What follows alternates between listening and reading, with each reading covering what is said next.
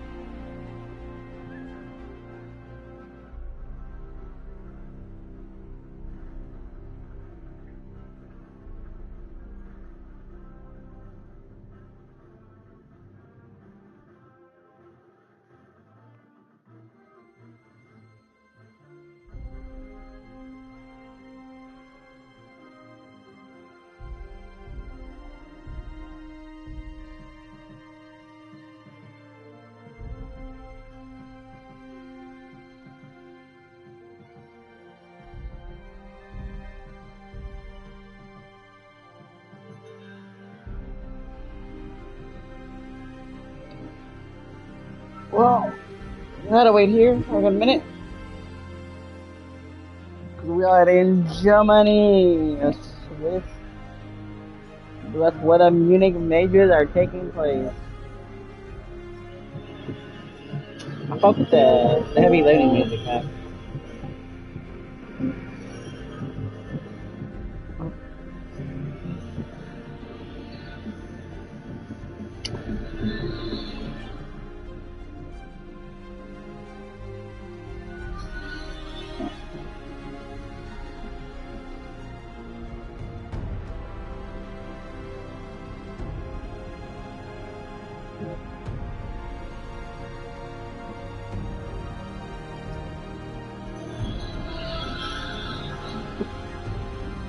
Gonna block A.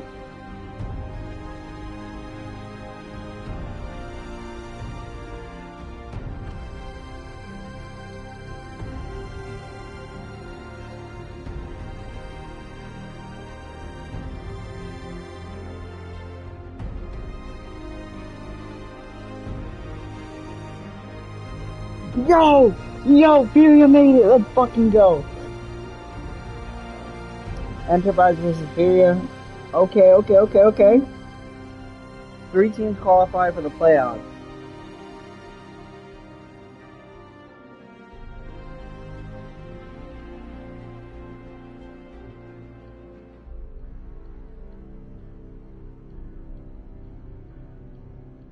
Scheduled match 1. Enterprise versus Furia. And this takes place.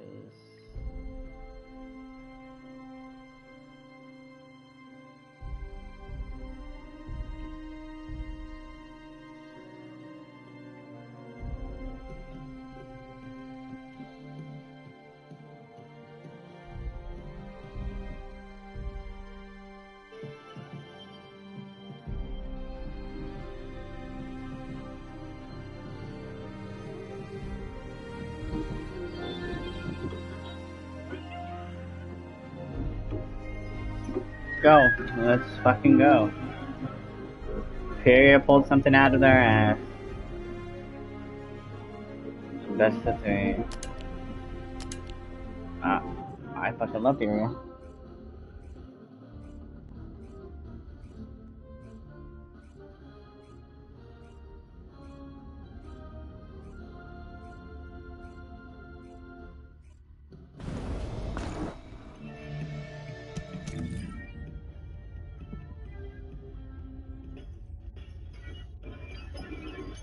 For whatever life throws at you, get coverage confidence with AAA insurance.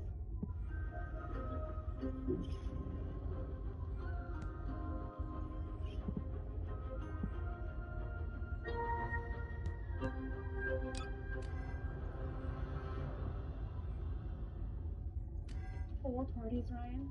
We'll have to take out a second mortgage. Relax, it's Grocery Outlet. You'd be surprised how much you can get for less. Even this? Absolutely. The house is safe. Party with a girl. Happening. The thing about long-term relationships is sometimes you need to spice things up. Look at that. chicken from Taco Bell, a brand new classic. You're welcome. Let's go. Today, Oz writes a new chapter.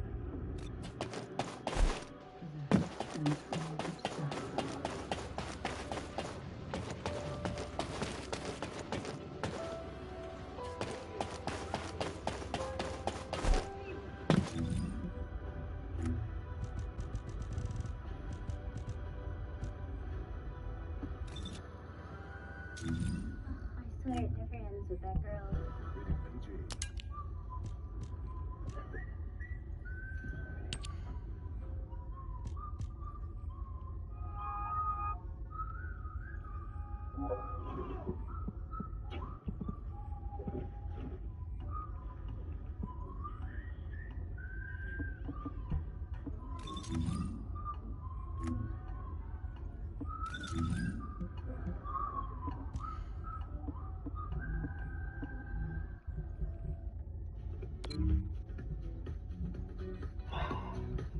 Fucking go.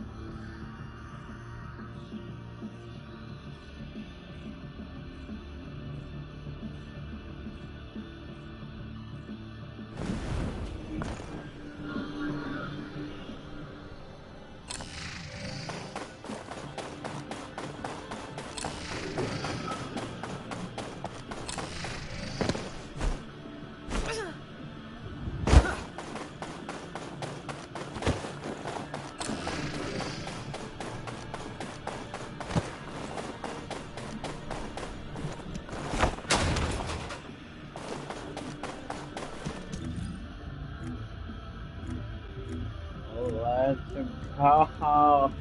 Fucking. My team has made it into the playoffs. 16 minutes for.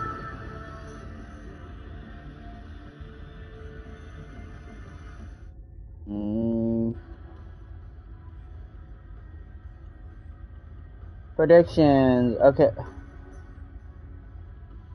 Oh shit. Block A. This is Block A. Okay. Who will win map? Enterprise versus Furia. Damn! Everybody's going Furia. 90. Okay. Only 2%, 3%, 8%, 10%. Wait, 8%, 7%, 13%.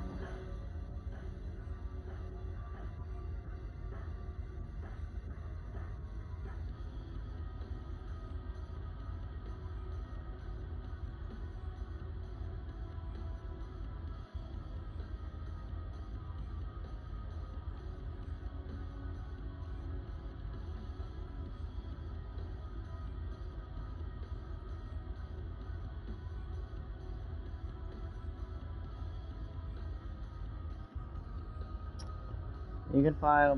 Yeah. I don't want. 3 minutes. Let's watch Enterprise versus Furia. Best of 3, baby. Best of fucking 3.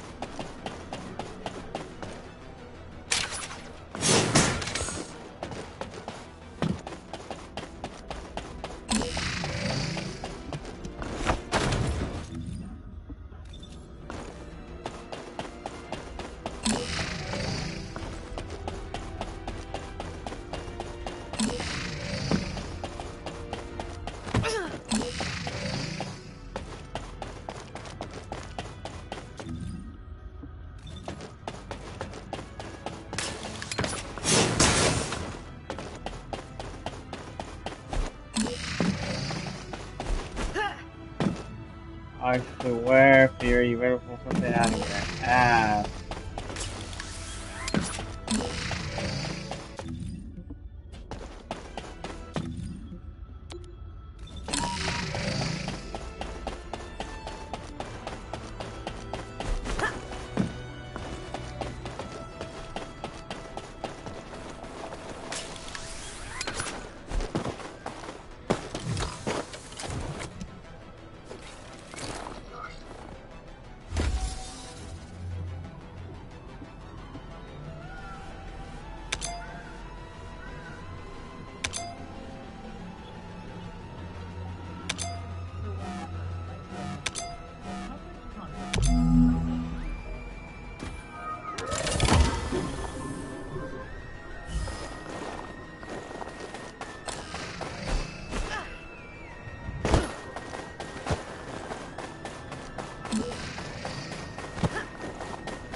I'll give you one customer cookie for one day with you.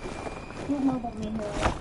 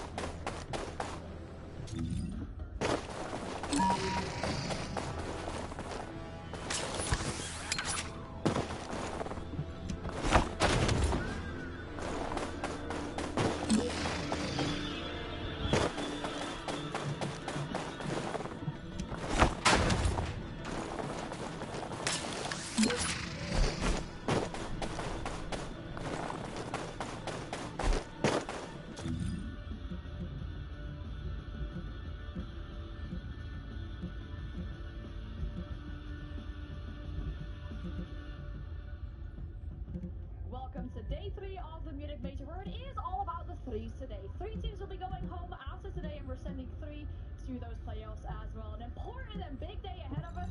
My name is I feel like your energy, even yesterday in the green room, was just bouncing everywhere. Do you know what? I was at home, I was watching day 1, I was watching all those best ones, and I was just getting hyped. I came here on the first look at it, I was like, I just want to be involved. So yeah, finally, yeah.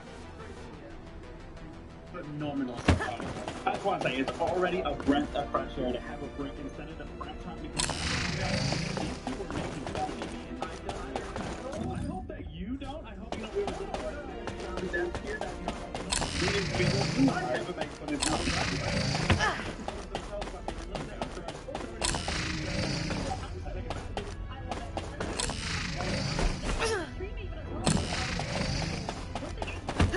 Today, the last day that we're all meeting with that new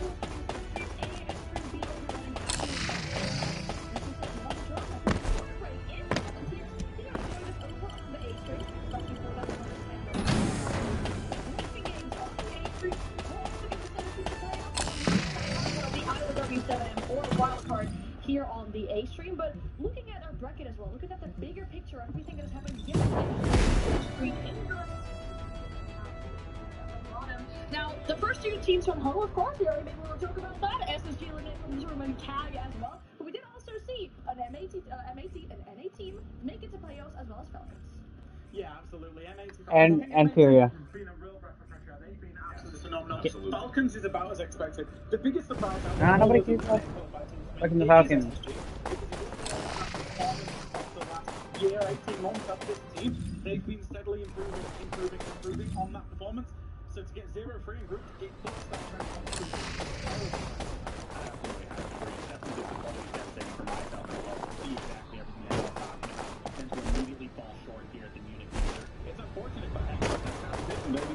It does, and I mean, of course, we'll have a look at the SI chances as well for our teams. The biggest risers and the biggest fallers from yesterday as well when it comes to the probability of making it to SI basis of points you can get from the as well. So the biggest risers, yesterday, you can still much better for SI, but for simplifying D+, it's less predictable. If we focus on while having the edge, you can see it's a good probability. And the fact that they can combine themselves over there, being in those 2-1 games, I will say that massively both of these teams domestically inside of their region, they do have outside chances, I would say, at finally. So it's important that they can get as many SI points here for the win. I wasn't really expecting to make it too far because they are 1 game away from themselves.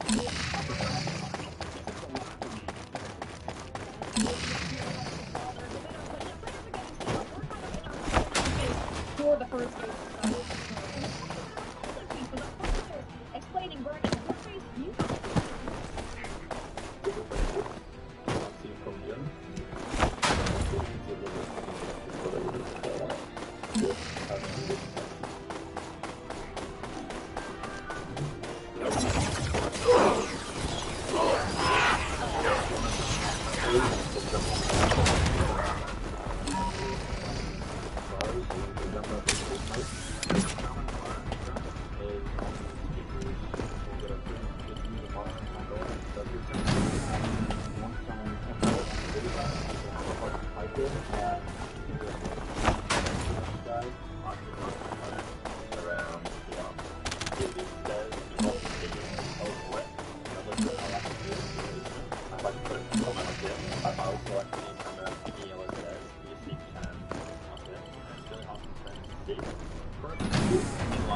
There's a little plant on the right side of the lobby.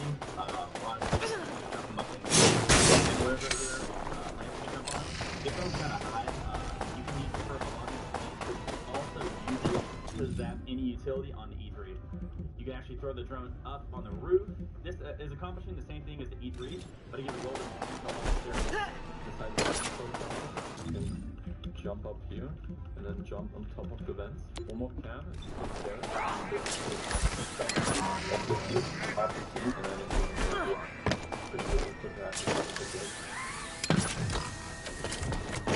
even though we play this game every single day, I still feel like every single day you learn something new and I'm excited to use in my own games. Now, before we dive into the games that we have today, we'll take one more look at what happened yesterday by jumping into our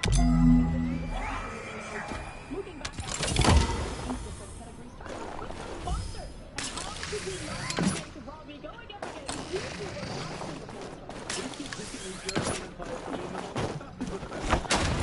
I know you would bring it up. Robbing the back is sensationally effective. A big criticism that's been leveled at the media has been that it has only been the pressure and that we haven't seen Robbie step up. In fact,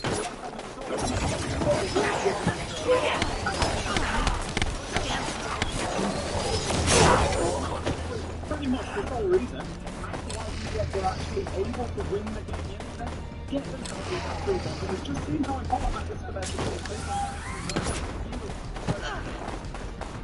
Just to replicate that same performance. He can do that. Get behind that. BD has to be quite difficult here.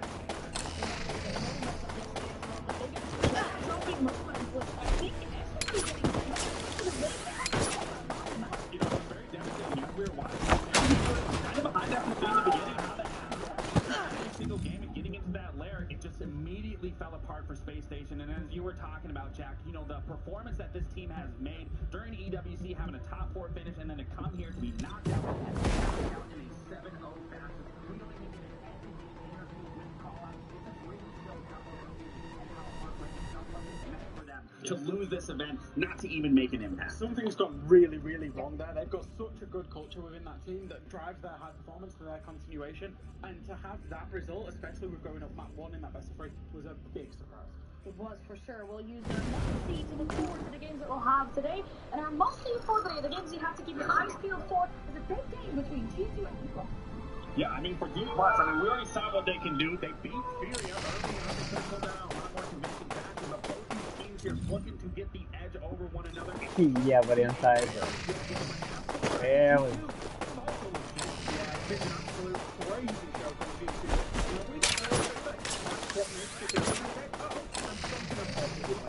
Yes, of course. Unfortunately, the final game of the day on the A. A really exciting game on the A stream first. We're talking about Furia and Enterprise, and these two teams have played against each other during EWC, and that was actually when Furia sent Enterprise home from their very first international event. We'll start talking about Furia because I know you want to start talking about them. Even when they jumped down all the way in the low bracket, even when it was looking bad for them, you said, Brad, they'll win the tournament. I did. I had a bullish on the team winning the tournament, as I was yesterday when Furia were 4 rounds. I believe this team has got goals. The team absolutely has got goals. But they do not have goals. They do not have goals. They find a way to which means they've got the best start. They've got the best tools, the best target, and the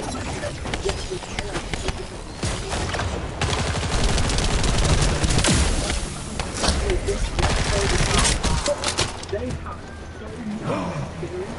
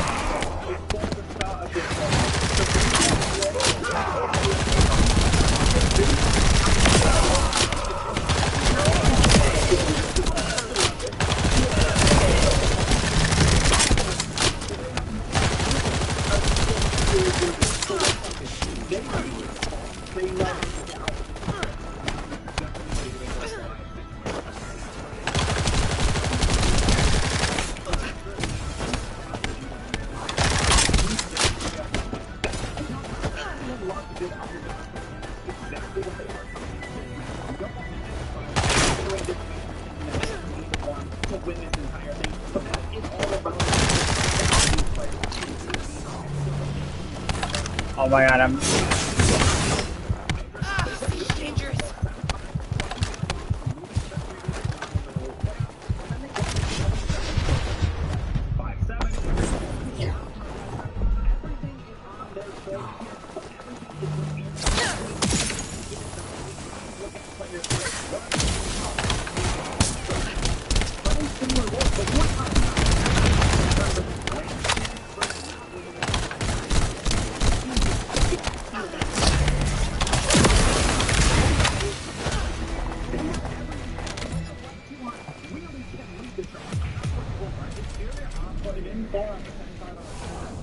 Like they did in day 1 in Belfast, like they did in that point yesterday against DLG, you want a player that's going to take advantage. Looking at Two Hands, he is so confident as a player in this game. He's so confident, he's not going to say, I'm going to make JV. That's what he did. He wants to give it a go, but there's also Two Hands, there's also a player on this team. There's a few players on this team that aren't going to respect that they're against Furia, they're just going to play the game. So if Furia's got to perform the game, these guys will be there to capitalize. See the energy we need from the team because as mentioned, the last time they played it was the best of 3 this time around. Again, the best of 3. We didn't need them all 3. I want to see where we're going to if we're potentially needing that a first break game.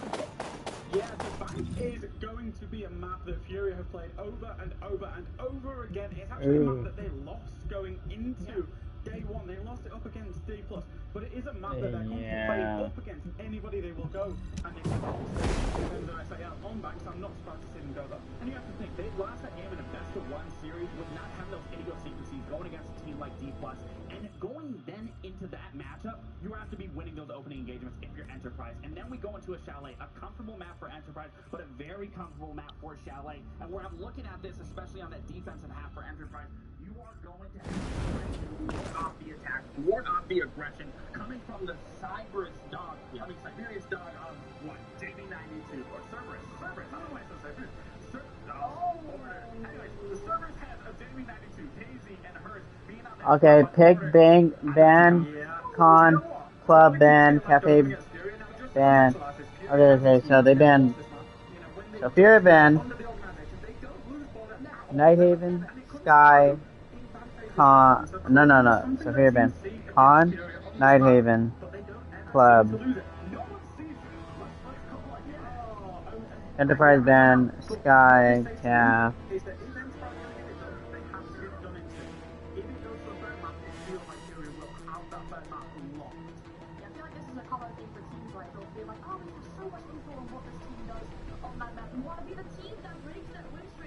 You know, also in general, we've not always seen, even if it's decided, we don't always need on the side of Fury, because they've been 2-0ing their games so much. We'll see if they do it again here today. We're bringing up Catherine. We're joined by Jen and you for this game. Now, are you two ready for the heart rate? We're going to say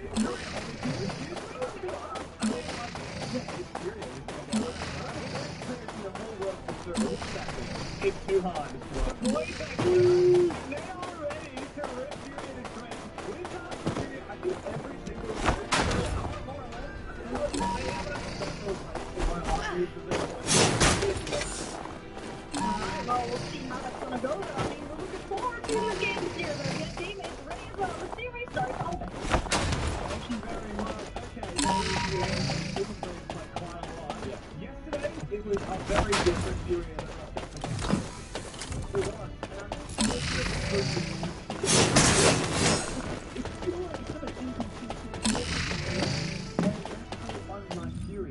For Enterprise, but I know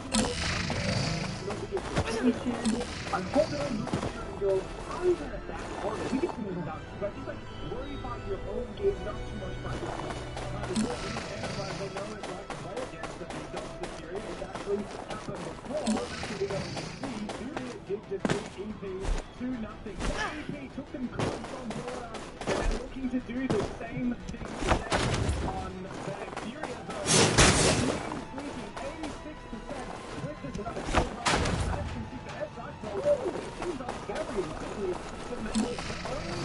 Can survive here at the Munich Major. Oh no, Fury, this is with a 99.9%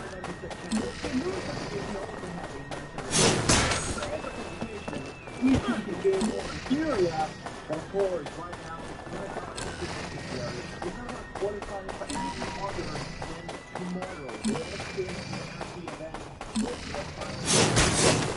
Banning, of course,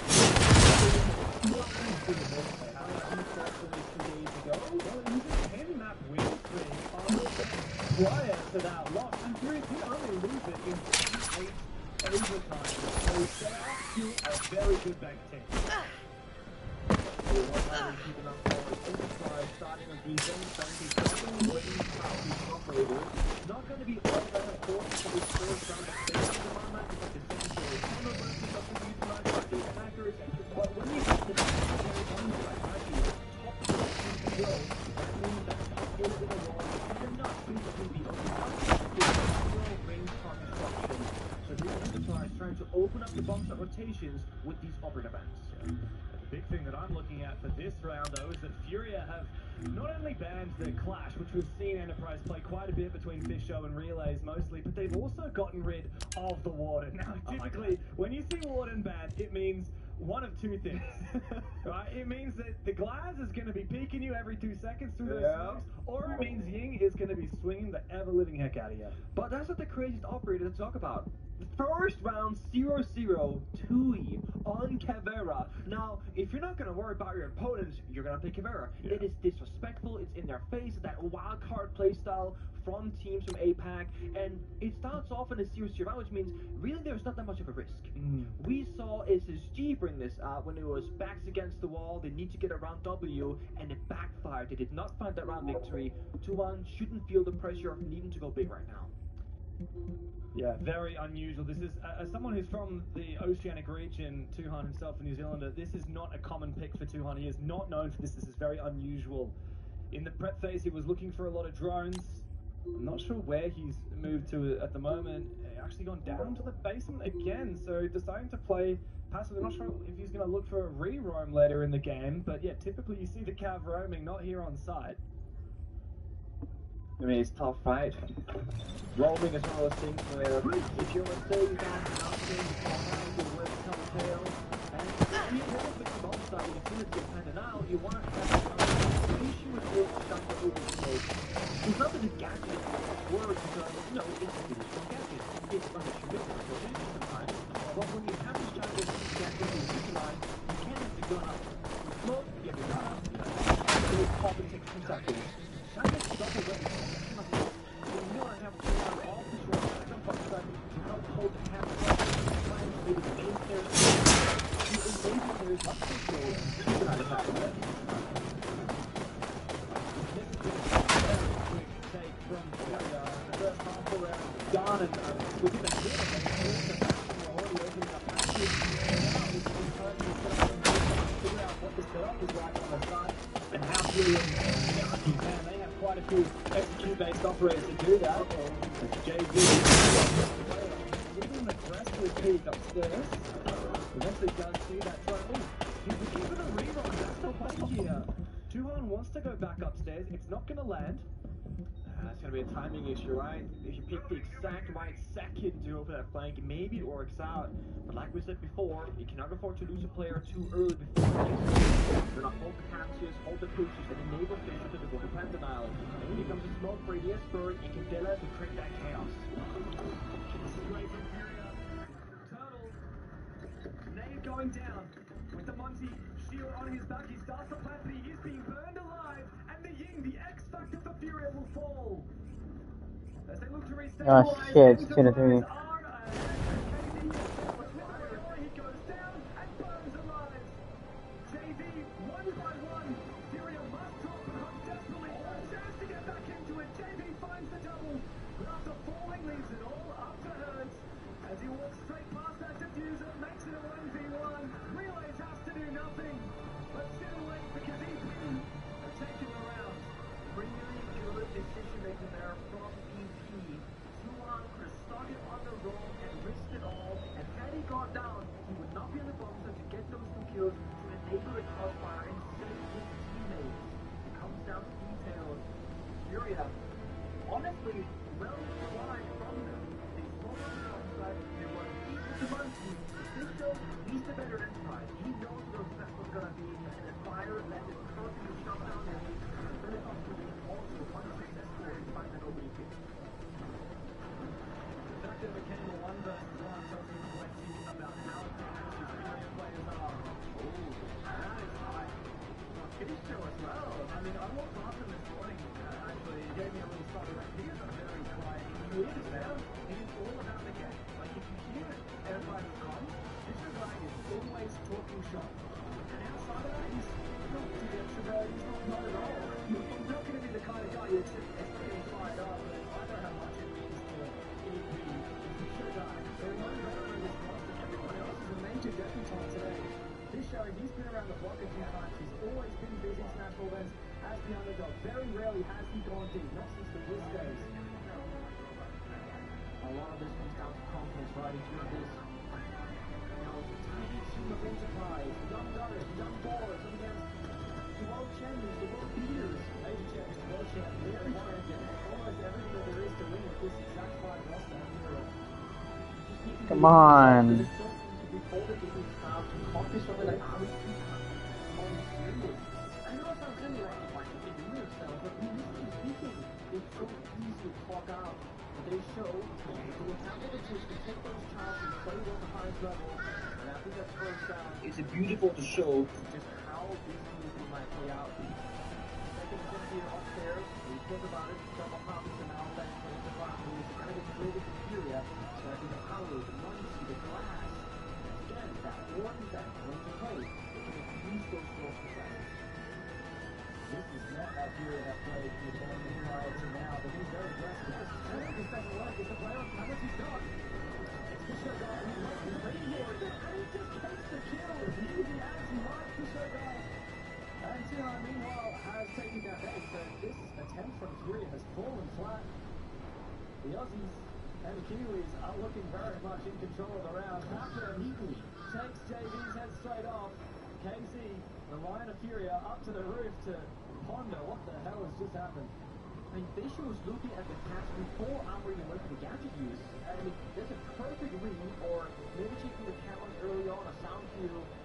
This right here, that is a quote-unquote tactical timeout without your coach. You're on the roof to speak, guys, what's the problem, what can we do, what can we fix, because this round is over. Enterprise will go up 2-0, no matter what Casey will try and do. It's over a minute to talk. So this basically got the podcast for us. What's going on? I mean, let's recontextualize this. You know, Furia started the tournament, very close loss to D-Plus on this very map, and they got absolutely shafted. Mind you, before it was a close loss, D-Plus were kind of struggling until they had come back and ended on overtime. Just continuing what Furia did against CAG. CAG were achieved the match point first, so Furia were down 6-4 before they won that map 8-6, and then destroyed CAG on the second map. But I mean, for a lot of this tournament, Furia have not looked like themselves. That said, this is the first time we've seen them going time and time again to set plays off the strats. I think they've only done fun strats a couple of rounds prior to this game. It's also because what they were struggling with early in this tournament was when they were able to focus strats, releasing it back to you guys, it's exactly. We're gonna find it. Come on, you know where you are. I love this. You don't help. It's completely feasible.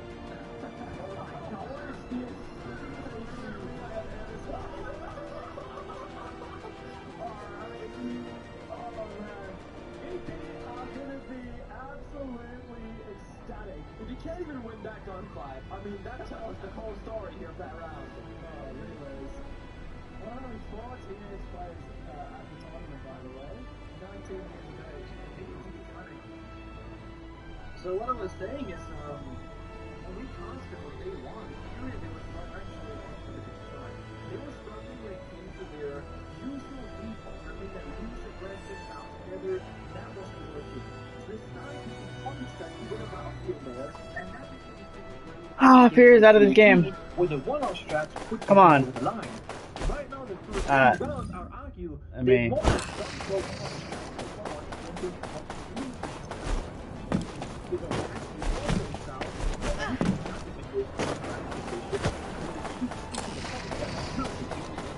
It's a lose-lose in their mind.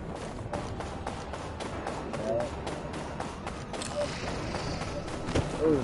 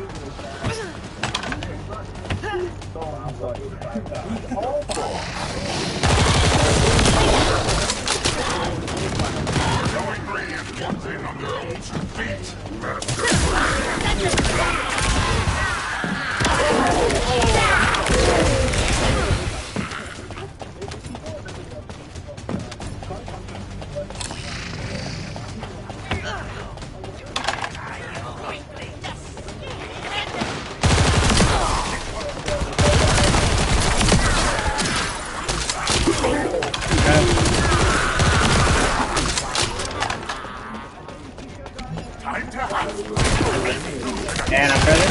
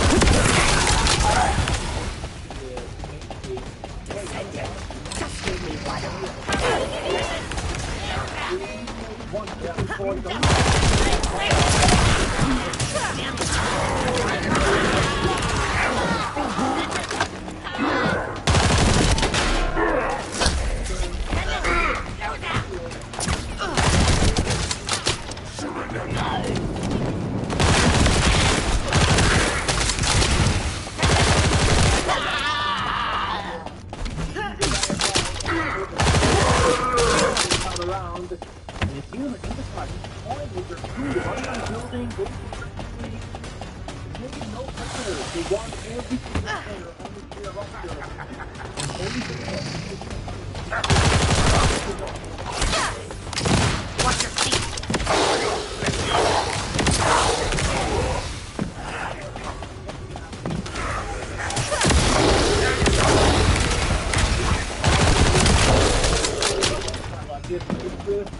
I'll be using you. We will tear you to pieces and keep everybody free.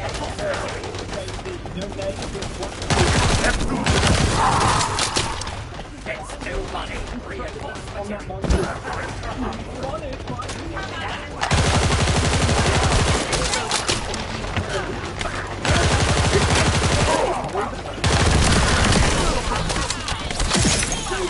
Descendant!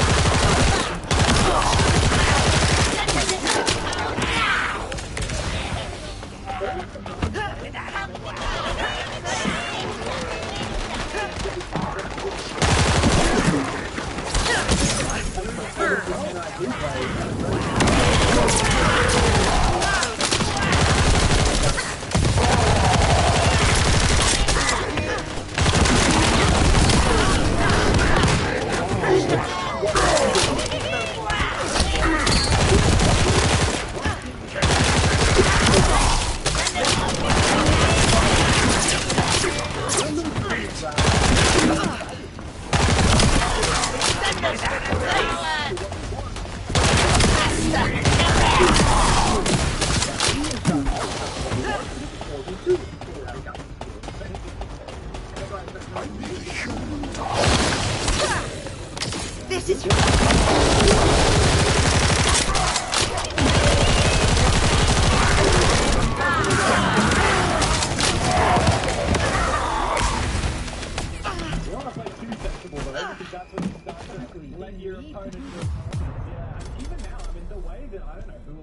Just swinging hers, maybe it was relays on site. It's just like even more scared to push it forward. starting to keep working.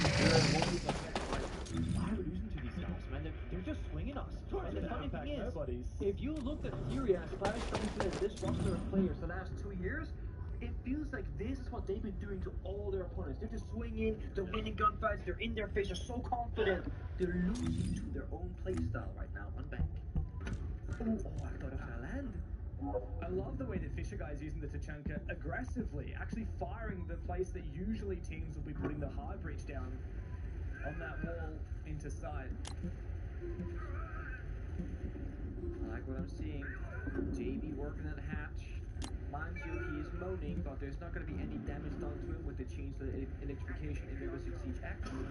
So it'll destroy gadgets, it'll stun you, so to speak, a little bit, and make you scream, but you will not take any health damage, so to speak.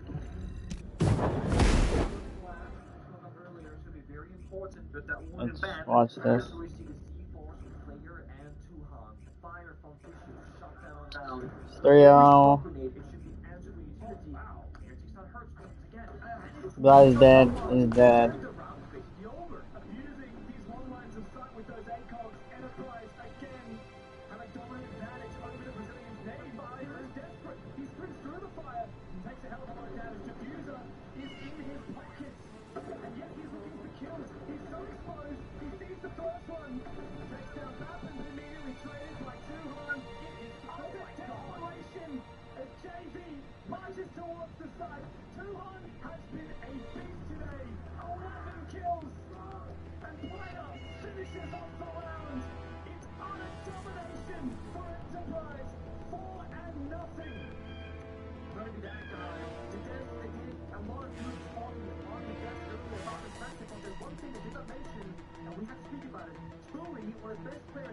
world right now is absolutely on fire and it's forced the tactical tower from Furia. O Esport já estourado, tá ligado? Porque vocês fizeram a leitura certa. Se eles só deixam de desencar contra ele, eles ficam abaixo, tá ligado? Então a gente sabe, vocês vão ter que cuidar. Eles estão jogando agora um pouquinho mais longe ali. Vamos tentar, tipo, posicionar isso, concentrar um pouco mais rápido. Coach is mad. Só deixar o nosso plano mais simples. Oh no, the coach. Vamos fazer então uma parte.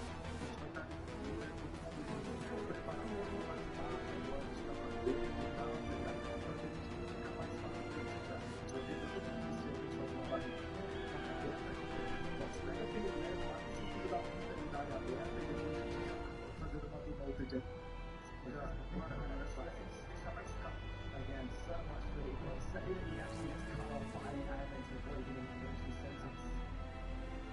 That is scary persistent to be a Furia. Again, you know they have the experience and the potential, and they sort of show in times how good they are. But what do you do again? These approaches, most times, sorry, it is such a project. This is hard to defeat, but I think if I was to think, I mean, who then needs to execute? When you see many fire the ball side, you can't stop talking and doing your pulling on the floor. Then usually two other players swings it, two other gets that kill. You should try use the killer in the middle of the ball side to perfectly navigate what area was safe and what area was not. You don't make any mistakes at all right now. And if you didn't every opening kill you possibly get right now. 4-0. 4 fucking nothing. See the comments, okay? Let's see these comments.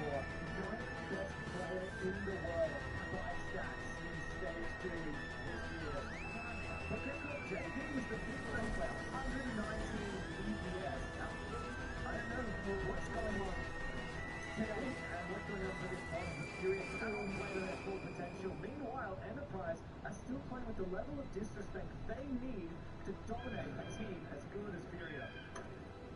And you're perfectly right in that maybe line of cockiness, but not too egregious, not too risky. Just risky enough. Get that pressure on the Damn, that's crazy. Playing by the Spurs style on here, what Jimmy was done now. Almost looking for a jump. I was thinking, you know what? I can't really shoot back because it's going to fall with a hip fire, a shotgun, you know, doing it right now. I'm going to go somewhere else with the source and get information to my team. Hurts finds the opening kick to Furia on the corner. Hurts finds a second, walks in that kind of hallway, look and gets shut down.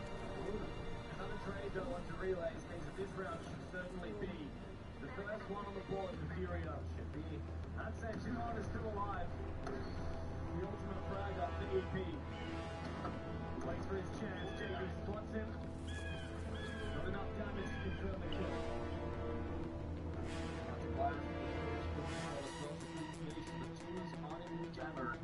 One hero he is the storm earlier. The thing is, Enterprise finds one keeper now. When attackers on the outside repels, that might just be enough. If that happened, making this play, moving across the top side. That's very cheeky from Baplin, but it's Spray who defends all. Gets the kill for JB. Makes the crossfire. JB finds another and confirms the first round on the board for the Panthers. That's the perfect moment for attack timeout. And with the perfect words to tell your players, they find solutions to all their problems in that specific round. Furia is a small chance of a comeback. 2-4 out. It's still caught up on defense. The difference between going to this is going to be their attacking side. So if they can't stop this attack, this upcoming round, it might just go in.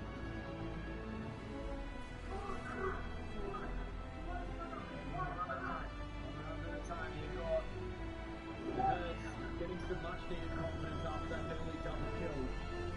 He does not look like a happy chap in this tournament, and has not. He's the kind of guy that you need to be gifted chances to feed his people, because he's the kind of player that's going to play better than being able to. I mean, Bill, that's the crucial last shot. I mean, that is going to be a legal challenge. You're walking down a hallway, boop, got to your right, boop, got to your left. He keeps out to reach it around. So well played from Hurts and his teammates. That's to get top floor attack and Coach Flores, Glass, Blackbeard, and IQ, and a New Solus, Denari, Legion. you know, being out with the drones up in Korea, with the flying possibilities, this much of move around and navigate freedom.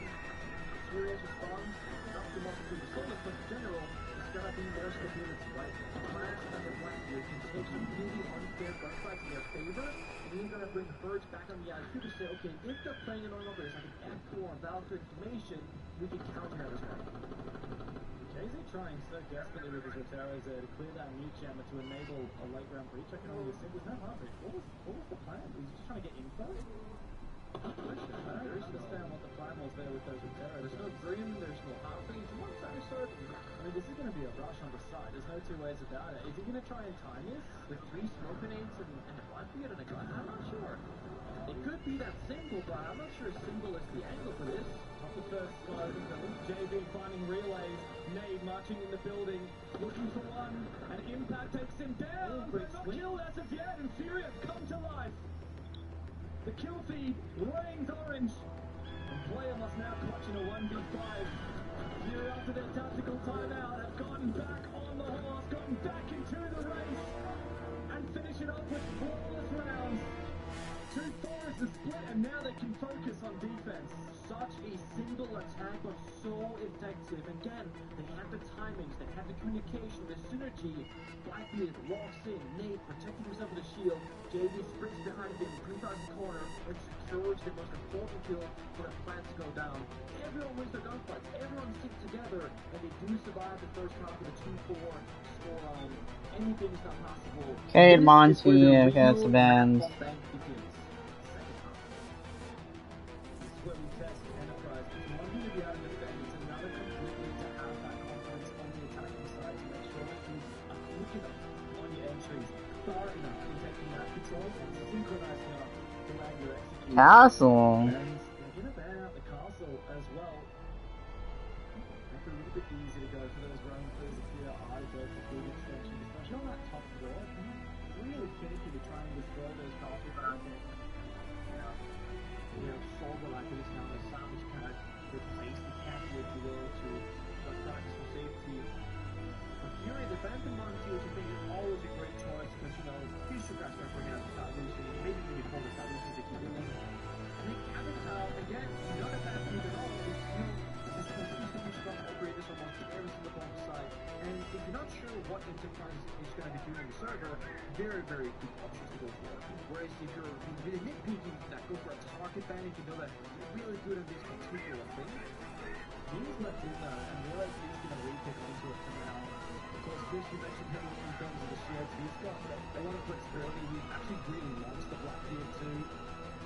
Now, 4-2 split is not being taken serious. They're not actually the most attack-decided map out the unit maybe so far. 60% ground roll on by the attacking side, which is what's happened so far. Right, so Furia, they just have to get past the course of the defensive or guarantee over time, which then really test the Aussies. Well, you think it's attacker-sided map. It is. But then if Fury meet the par, they would lose in regulation because they're 2-4 and they're... Oh, wow. Yeah, I'm actually... You're right. In that case, never mind that point. Fury actually really struggled. Yeah. Yeah, they have not hit half of the course at all. Yeah, exactly that. They need to actually beat expectations now significantly. You're right. Yeah, sorry. Funny, I was reading the stats and I was like, hey, this makes sense. No, that's actually an argument for why Fury really needs to spring into action pretty quick. Lock it in. And one thing they have been really good at, I think, is bringing out the flash and, you know, playing the first round or two, then it gets back to the third rotation, and then start playing the mirror, for example. Yeah, true. But right now, they got that flash in the board to count the shield, to give information, maybe go for a cheeky retake mainstairs to focus on the present plays. Even count the game. Yeah, it does a lot of work, that is for damn sure. I'm curious for Enterprise what the vibe is, because doing like a... I guess it's a... Yeah. Worry about the clash Well. in the fair small way. This is the problem. If you leave clash here, they get you like guys, oh, there it is, Spear, for example. But getting in clash's space and forcing her to drop the hatch and walk down the staircase, also very risky. So I'm not sure if Enterprise is gonna deal with the clash and leave it be right now, but who knows? That is the nicest fun thing.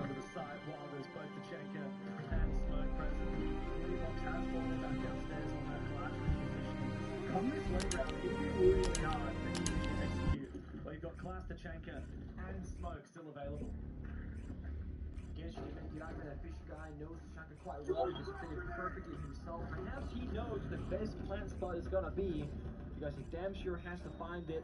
I don't think this is spamming Descendant and Furia are gonna start panicking because they're blinded. They have to make a play for Enterprise. Gonna be a mixture of being Descendant, dropping your hands, creating chaos for getting a kill, and then maybe then you can go for a kill. Or perhaps it's gonna be a backside hit entirely. Lobbing hatch, Emma hatch, yep, Fisher goes down, no way up. You're gonna see the effect of the dread mine doesn't really blind it, but now JV will fall. A good split execute here from Enterprise, and then the opening kill, however, amongst the Fisher guy forced back. And Hertz and Casey have both entered the fray. It's desperate though for EP, down to a 2v2, and Hertz is being picked apart.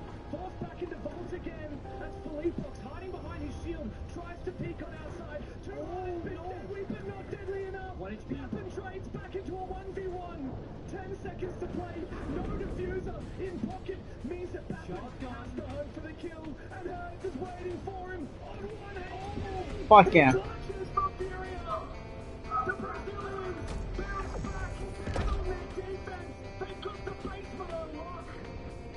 Both teams playing such a good execute and counter. EP, they're everywhere. Ending the hatch main stairs, team on flank server, they dropped the lobby as well. But Furia, they had one man at each of those locations, ready for a swing, ready for a counter play. And that's why it goes all the way down to that 1 versus 1. They're playing the same game on different sides, and they have a really good read on each other in that round. I mean, this is how Furia Play their best game. it's chaotic, back and forth, redragging things. And if 200 won that fight out, the round is gone down by Enterprise. That is how this playstyle hinges on narrow margins and individual fights, and that is exactly where the Brazilians want to be. Too hard, you're 11 and 1, you're winning every gunfight, no man, and then one of the easier ones in the game so far is the one from losing. Flash. Full flashback effect is swinging through it, but that is caused by a tiny amount of crosshair. But that's all the difference. 3 in a row for Furia, by the way. It's Pantano, yeah. Sometimes all you need is the coach to be like, guys, come on now. Igor is inarguably one of the goats. He is. Cannot take that away from that, damn sure. And think about having the same coach, through, I guess, most of the successes for Furia, but overall, for a long time, I mean, he knows what his teammates need as players. If it's gonna be criticism, if it's gonna be some uplifting words, if it's gonna be, guys, remember the press come out and spoke about it. He knows what that team is gonna be. Every time he comes to the coach says shortly after, Philippox's first Yoka goes down to an open area, it's not bad, but they got the difference. No fighting happening. Slow at the time. Very much well worth it. There's someone running on the area, I'm sure, because they're looking for 2 players now.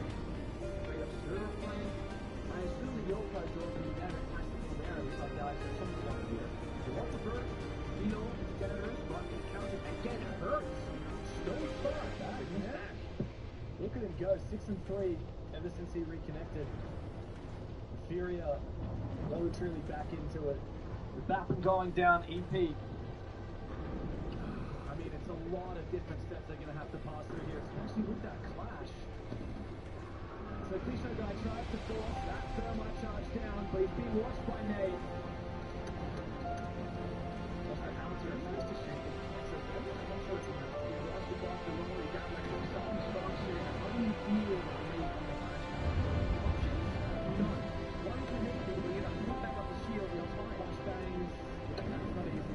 This is the concern here for Enterprise. They didn't bring any dedicated operators that counter that clash.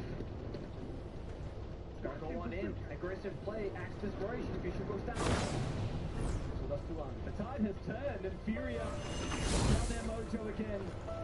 2 players up for Enterprise against 4 from Furia, and they just have to sit back and lock in their positions. And Relay has to make his way forward. The clash doesn't even need to swing because Hertz is there to support.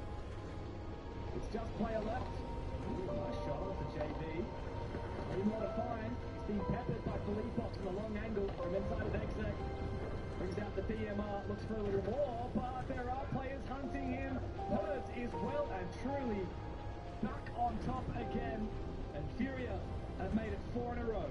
I love how Fury are opting for less gunfighting, more utility. The mirror windows, the clash shield, is saying, you know what, let's give EP problems to solve because they're really good shots. They're beating us in most of these gunfights so far. Let's make them problem solve instead. And EP still kind of in that old school game, walking in, brute forcing the gunfights, getting shut down from the crossfire, and neutral. And earlier, we started seeing flash being brought out, and then last round, we have the mirror and the flash. The third round, mirror. Caught that 3,500 back. EP for ML. The heroes talking about what's the actual problem of this is there again with operators, is there place locking players, mirror or flash? Do you want to bet your war link over the same thing? But Wamai, Azami, Skopos, Warden, and Amira.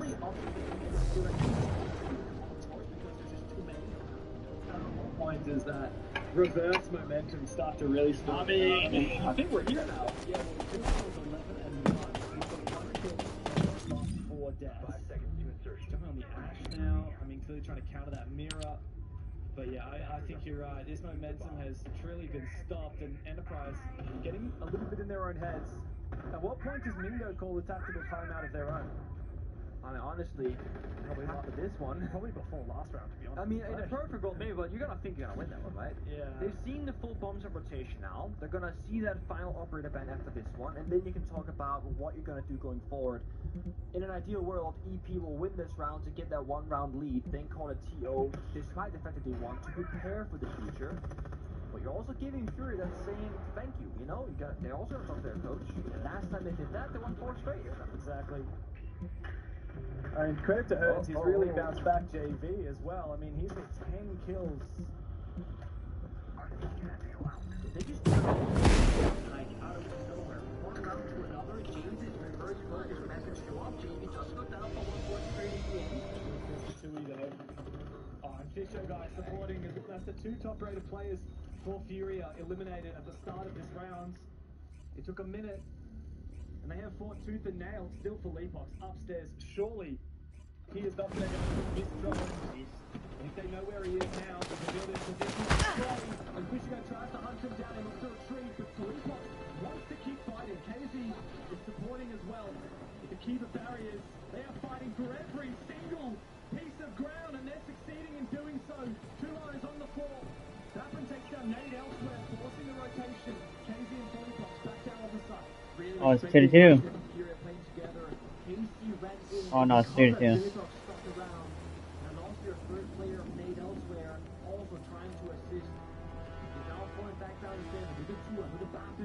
One bullet and they'll be in the grave or injured. Act the cat like that is always no utility of no BP at all. It's just a total shell of default cameras actually, so there's also not a lot of info for Enterprise. They've got 1 drone remaining, only because they won't be saving drones. I think that's why they keep them in pocket. Anything happens here, you get in the position, you keep your terrorists, scout for information, so get that 7 seconds back to our quiet. 40 seconds, plenty of time to work with, but all you can do here is look at the attacker position. Bapping us off solo, 2 goes back at the solo, and then get 3 minutes more for a little nothing. It means you're better to feel we have 1v1 gunfight, yes, from 3 different angles, but you have more help than those 2. It's very risky. Dappen is not using the Raptor Terror, and now time is ticking away. He has no choice but to make a maneuver. The call is also going to really disrupt for Leapox, but KZ will hold down the 4 pops as well. Relays in a 1v2. He's far too late, and he was born. 5 in a row for Furia. This comeback, I mean, it happened, it's in the past. Now they can look ahead and lock bank in. Gotta make sure at the back there's no half right off the EP. They had it, they were feeling confident, everything was working for them, but they have now found themselves in the opposite end of the spectrum. They are now losing everything. Nothing is working, they're being counterplayed. Flashbang does get confirmed in the end. Flashbang on the side of Furia. And there it goes. Into trade, inside tactical timeout.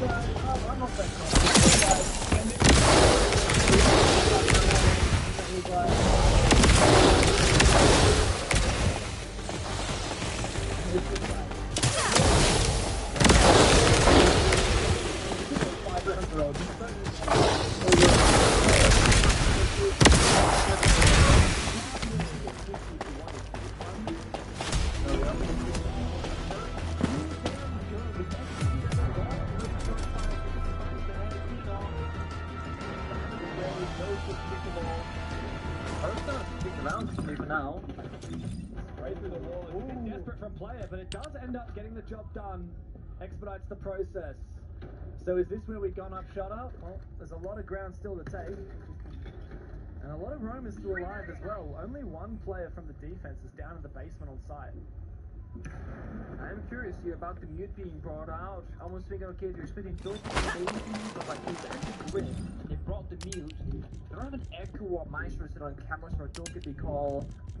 Not sure if it's just to assist the rogue team for himself, or whatever the case might be, but they have a little bit of camera now in garage. I can watch over the flank. At least Hurts watching the entirety of this round. Enterprise half the round to go. They're still decently on track for now. There's no roamers anymore from Furia. They should know this about now. They got some destruction, they got half destruction. Ingredients to get that execute done, but Furia have really relished the chaos in the last couple of defenses.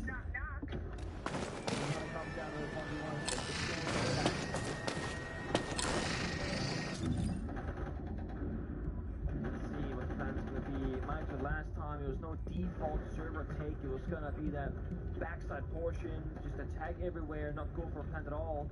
But this will be more of a default one.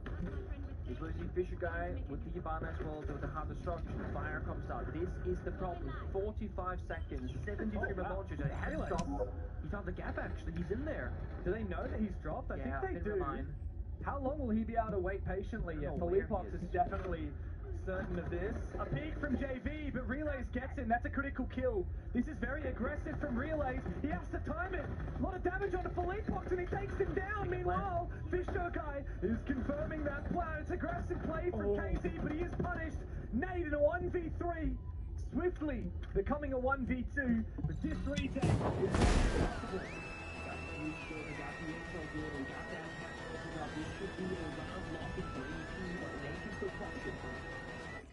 Oh, the fire though, that's a great way to counter Fisher on the fuse. He needs to try and bait out these kills one at a time. Tuhan up above, claims his 14th kill. And with that, we are once again tied here on bank. Happy coach, proud coach, Mingoran. Bit of fist bump, chest punches as well. That was a good round. I like the Relays play. I mean, he will win or lose the round off that drop. If he drops there and just dies, it's actually over that round. I like that the rest of the team started going for the plan while he was there, because even if he loses the fight against, say, Philippox, Fish probably plants. Exactly. It's all about timing the chaos. 2v2 retake, that's doable. And I also like that we didn't see Relays over-peaking here. He dropped and then took the stabilize and waited to go to the peak. Instead of forcing it, he seemed like a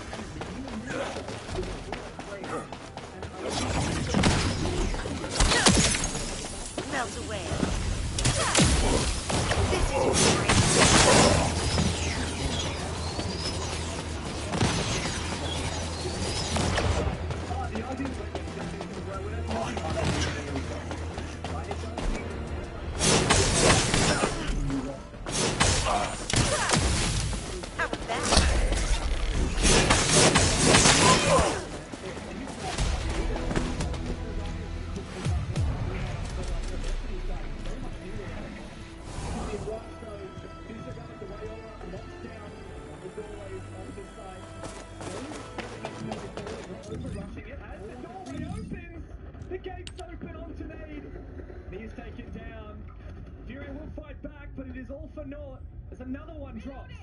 Great intel there for Enterprise. 3 guns, same direction, but there's one more creeper, a lurker, hurts in the corner of CEO, walking, grapple on in, so Denbox moves the whole way again, support player RGL can still find those frags. Line roars. Player wants to make his way forward. The lead box is the danger for Enterprise. Comes rotation. Oh, this is the chance. No! Oh, this is so awkward for poor player. He's going to get swung, surely. The gate could close, but no, he hasn't done so. Oh, finally takes him on down. KZ 1v3.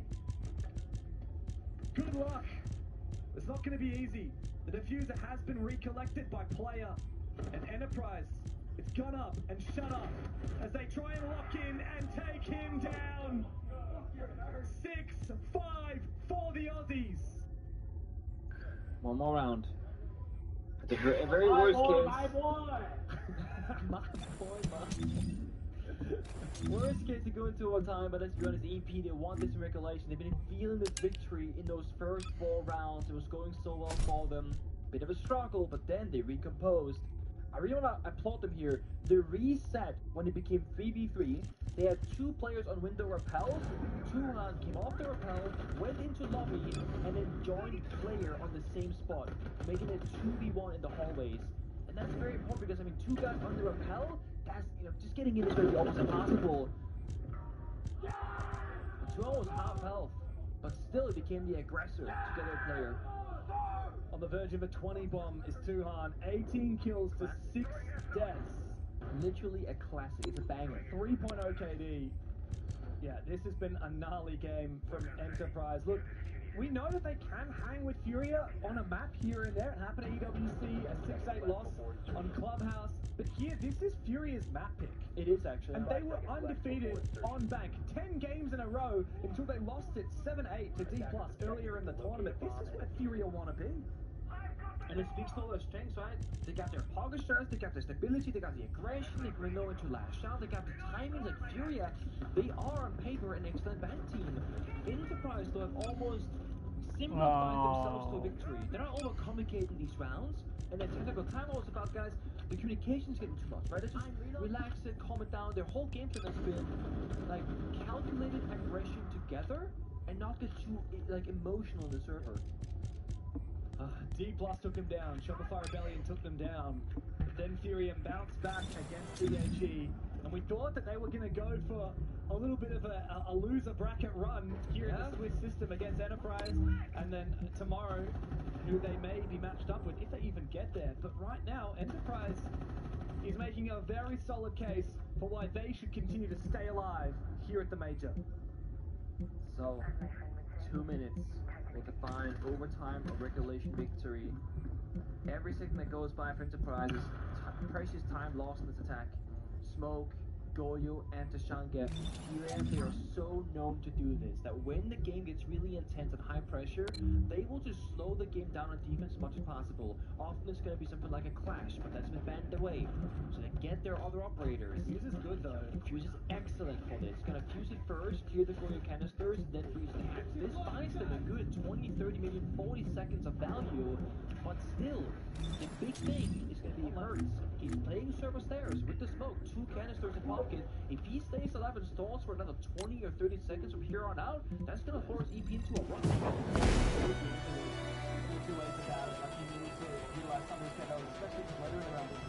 I don't know, he's down against the wing stop moving into an open area, so he's usually fine if he's going for it. Fish! A big entry though! Tuhan takes the risk and finds his 19th kill. Numbers advantage for EP. Straight on flank cams. Make sure that they're locked in the right positions. Pixel angle from garage to the front, but that's where Pixel on diffusion comes in. You can plant safely. The only issue is gonna be the fire from the Shanker of Nade. Last time this happened, it was Relays dropping vault hatch from lobby and open things up. They need that same playmaking. Someone has to go for a play. Relays is on the lobby hatch. Fapping is on the hatch into red. They're gonna go for a 3-2-1, make distraction plays, and KC goes out 2-1, dropping a 20 bomb. It's desperate times. The Furia. And here it is. Descends line walls. Fisher got in off his plant position for Nitro Cell. Lands squarely on top of him. And so now do they go for kills? 2 on 20 kills. Will now look to try and plant that diffuser, but JB's been eliminated.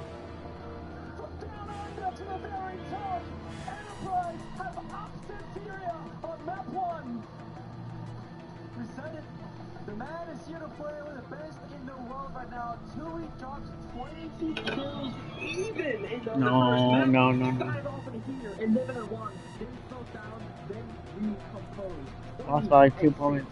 And it is a big moment. The first ever international win for Enterprise. And it's against the former world champ. Can they get it done in 2? Stick around and find out.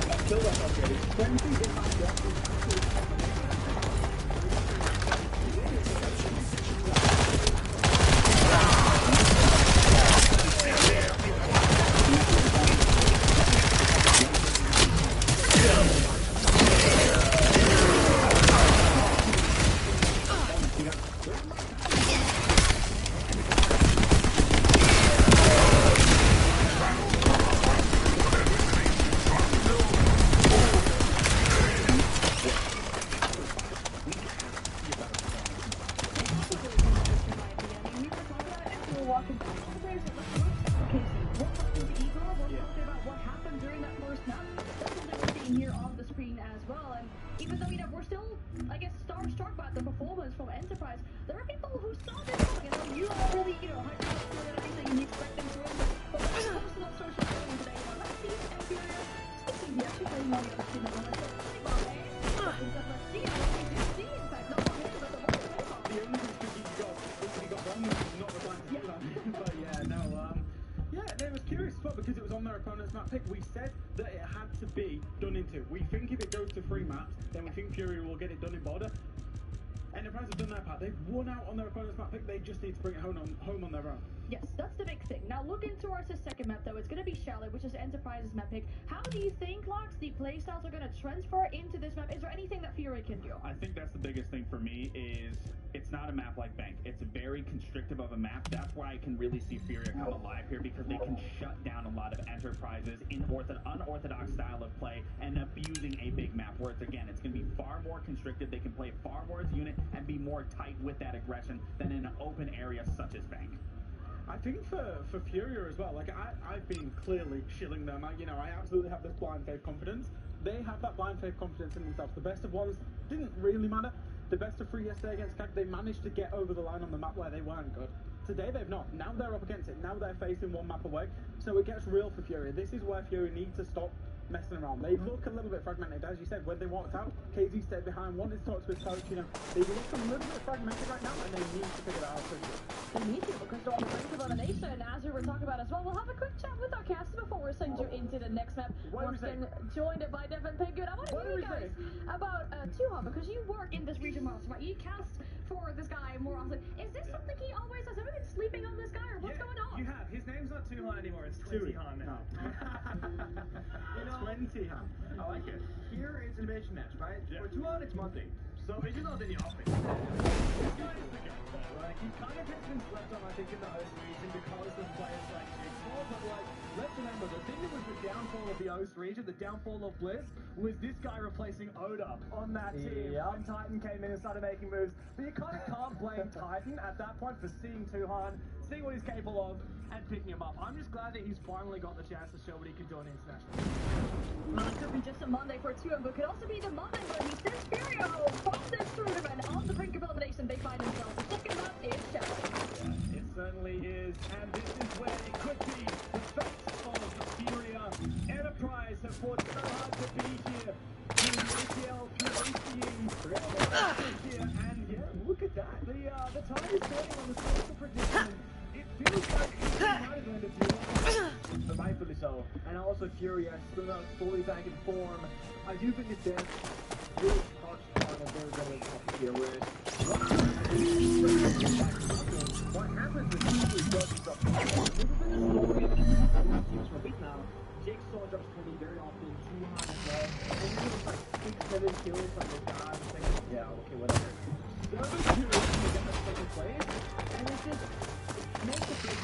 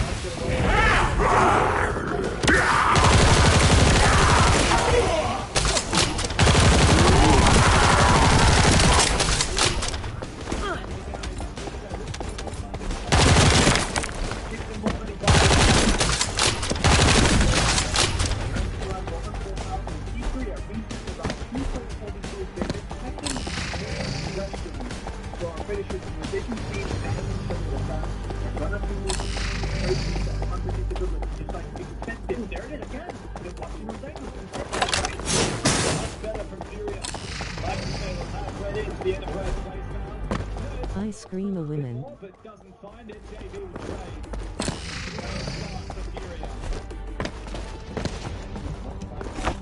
The attackers survive the most. The enemy will choose to start inside, and you will be a fool if you stop using by choice, because Fury also will be attacked. So, the night you see the reverse thing where you're in my full account of statistics, and then you just one will be but how many rounds in every single one has 2 full houses will take, 1-5 would be a good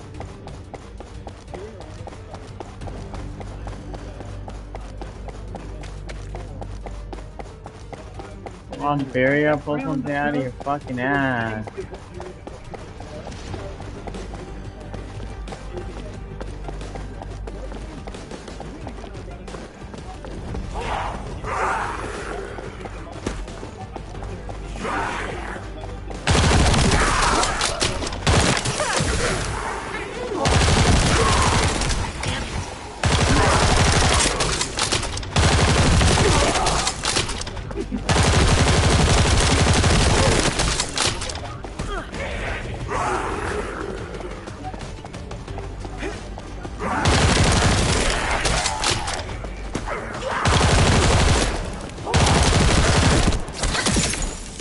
I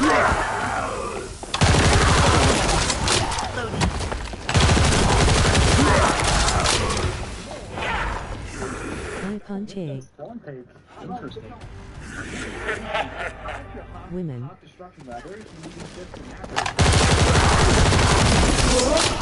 Wow, Furia.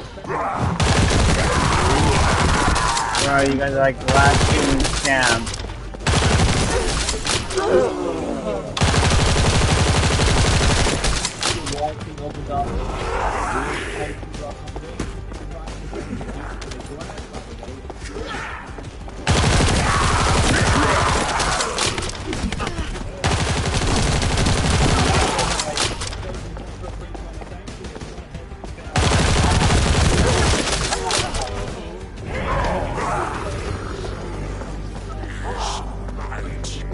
Fuck, I'm out of ammo.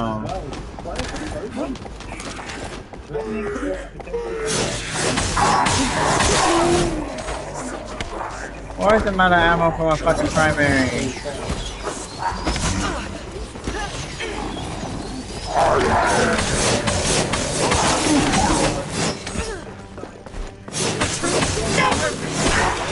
Open.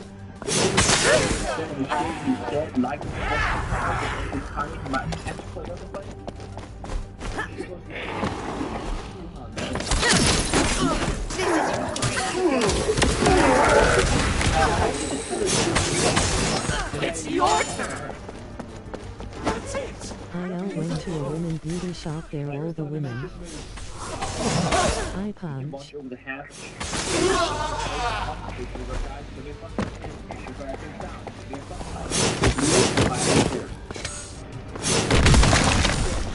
Nice. I got it. Okay.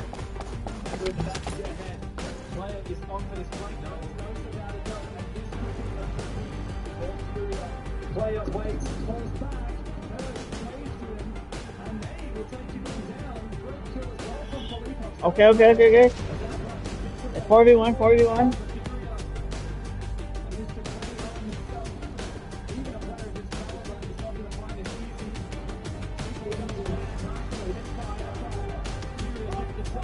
That's right, Nate.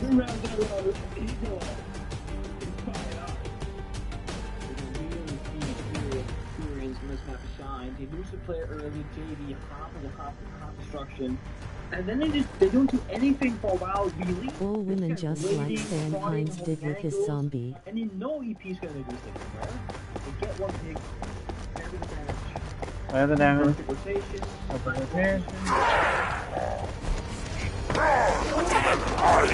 I gotta take it by getting my pat. I better be getting my fucking pat.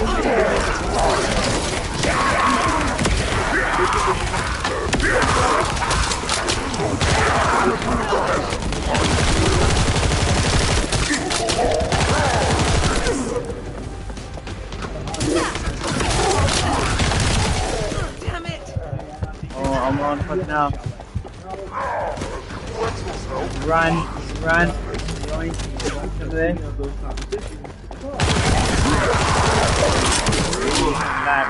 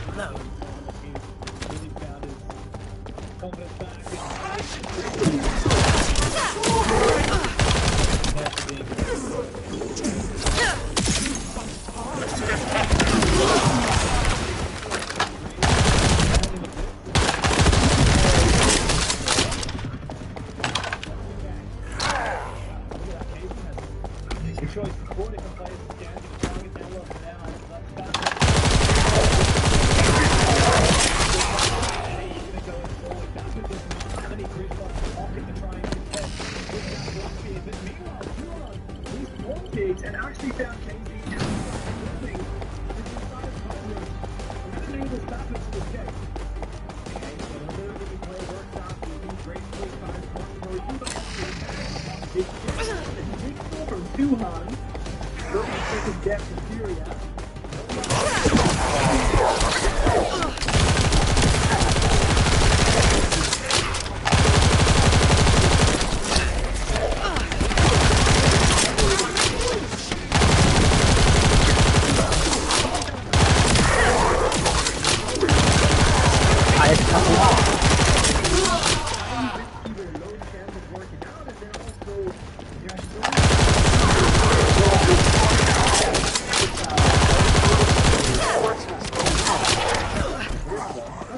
Back it up, back it up, back it up, back it up, back it up, back it up.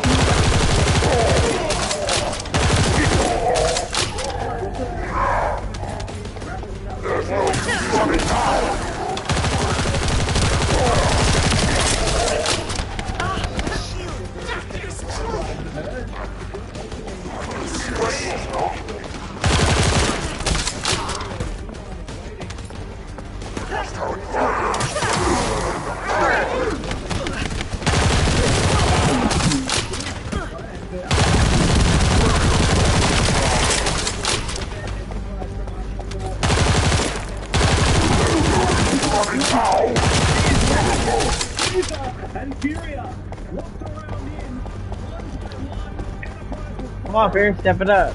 3 rounds on the trot on the attacking side for the Brazilians. And it's looking very good for EP until the dog. 4v3, I'm thinking, okay,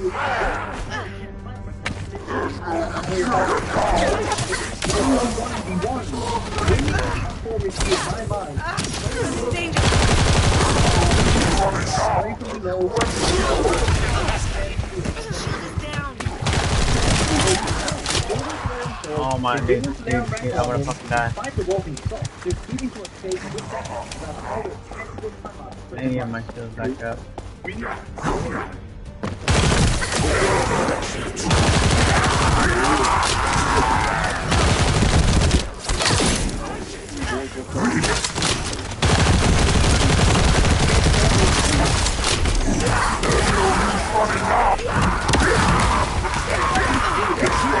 Oh, yeah, you fucking...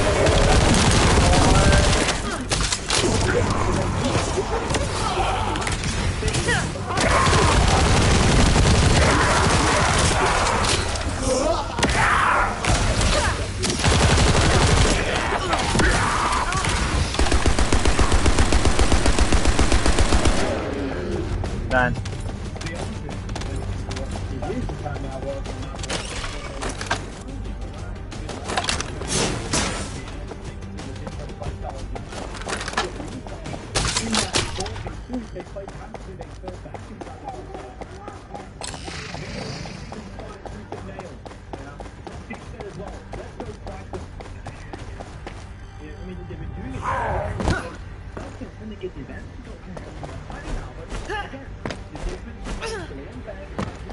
Have you never had Hold on. Flash mirror as Ami did 3 operators that actually give you a way to play it. So I feel like for Enterprise, late match, pick the sides together, it's gonna get you much further. Nice!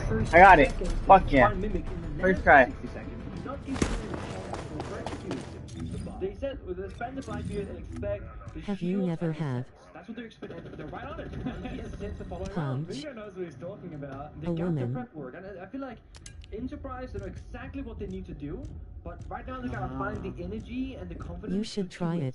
And when you're down 0-3, that's gonna be a lot tougher than if you're up 4-0, like on bank.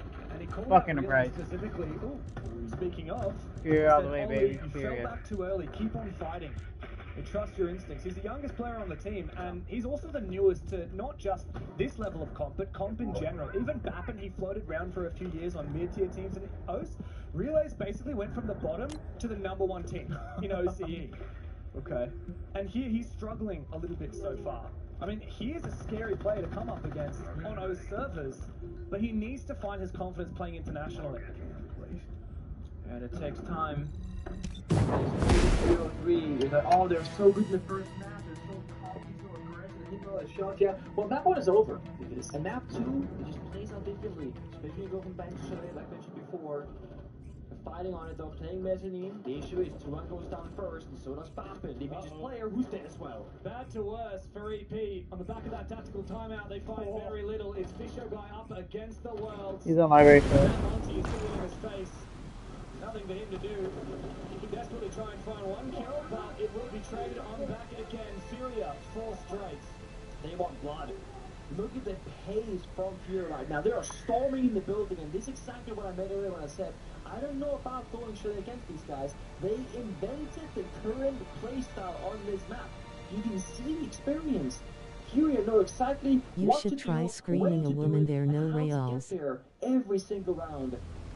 And it just goes to show Enterprise, they might have a plan. Fury, they have a solution. Well put. Now they have No! Fuck, dude. No, and of course my phone decides to... Oh, okay, never mind. Yep, and it kicked me from the fucking video. That's fucking great. Where are they hiding at? I don't know. Did they mark them as us, or did they just... Well, Fury did. Yeah. I walked past... See, I need to do...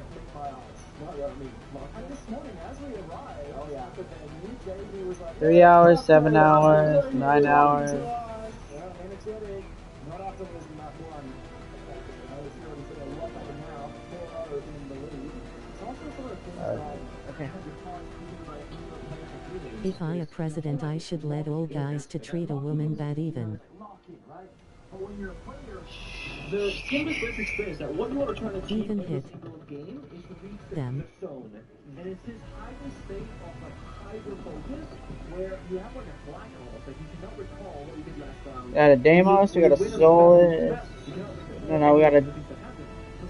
Yeah, Deimos.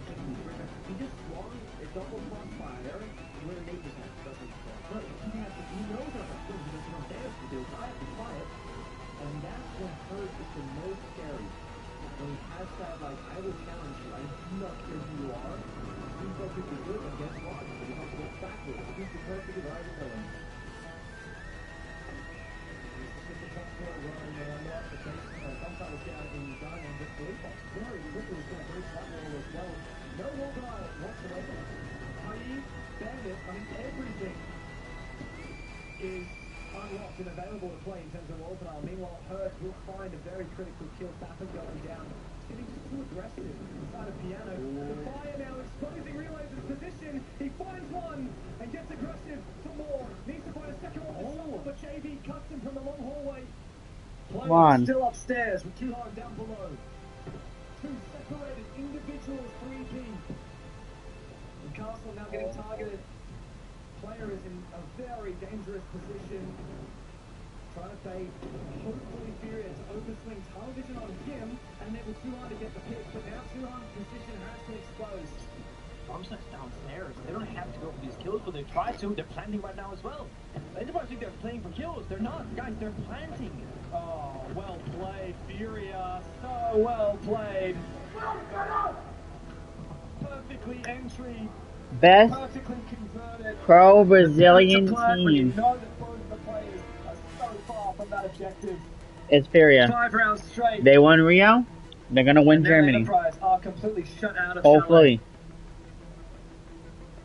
Would have been facing Tuhan, and then also now just hearing that small bit from Fisher saying like, what's that to go for? It feels like they're running out of options because they don't know what to do. And I don't blame them. Because Furia, they're doing everything right. What do you do against this? You got the read, the ability, the shot, the ego. No easy kills are happening for EP. Look at the talent. 3-5-2-1, 2-5-5, 1-5 player, and 3-5 relays. No one is punching at their own weight. They're all negative in the server. question was what happens if 2 hours going to have an average game? And what happens if no one is playing really well on the server? 0-5. 5 seconds to go. The first almost said that might be there with them, just like yesterday. It has to be 2-0 for including the quarter, declare. Sunday similarly, Fury 5. Again with CHE, same story. Border was the third deciding map if I recall correctly, and we all said CHE incident deciding the 2-0 match. Border and Syria, kind of on the code because Enterprise lost 8-6 to Syria on Border at 11-6. Yeah, 7-0. Exactly. If you go from banker to border with the confidence booster, maybe. But we go from banker to chalet to border, and you need a round. At least one. 1-5 of the area.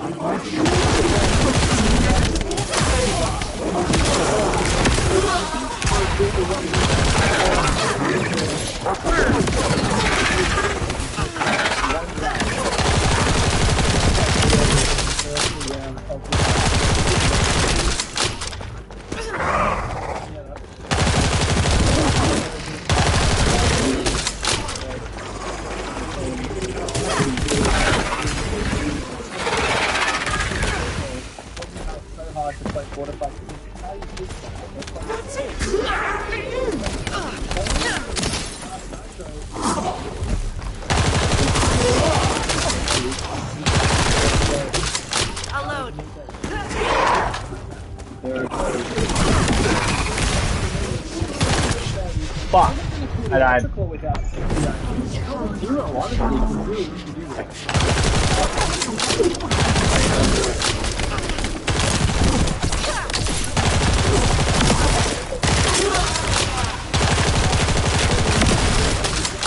Meanwhile, Kenzie is changed.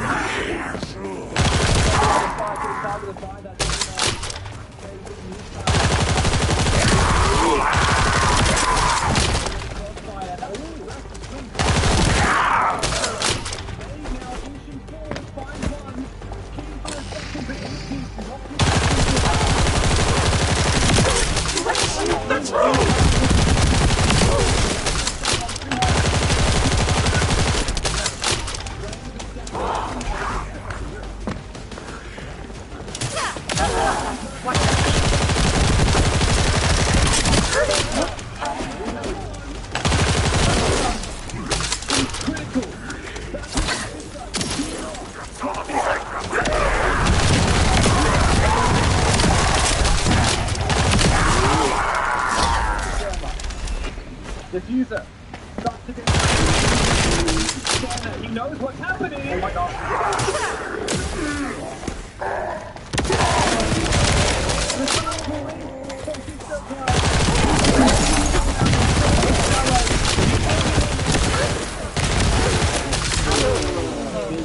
Guys, I almost won that. I almost hit it.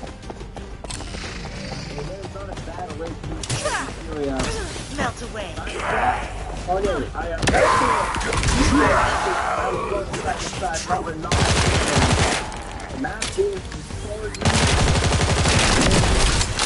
it's completely possible to make this comeback a reality, but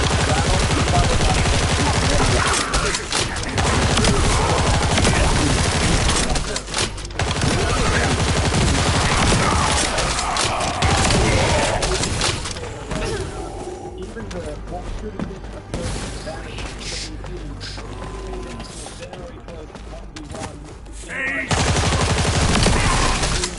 Synchronize.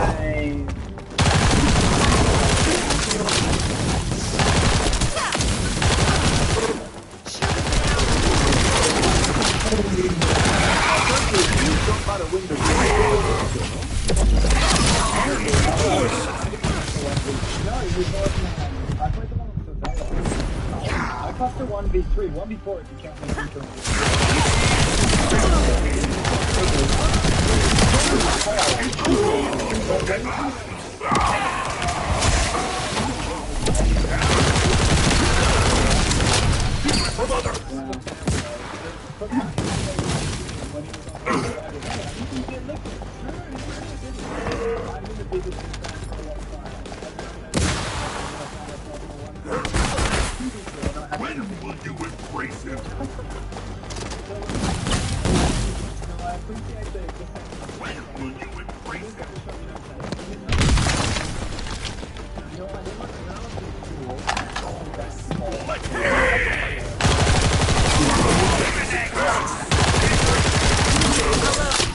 course, like you missed everything you said.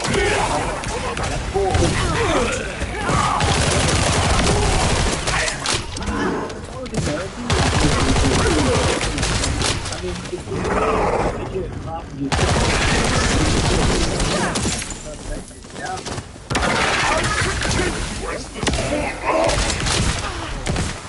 Shield is damaged.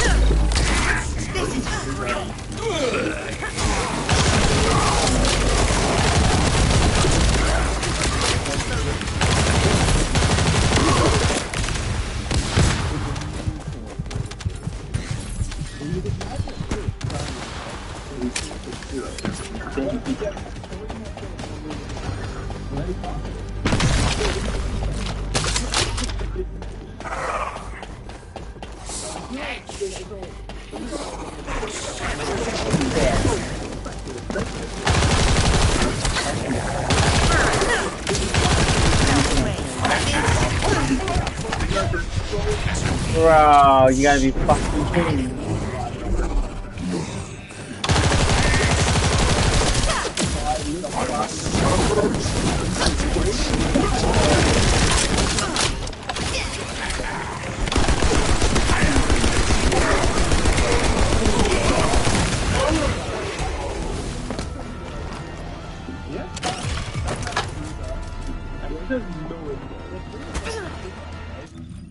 That's boring. Like you're 5-1, you might as well try and make Boring, it. Furia, you may as well just... They're playing to win? Who are they? World champions? Yeah.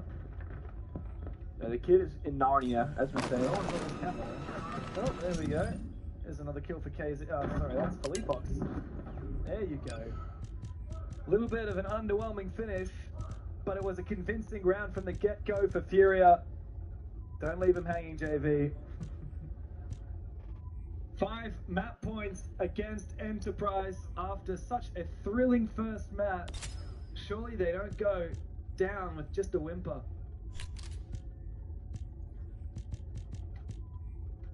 It is so quiet in here. I can hear. You can hear their comms. Yeah, I can. In real life. Because they're sitting right behind us. I can actually hear Fisher talking to the team. Literally, I it's took my that headphones quiet off for a right second. now. I can hear him saying they're wary about a lot of traps, which isn't too wrong. Because mind you, like so at the right time to be 2 different games going on, A and B stream. Yeah. Right now, just to get quiet. Yeah. It might just be this game happening. We're also in a bunker right now. We're actually underground. We are underground. Yeah. Thanks for leaking our location, by the way. Underground where? Well, Don't even know what country we're in. Munich Major. I wonder. Could be anywhere in Munich. It's a big city. True. 10 seconds left. Technically true. 5 seconds remaining. Just thinking right now, like, there's always that thought of like, when do you go next match?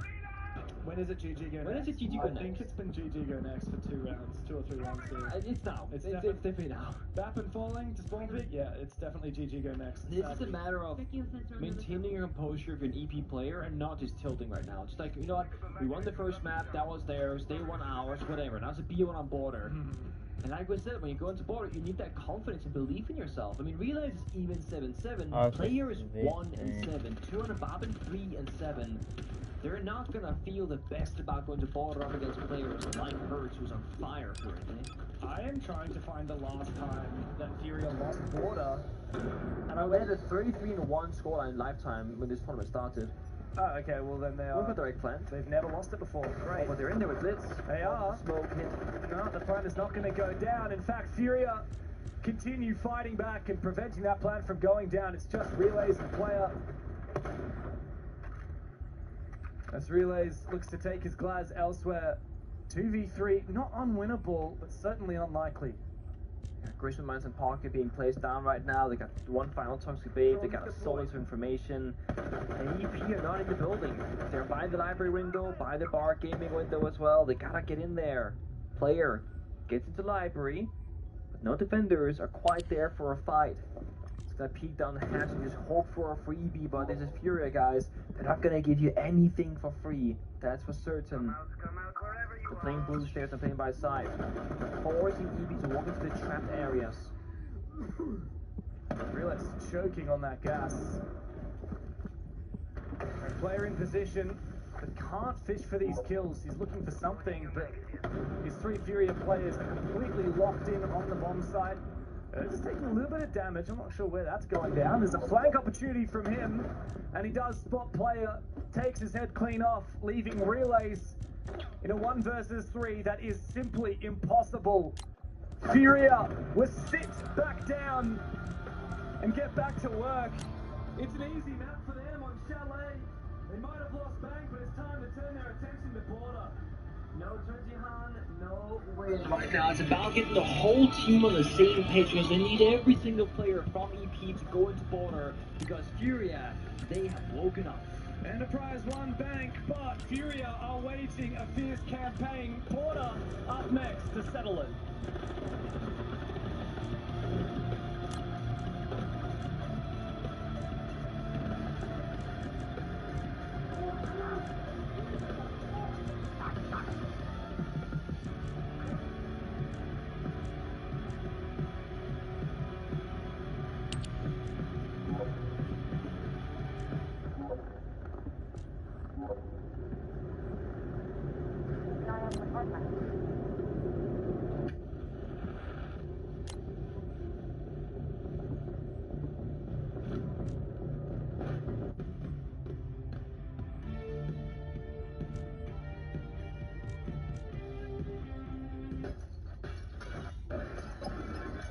For whatever life throws at you, get coverage confidence with AAA insurance.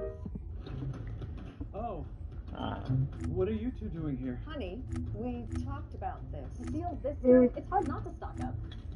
Hey, Tom, you missed a bunch of stuff.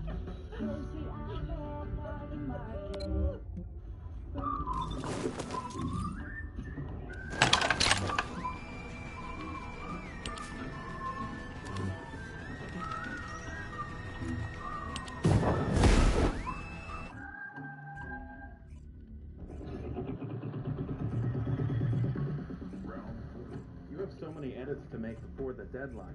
You'll do more context switching than coding. Junie can handle your tasks across the whole stack in the IDE and the task. Junie, a coding agent built for real work. Break the law, face the badge. You been out hunting? Conservation officer. Want to make sure you don't got any pilot dead deer or loaded rifle. Even that's thousands of dollars. Could be a rough day for me. Just doing my job, making sure you weren't doing anything we're not supposed to do for you. And my outdoor TV. It's time to say goodbye to sleepless nights with Cold's Cushions. Our premium foam reading pillow enhances rest and relaxation. And for neck and back pain, there's the Cold's Bed Wedge pillow for ultimate relaxation and comfort. Cold's leg elevation pillow is soft yet firm enough to keep your legs elevated. Each comes with a stylish yet soft machine washable cover, maximizing comfort for comfortable, relaxing, pain-free sleep.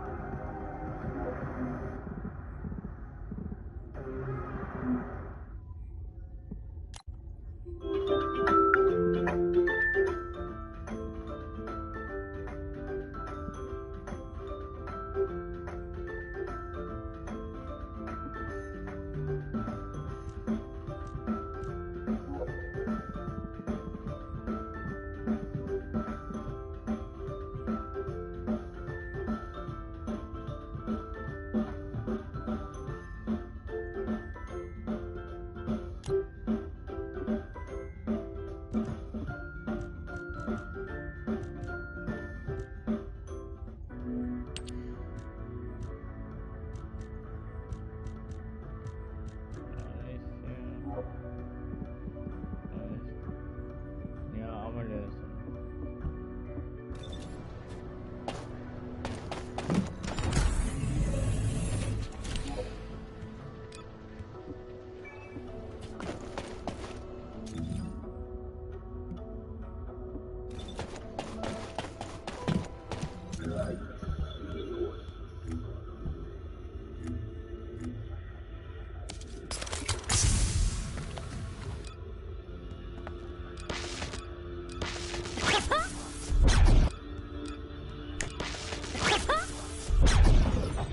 Are you?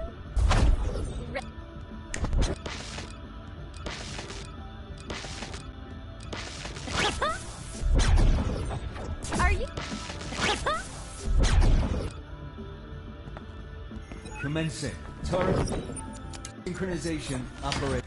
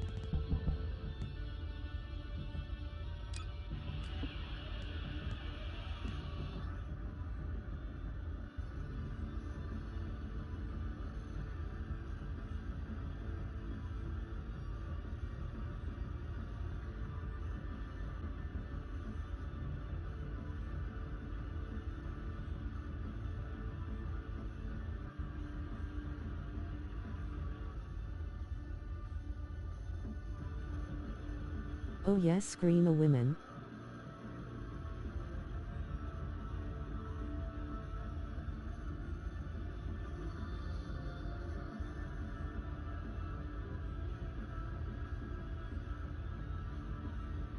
Get you good luck.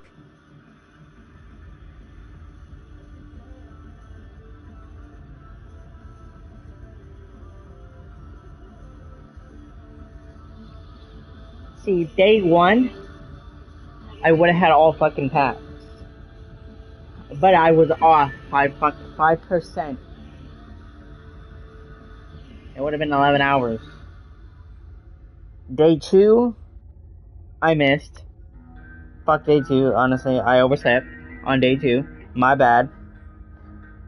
Day three, I need to watch for a total of 9 hours.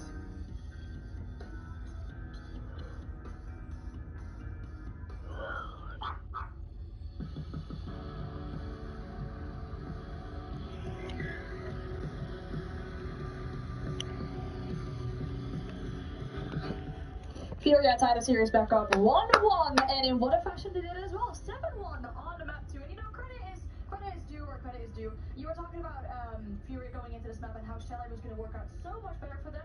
It sure did. It absolutely did, and again, it's a very, very constricted map. And when you look at a map like Bank, there's a lot of wiggle room, there's a lot of room for error, especially on the side for Furia that Enterprise is capitalizing on, but by no means, when you go to a map like If a person be nice, respect, get a person there's bad, not a love lot of you. room for error, there's not a lot of wiggle room, you absolutely see Furia dominate in every single front. Yeah, in fact, the only round that you can see on the screen was the one that the Enterprise got over the line, was the one when they actually very, very nearly pulled off. Oh, and by the way, One attempt it was, by the way. He actually only lost He overflicked. because he overflicked. the operator is pronounced Azami, not Azami.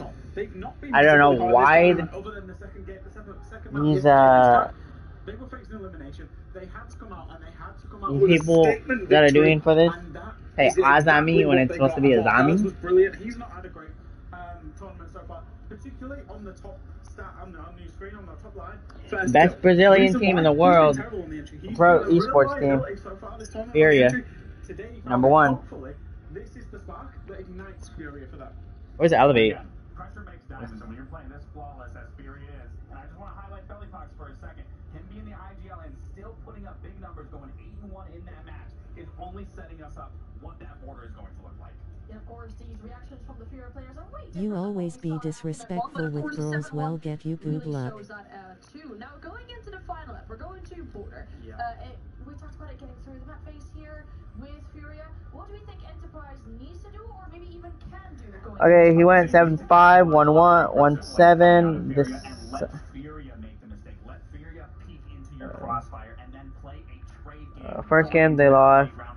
And winning the rounds. But that's no easy task. It's such an uphill battle. We saw this about Vito. We said if it goes free, we think that Furia will get over the line.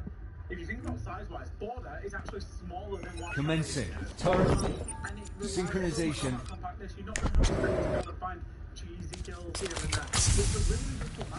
Do as I say, if you want to live. Never. Not once.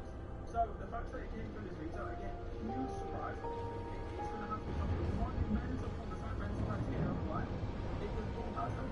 It's clearly going to be two rounds. To do it for them, even then, perform. I still worry. Yeah, I mean, I like that you're saying you don't capitalize on the mistakes that Furia are making, but we gotta be really honest as well. You know, we're looking at Furia, looking at Border, really be that many mistakes, especially with how it's looking so far. I mean, even when James has to put them in the head-to-head, if he has a quieter map, that doesn't mean that's over for them. Whereas on the side of, you know, X-Fighter, they missed out one shot where it seems like it's getting way more difficult. And that's kind of the benefit of Furia, is that every single person is like, you know, it has to be good, it has to be good. JD is not the man. JD's not there, it's JD.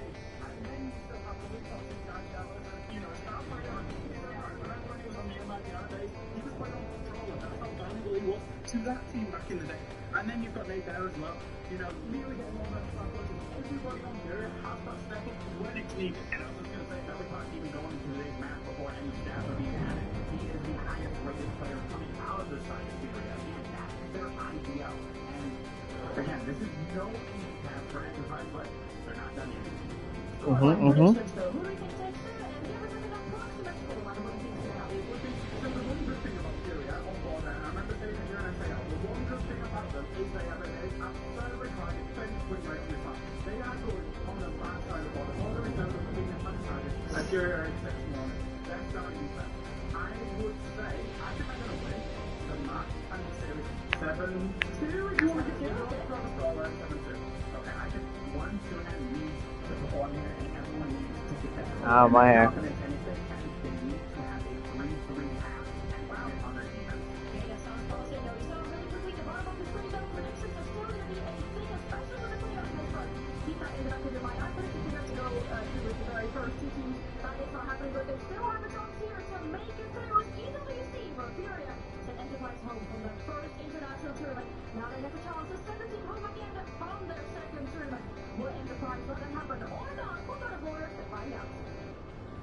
Thank you very much, and it could be the Fury end up being the APAC Grim Reapers. It's been a troublesome tournament so far for them, but Chalet, they look like a new beast, and on Border, this is their home, this is their domain. They have never lost this map under the Furia banner, and if you look back into their W7 days, they are on a 28-match win streak. The last time they lost it was against Verus Code at Sao Paulo in 2024.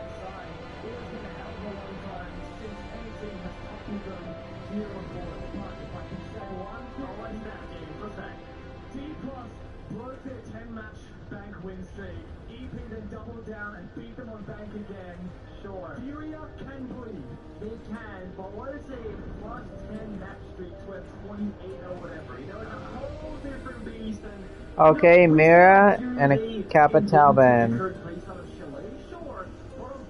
We got Nomad, Ash, Bravo, Blackbeard, Ace, and then Striker, Cade, Smoke, Legion, and Warden.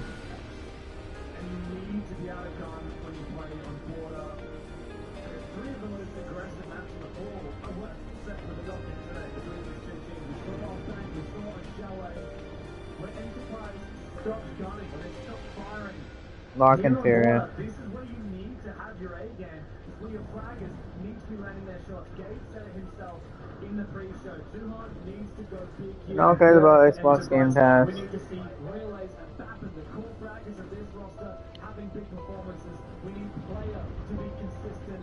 I mean, Future got to be making every call correctly. Oh, they got a zombie If there. boys have any chance of staying alive at Munich.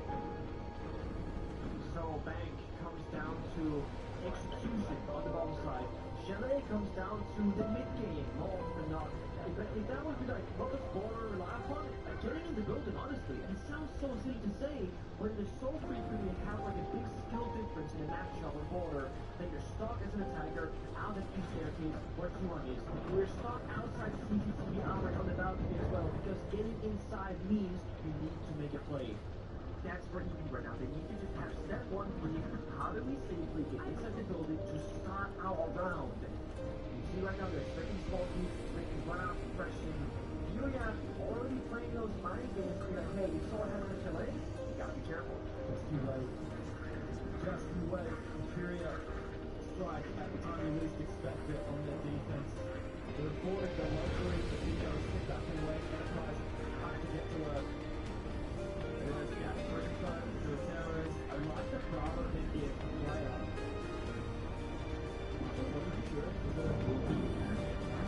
When you double out Bravo and Morris, it's a lot of, let's spend the first minute and 30 seconds after building on purpose, and then struggle to finish afterwards. I want to see a little bit of aggression, right? Like, where's going to be your Dukabee's there, but he's going to act on it, right? Where's your Demos, where's your shield operator? We're missing that kind of ultimate server, and right now, they are stuck like I said before. Outside T-State, and outside CCTV like before. After until they blast by, you stop making that first attempt. The minute it hurts, swing out by his own choice, the drones with the players, keep on swinging and find that pressure. Perez has been on point in this series. 21 kills so far, only 13 deaths. A lot of that on the second map. Bappen is very low HP. Hoping for Hurts to swing, hoping he'll have the reaction time to find him, but no, Hurts instead peeks to the window. There is a trade eventually from 2 arms, but it's far too little and far too late. 1v4 required. It's vicious forward. I don't know what KZ is looking at, but certainly not 2 arms. Thankfully, Pops is there to finish it off. Great opening round for Furia. How many attackers by your count made it inside the building? None. Considering one player the whole round into the building will sandwich regular hours, rattle in, Peter by time. It lasted about 2.5 seconds at most, that was it. They are stuck outside. This right here is where all my alarm clocks start ringing. Red alarm. You're gonna be struggling. And if that is a big switch off, it's back. Now, you still worry about how if you go from, a really one-sided loss to getting to water, where's the coverage that we're going to do that? When you expect you want there, water is happening, you do it, then you get water, and then a layer of the rest of that. It is the confidence that every team that play a high on guys, and we need to serve on these strong corrections. AJ Ryan. AJ Ryan, I don't know he's talking about it. Why is it I think it's all respectful to life. There is, they could get really going. You saw that in the algorithm. They do that against teams that they know and they know what they can beat. Against a team like Furia, I mean, JV is known to get pretty whippy in the road chat, but mostly Furia do that against Brazilian teams with Brazilian players. I remember the early days when they were playing against like G2 or something, Furious guys, WCM, and like Aramau, right? They were just using Aramau and they thought, that really gets to it as well. Yeah, I mean, Aramau was going to do that for a period of time. He betrayed Brazil by going to Europe. I haven't heard that in a while, though. No. They kind of accepted it where he is. I mean, there's plenty of players going to go this season. Moira, Bill, he's being Josh, he's going to cameraman, Amaro. Now you got them over at APAC as well.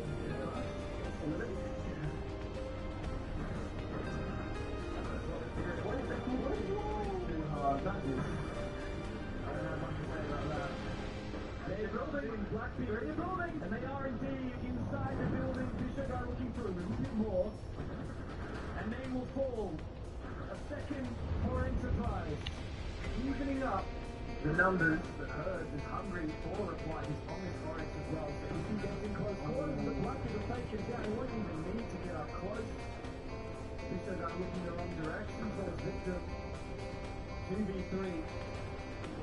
Bappen is playing to pick up the pieces. Look at this. Both offensive players, Rebecca was just inside. They're going to try to play the 5. Not to try to climb though. They'll find the shield, but look at the game from the hurt. Has battle to be controlled. There's so much more time in front of them. with Armory, CCTV curriculum, all undiscovered by Enterprise. Initial vulnerabilities expecting the ones leaving serious manufacturing. But there was Tiger, they need to actually be first, but another good player. The thing is that another player are far less experienced players, even if someone like Suhan. They need future guys to really continue to be right out there, guys. Maybe you should go for these guys, maybe you should have to go for this. Not back to the game, offering a little bit of reaction. In a critical moment like this, when Enterprise cannot afford to spill out. Finally, back to start making his way forward. Martyria, they pull them their defense back down below.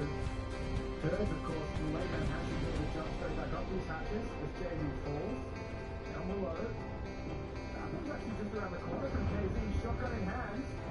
Bappen needs to land this shot. Player is not nearby. He might be able to get the drop on JV, indeed he does. But KZ wins his battle against Bappen. The big player in a 1v2. They know exactly where he is thanks to that bulletproof. And Ertz will swing him and take him down. 2 in a row, completely comfortable for Furia. Nice and easy for them. Round by round. I gotta say it, look at these player counts. Arpalingo, more energy. We need the energy out of it. I mean, they've lost 9 out of the last 10 rounds in this series. Wow, even Mingoran behind them, I mean, chin to his chest, head down.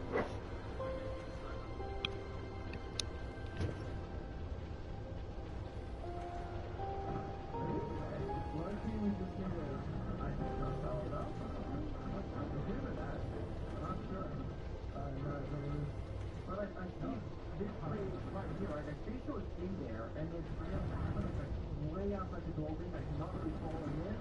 It does try to do it on the spear.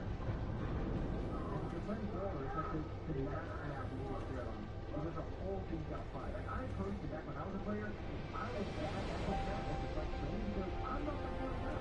I'm not hurt. I'm not going to hold my technology.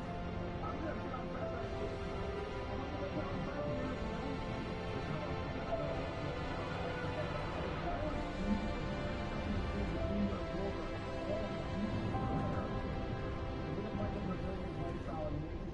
You need to have the conviction to go to these fights, to swing in. I mean, you're driving a car that doesn't have brakes. It's forward and it's a matter of how fast. And that's what I want to see.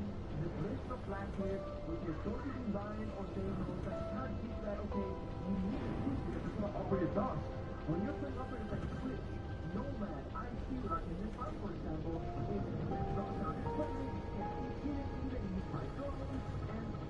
good, but you're not going to actually get to step 1, which is for the result of the big exploration of football. So you can do it like you want, but it's just you're going to get 5 guns. You can't worry about much. So what's the play here? Maybe something way back in, but now it's a fall. Opening field for KD. KD should get a swing. KD supports him. Takes down Bappen. Enterprise has not managed to control CCTV, has been retaken, and Star is struggling with this player. Okay, he's dead. Maybe he needs to be picking up because Dominus has straight back out again. He cannot put KD down. He will fall back and somehow survive. It's a miracle that KD has been allowed to escape with his life. Honestly, they're pretty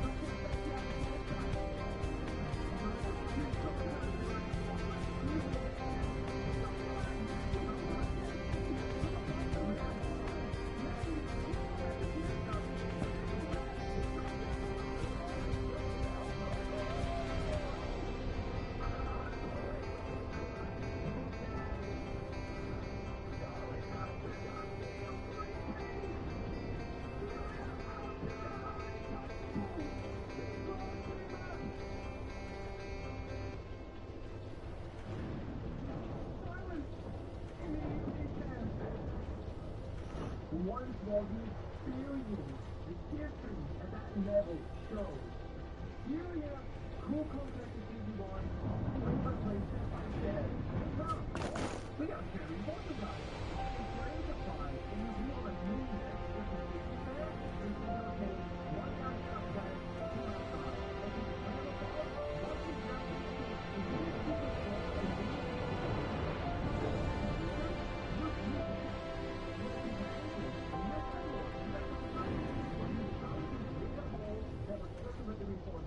but when it happens in the middle of that hole, and it's at the real time and forcing, what am I going to do if I drop one? I really see that hole. Not the down down. Not that hole. I'm gonna try that. I'm gonna dead ass try that.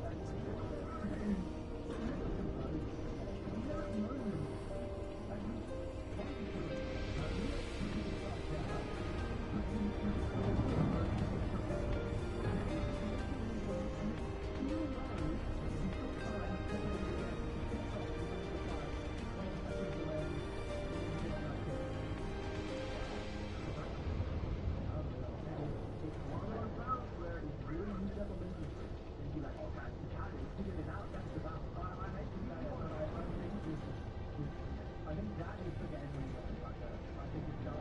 The final medal, when things still a bit fun. If you can't even win that round, you're going to go on. But one second from 20,000, go for it. Go for it.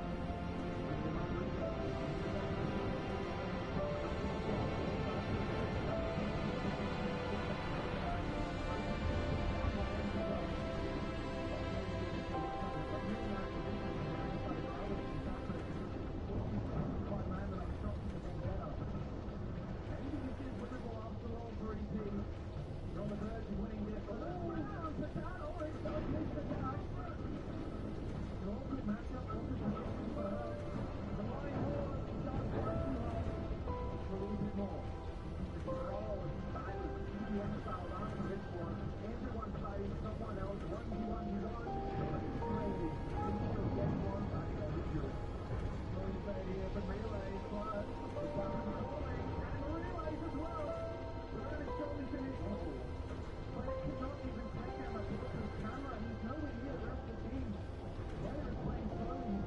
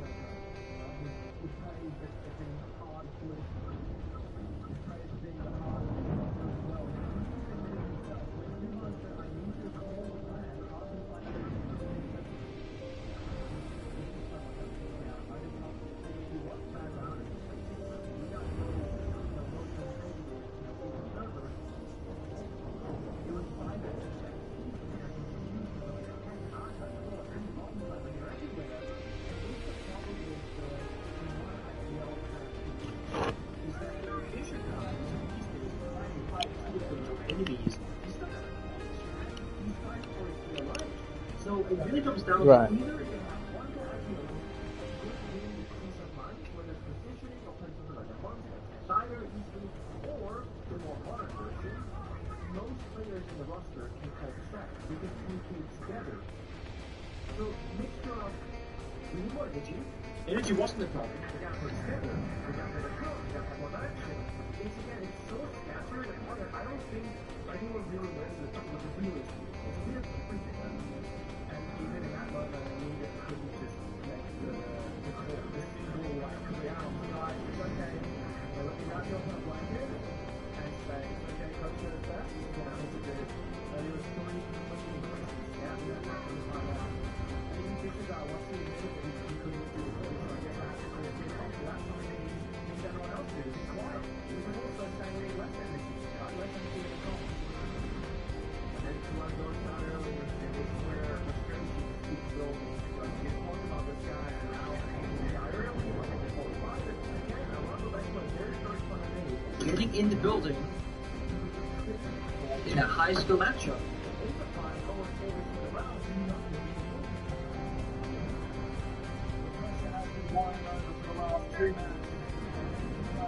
Struggling to win. This going to go around the left here, but the King's Legs is clean now. With no pick.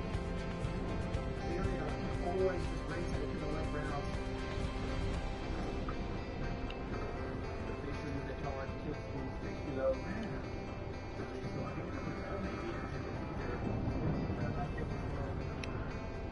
Another one bites the dust for EP.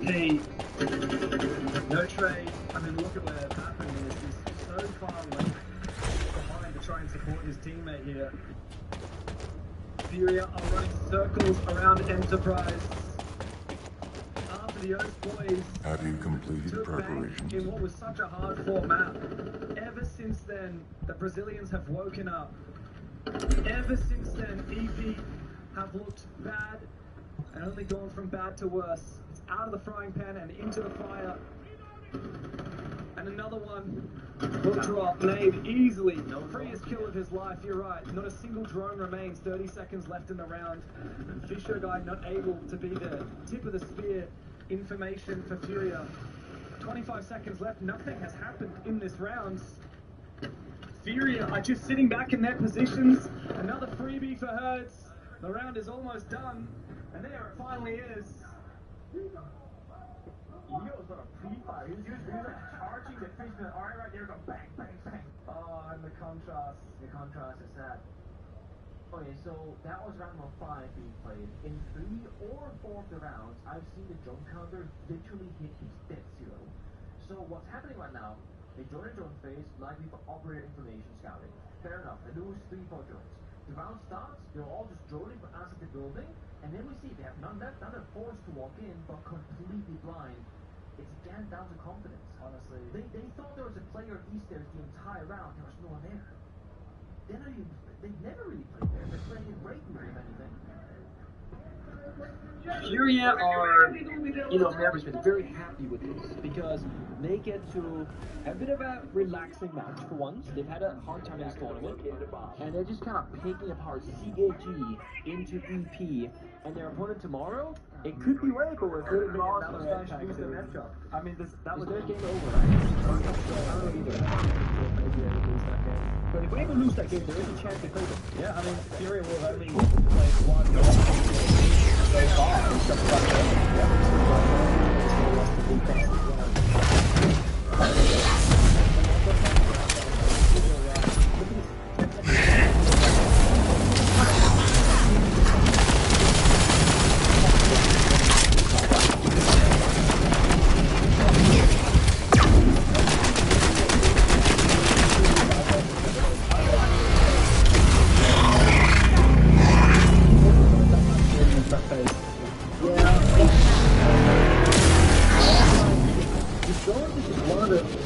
things that are going wrong, right? Because wait, that's better.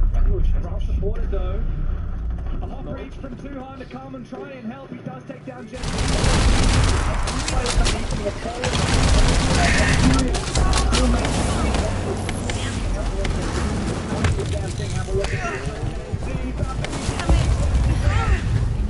Finally could be I need backup. Stabilize now, don't go too fast, boys. You got the hard job done, you got out of control, archive control, you got to do the numbers, you got to go. Stop downstairs, that's why I'm going to keep that aggression and strike through from a different location. I'll show you when I've made it.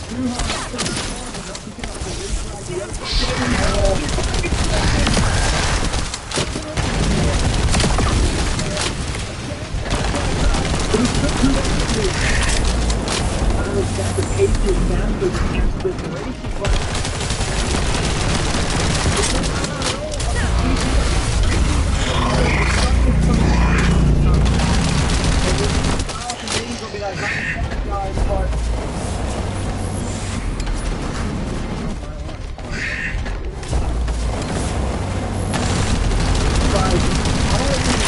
there's no player they're playing the timing to lose, they're not together. They're just kind of very good running it out.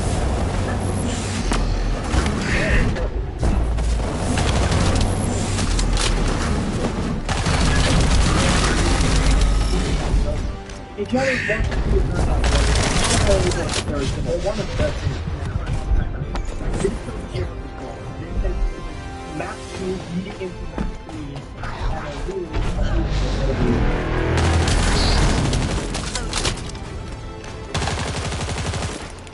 really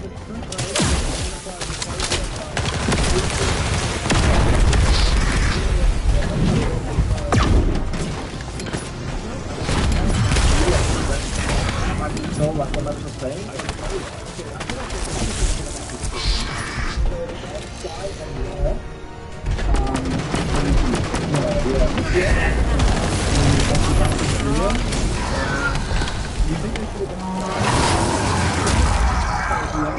It's just hard. Here has such a good map pool. I think Fury's probably one of the good clubhouse, but Fury, even though they're pretty good at that, you know, respect. I also don't think EP should have gone clubhouse. I feel like you need this to have level. Like, I don't know EP's exact, but I think there's like 2 maps here that Enterprise could play. It's like you cannot play the Fury maps. You cannot play Chalet Border. That's like the 2 big ones. Bank was a Fury map. And then, no, yes, but no. Fury are great on Bank, but it's not a Fury map. If you look at like playstyles and strengths, in my opinion, that's about execution and strategy.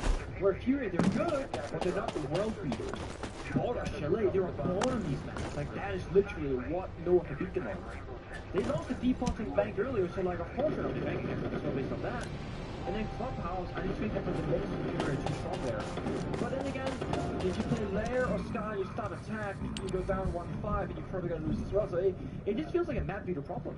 Maybe I think the only argument I could say is maybe EP could have left Lair in, because that's where Furia lost to. It's also where Furia lost to Shopify Rebellion 7-2, remember? Yeah. Furia was very poor in that game. That would have been our decider, I expect. Yeah, I would have liked that more. But then again, hindsight and everything else. Of course, there's all these what ifs and buts. The only thing that matters is right now where we stand, and Tuhan, he's found the opening kill. This is all we need out of Enterprise. Release the pressure a little bit. And just start to have a little bit of fun, guys. I mean, this could be the last round of Siege they play here at the Munich Major. They may as well make the most of it. Enjoy it, embrace it, and make the most out of it. Relays and breakrooms. Tuhan was in Armory right now. And they're doing a damn good job at locking Fury out, to be honest. So far, so good, but all it takes for Fury is that one opening pick to charge forward. You can see Fury are just waiting. They're playing very similarly to what we saw in the early rounds with Enterprise, just hoping that someone's going to give them a pick. Hopefully EP have the patience not to give them their wishes. Making a big rotate. This could be the Archive Store Planet, honestly. Oh, hello and goodbye to Philippe Box. Tuhan, a very quick swing. Bappen's going to help out too, so it's pretty much over in this round. KZ, 1v5. Makes his way into office. He's spotted in the crossfire. Takes down Tui, but Bappen comes behind him. 3-piece for Bappen, and the first smiles we've seen from Mingo in a while. Comebacks happen one round at a time. Two Hans just typed in the chat, no 7-0. As if that matters right now, right? And Hertz replies bot. Oh man, bot. Savage. I mean, to be honest, Hertz has been back in peak form just for this map at the very least. And it was pretty good in Chile as well. He is, yeah, oh, dude, he's been 13 kills in this map. 13 and 3, by the way, plus 10. He's got 34 kills in the series. 34 kills in the series. Tuhan has 28. That's no 34. Hertz is a monster. Wait, did you say 228? Tuhan now has 30 after that round. And 20 of them was in that one. Yeah, that he's got 10 kills in the other two maps.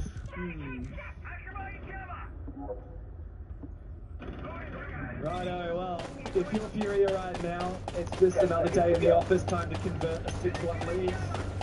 Enterprise, at least they've salvaged a little bit of their pride.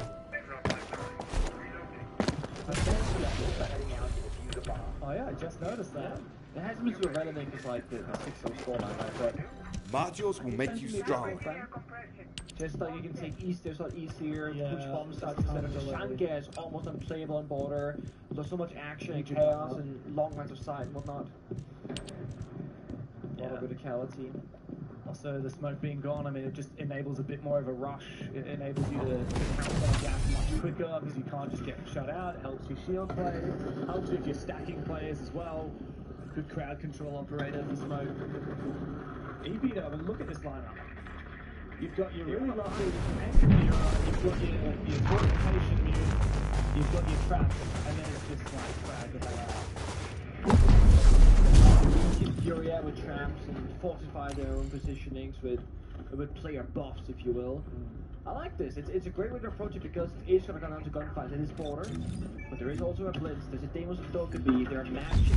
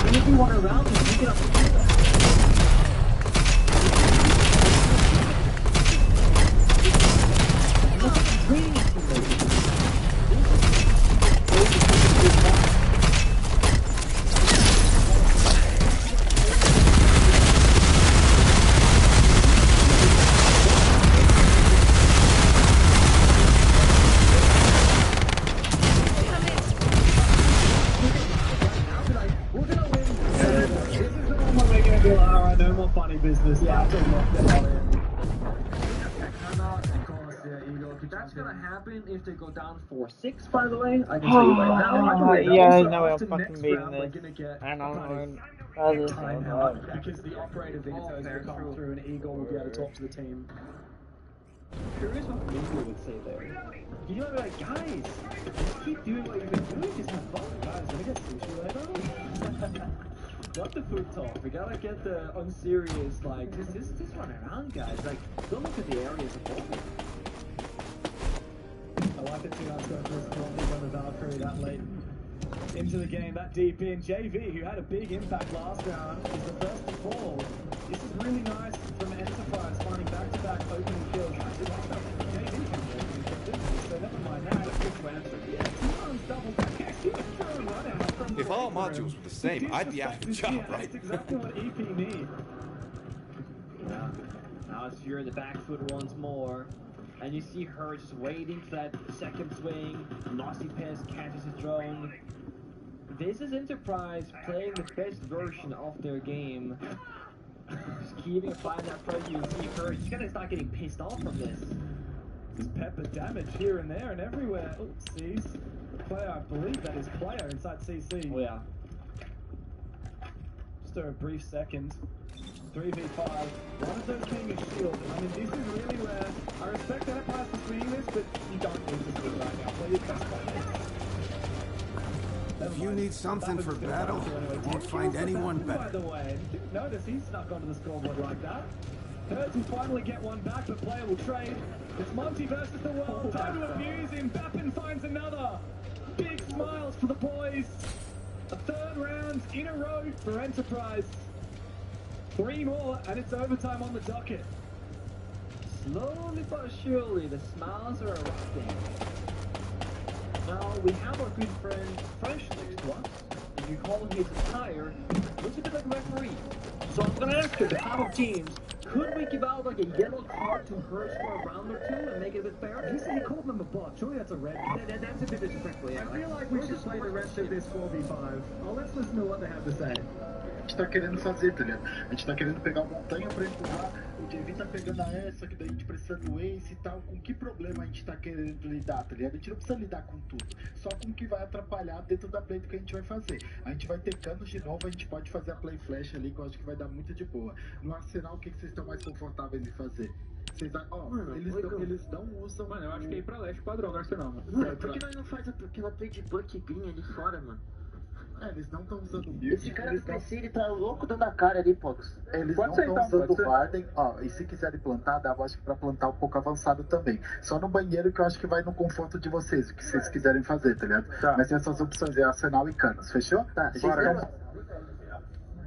That was also a lot of different things happening, similar to Enterprise. Usually, it's just Eagle. Yeah. Usually it's all Eagle and he talks from the second mics turn on until the second he gets muted by the admins. Yeah. It's just a flow of information. And then Polypox, the IGL, the guy you'd expect to be talking, starts offering his, and then immediately Hurt says, hang on a second, I would love to know what you're saying. I'm curious if they were, what to say, if they were like fighting back on the part that they were like in disagreement, or if they were adding additions on top of it, because sometimes obviously you're gonna have the players in the server see one thing, and the coach is detaching that seeing a second problem.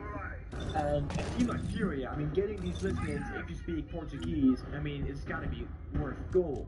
There is so much to learn, I'm sure. We just don't speak the language, so. I've just texted Maria. She might be able to give us a translation in a moment. Hope so.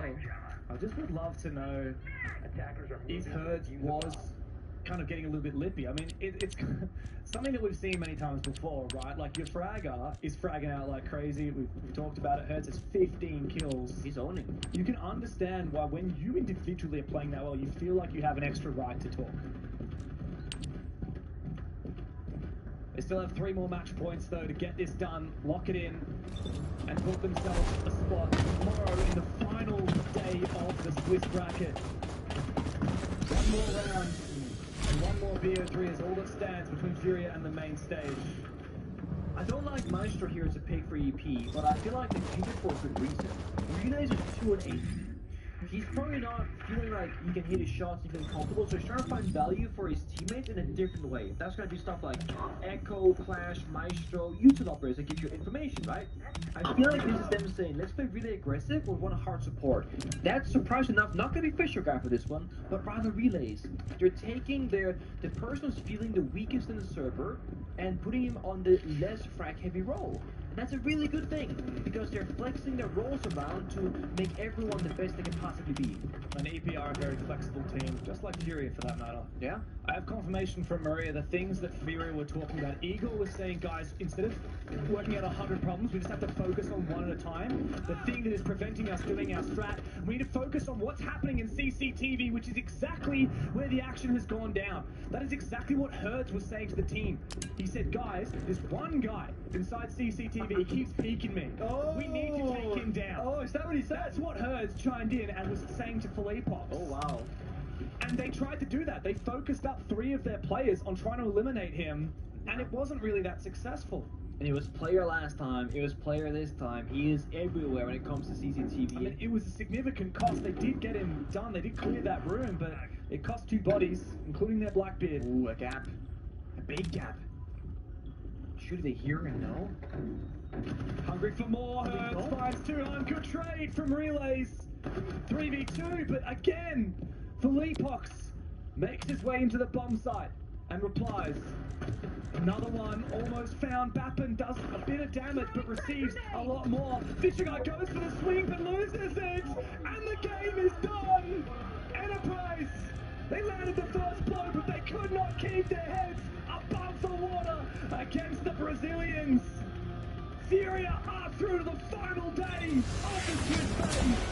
They had a slow start to this tournament, and we have been able to watch them struggle through match after match, but today was the most comfortable they look so far. The only big question mark now comes, they can take down APAC. What happens when they fight the top dogs of this tournament, because they've been the bottom since the very beginning. And they have been tested by every single team at this competition, and yet here they stand, Hertz unlocked, filled to the brim with confidence, swing everybody, and after a tactical timeout, these guys are ready to finally seal the deal.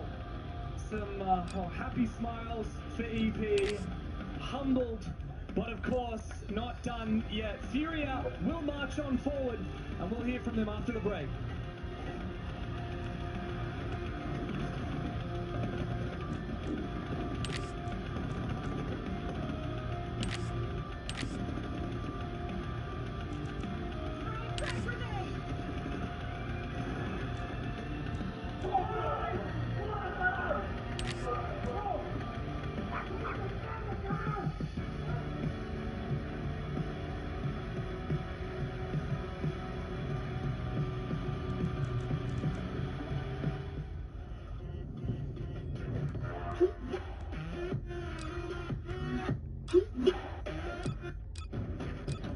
Oh, what are you two doing here? Honey, we talked about this. The apocalypse called. They don't need this much toilet paper. Don't worry, Tom. It's hard not to stock up here. With deals this good, you're saving big. Wait a second. These prices? You're kidding. Tom, you missed a bunch of stuff. I'll be right back. Great, now you're both shopping for the apocalypse. The thing about long-term relationships is sometimes you need to spice things up. Look at that. Crispy chicken from Taco Bell. A brand new classic. You're welcome. You don't want to miss this. Haven't you heard? I'm a wicked witch of the West.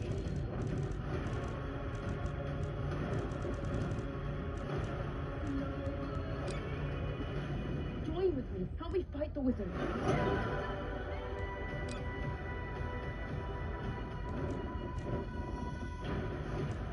Rated PG in theaters November 21st.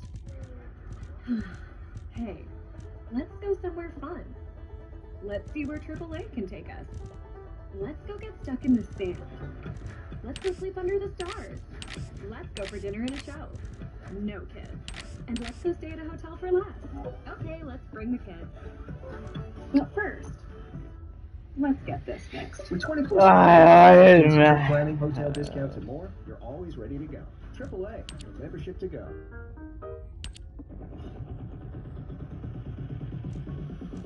Round 2.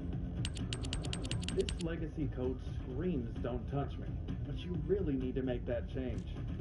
With Ask Mode, Junie can brainstorm solutions that fit your project. Junie, a coding agent built for real work. Here's the tale of the daily meds bill. Same old pharmacy, same old bill, but those prices kept rising higher still. Till the savings wrangler rode in, cool as can be. Tap Good RX, saving massively. No plan? Don't matter none. Up to 80% off. Deals are done. Discounts hitting harder than Ma's chili. Dang. That one little ad does all the rest. Save time and money on prescriptions. Check Good RX. Good RX is not insurance.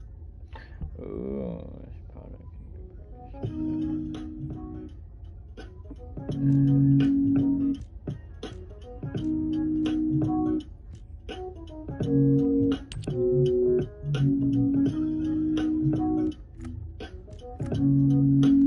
I want a dog though. Hey, wait. Can I get in this one? Oh!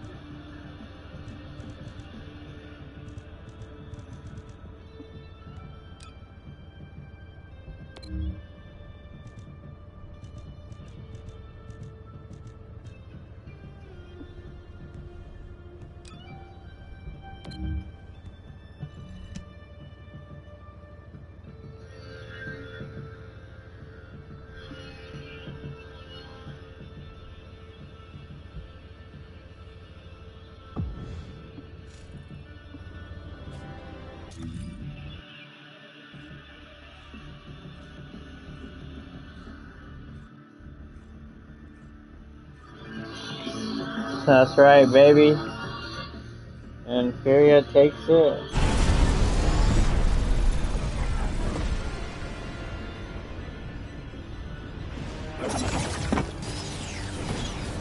Launching Void Vessel Exploration Operation.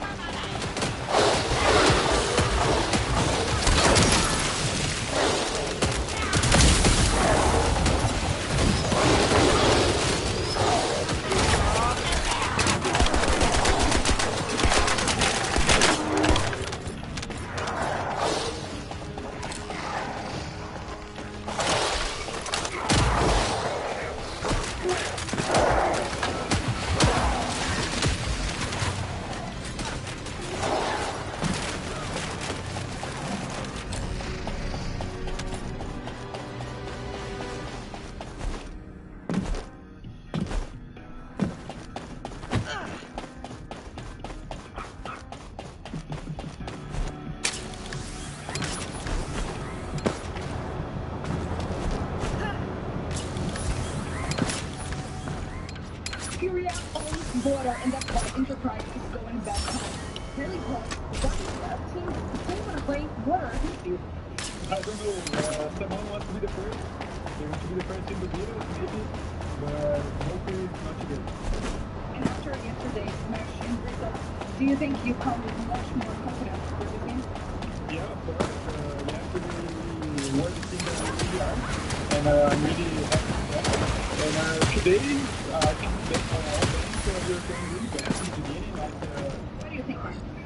I don't know, maybe a little bit close, like we were not in the game, and maybe we had to throw some things in bank as well because we lost to the bus, so maybe the bank's not that good, like we were thinking.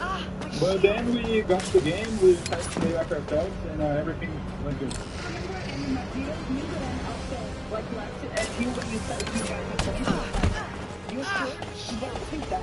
If you were cooking something, maybe? The choice is yours, though. I said to him, I don't know, but I'm glad that we got it. Okay, just the last question. It seems that Furia doesn't care about first checks. Sometimes it feels also that you guys need to be moving in the game to have like a boost for you. How's that?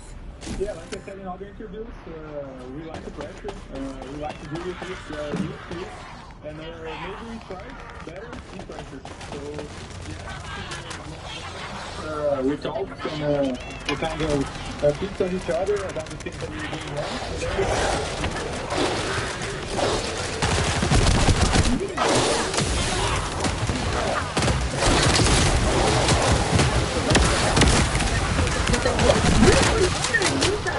Great play back to get some Furia.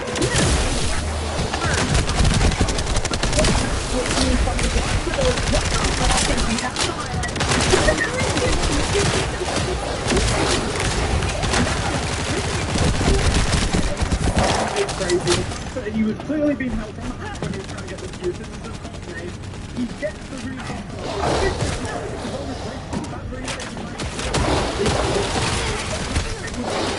But he gets rid of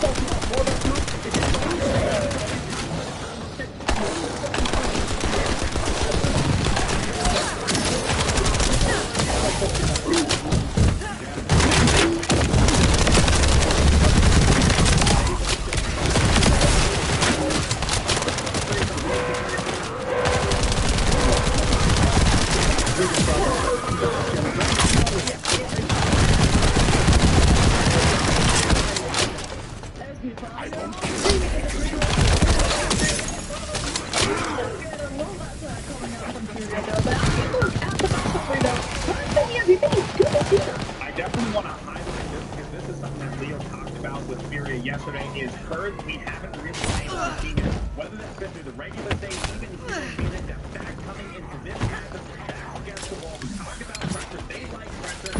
38 and 20. This is the herd that we saw when they won their SI World Championship title. This was performances that we were seeing time and again. Big numbers from big players and hers today is absolutely it's crazy. I mean, even in the interview that, you know, he was saying about these players,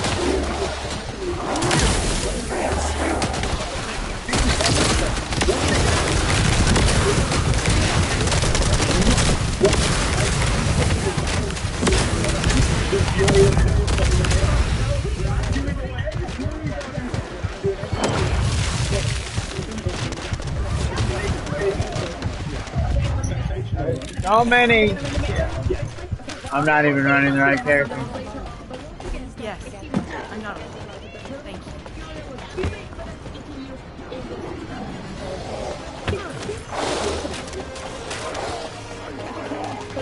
Thank you. Thank you,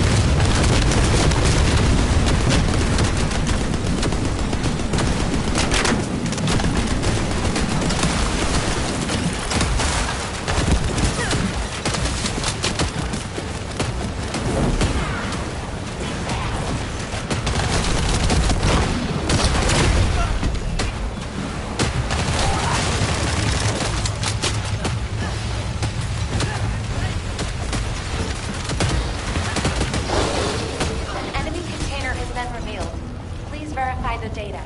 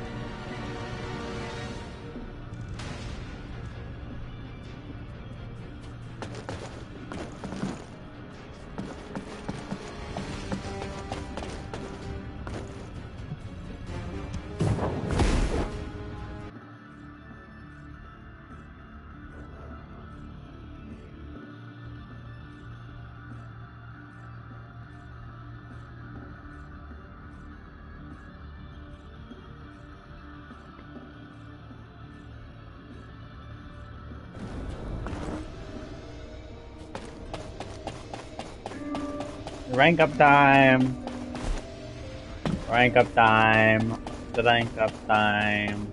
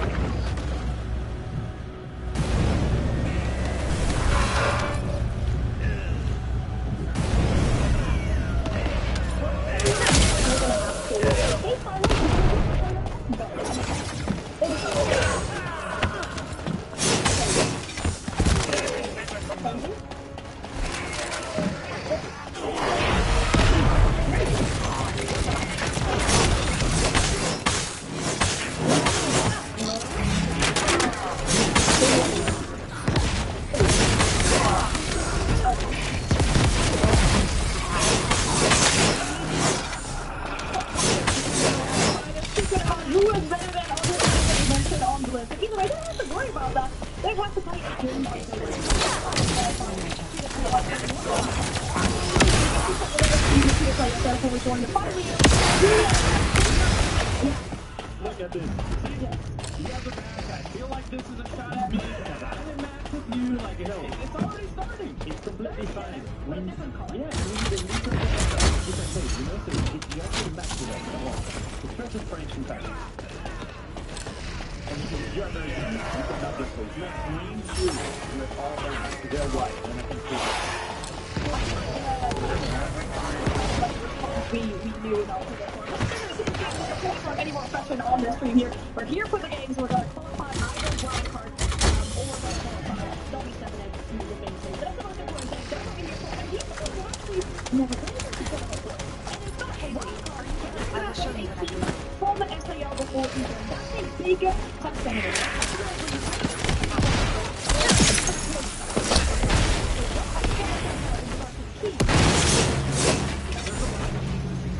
Four wildcard coming into this matchup. One that you very, very good job at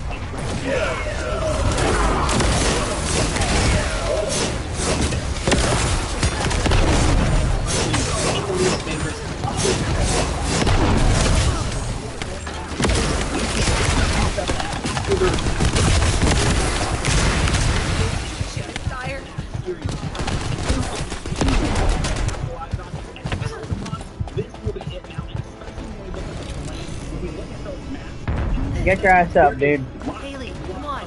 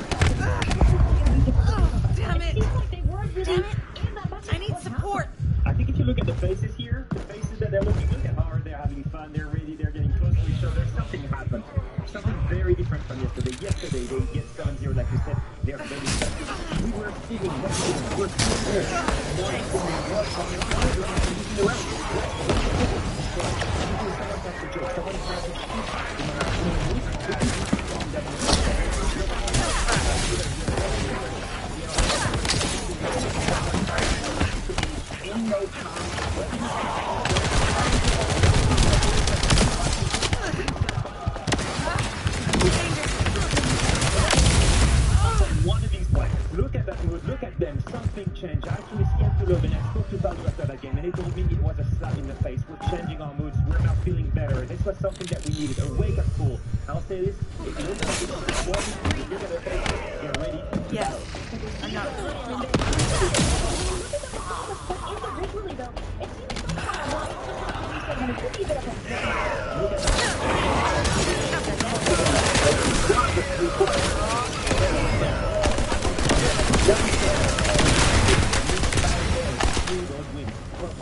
on plus 20 kg or loading a ball, it's still not there yet. So have a lot of fun. Win conviction.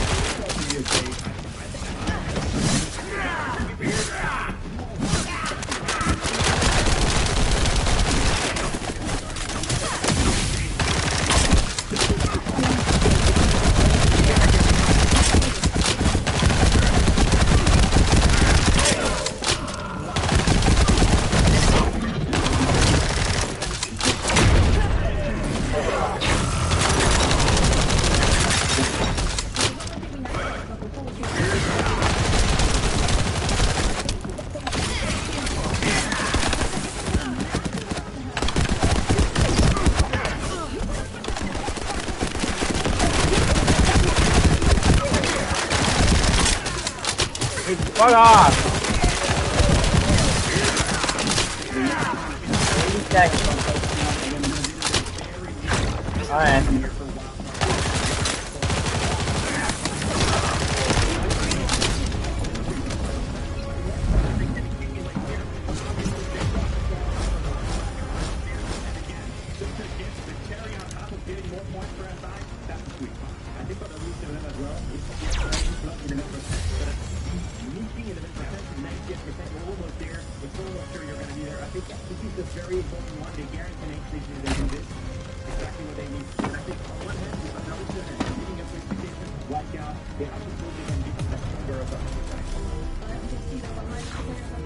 Serious faces, no funny faces towards the camera. That means they are ready to game is about to start. We'll pop them to our counters, 8 and 8. Thank you very much, yes. Welcome to the captain there for what's going to be a fantastic series on show Monday. It's alright. It also would have been very, very incorrect. But so we were looking at the veto for this series as it came up on screen. Labs, brilliant map to start on. Sky, great map to go to because both teams love those two maps. And then Bank is this sort of low prep like clash between the two of them. They've also played an awful lot. I'm in love with this. Probably because we both really like Labs as a map. We also both really like Sky. Good first start to this one, and then Bank to close things out if required. First things first though, Labs to W7M kicking things off on the defense. Yeah, I think this is going to be a really good one. I am looking forward to it. W7M versus Wildcard. As you say, Wildcard has been picked up on the desk. This is their moment where they've got to come out now and really show that they can do the business against those top teams. Played Secret, they're the only ones that are still in the tournament that Wildcard have played, and that is the one loss that they took. So now is the moment. W7M, of course, just struggling to get past the post against Falcons yesterday. And they have got another opportunity right in front of them. Bans come through, Hibana and Ace. Pretty understandable, pretty standard, and the electricity goes on the other side. Yeah, I think on both fronts here it makes total sense. You know, the range, Hibana and the Ace, we see it all the time on this map because teams like to try and play C4 denial. And it means the other side also reads into that, knowing they've got to play likely an awful lot of Maverick. And so with the C4 denial coming in the other way, well, take away two operators that love running around the C4s, but also force you to bring a Maverick, and that could be a way through. With those taken away, it means we can see Spike jumping on something like that Thermite instead, which is what he's running here in this first round. But we'll talk more about that when it comes around to getting IT Wall opened up. And now we're starting things out up on that top floor, Tim. W7M looking to lock in here behind the mirror, in behind the Azami. Lots and lots of defense going up for them. But I imagine Load is going to be a little bit of a nuisance running around in that pulse. Yeah, straight away it's the pulse that catches my eye in this one. They're going to have to deal with Lobby, and he will be underneath. So Wildcard needs to recognise that. They need to spot him out on the drones to begin with. And then I want to see a plan. I want to see positive action towards taking Lobby out, getting in there, sectioning him off, making sure that he's dealt with, or an absolute word is forced back to side. He's actually got Lobby all the way down to the basement as well. Something that they've really got to be aware of. The information that he's down, of course, on that pulse, that's the dangerous part overall.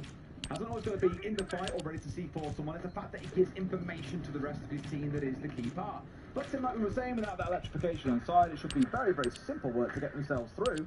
I say that, but look at the use of the mirror as well. Having the pops out on this wall, you can chuck impacts through it, C4s, you name it. It just gives a lot of threat to Spike here as he tries to get this opened up. But I'll put it up nice and high where they can't easily see him. No C4s to come flying in either.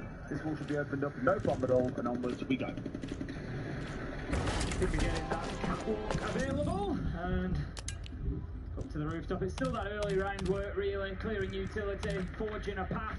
IT Wall is now open. That's good progress within the first minute. It's always such a default thing to do, but we do see teams struggle with it occasionally, so making sure that that is job done. I'm still keeping a close eye on Lobin. He's all the way down in Animus in basement. I will keep you updated on Lobin, don't you worry about that. But again, you something that I'm not a Lobin fanboy, but I'm interested in what he's doing with this pulse down in the basement, and whether Wildcard are able to deal with it or not. It's going to be Bobs that picks up the opening kill. Takes a lot of damage on the smoke along the way. Doesn't want to lose those two Toxic Air canisters that he's got left in pocket, so needs to be careful there. Goes for the swing off the catwalk, but loses out to Kansan, who's now able to take that territory. 4 versus 4. Yeah, I mean, the fact is that it's still down to a numbers advantage for Wildcard here for a second. W7M sort of staved up the threat, but here comes Logan, moved from that basement up to the first floor, a C4 skyward. It's a 3v3. Yeah, that's really big. That's the impact that they needed Lobin to have. I was concerned he was just going to be left out in the cold, just ignored by Wildcard, and not really have an impact on the round, but he has. However, it doesn't matter as Kansan comes in big with a double at the end, and it's going to be Wildcard able to secure the round. That was really good from them on the attack. They took that catwalk confidently, and they were able to use it. We've seen a number of teams so far at this tournament who get that catwalk control here on top floor, and then aren't really able to get any dividends from it, aren't able to use it to force their way into sight, to manipulate those defenders into bad positions, but Wildcard did a great job of that. They did, and that's a good way to start things off, Tim, because it's an attacking round being won is probably the most important part. Yeah, we came into this, we were looking at the teams these two teams have played. They both played against Enterprise, for example. One came up against SSG, who are now eliminated. One came up against NIP, who also didn't have a great time here. And so we both looked at it and said, this feels like the game to prove yourself in a way. You're coming up against another team that's fighting for promotion. This is that first major challenge that I feel both are facing. Admittedly, one did play against Falcons yesterday. W7M, they got very, very handily dispatched by the European team. So I think there's a few points to prove for both sides in this series. But let's see how round two fares out down in the basement, Tim, which probably means we're going to see quite a bit of movement through the map itself here, get a bit of a clear above, open up the verticals, and then start to look for an execute, typically coming in through the main breach or in through Exo out towards the east. So we've seen plenty of tank plants, which sounds really funny to say. We've seen a good few tank plants come out with a drop in towards Animus as well, so keep your eye on where they start to set up. Just keeping an eye on the positioning of W7M. Nobody up on the top floor. If Wildcard recognise that quickly, then it means they can ignore a third of the map essentially. They don't need to worry too much about going up there because they don't have any battle tap. They can start up there, get themselves inside the building safely and work their way down to deal with these mid-floor players. We've got Dordes, we've got Lobin, we've got Volps and Palu all around that mid-floor. Palu on the smoke will just be on the vending stairs, cargo stairs, so he's not too aggressively on mid-floor, but everybody else is. Everybody except Lobin. Beige just slapped him off the map with a beautiful one-tap. It's the kind of stuff you need, isn't it? Yes, it's that Goyo, and we often speak about Goyo being quite dispensable, right? Once those Vulcan canisters are down, he's a roaming gun. He can go and do whatever he likes to do, and Lobin is that kind of player, you know, historically. He's the guy who likes to get aggressive on this team. Not that others aren't capable of doing the same, but Lobin is that guy. So once those Vulcan canisters are deployed, set up inside a site, you can go and be the free gun, but he's only got himself into trouble there. A great first handle from Wildcard. Once again, have got themselves a numbers advantage. FaZe's been getting to work on making sure the flank's all sorted out with a Nomad, but it doesn't mean W7M aren't going to try and contest them, Tim, and they've managed to get it down into Dash. Probably recoverable at this point, but don't think they're quite expected to get a shotgun pump through the floor. Dordes does manage to pick one up with the Nitro, but again, this is something Wildcard have done really well so far, Des. Every time a kill comes in, they've got one of their own. They've got a response.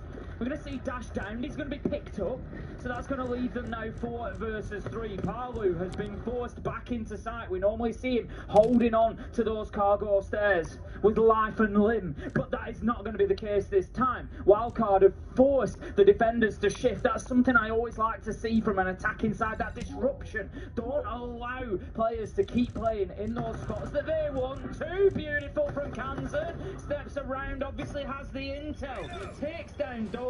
4 versus 2. Wildcard look great these first 2 rounds. I mean, Kansan especially, he's 5-0. He's absolutely flying. More kills just to his name in the entirety of W7M.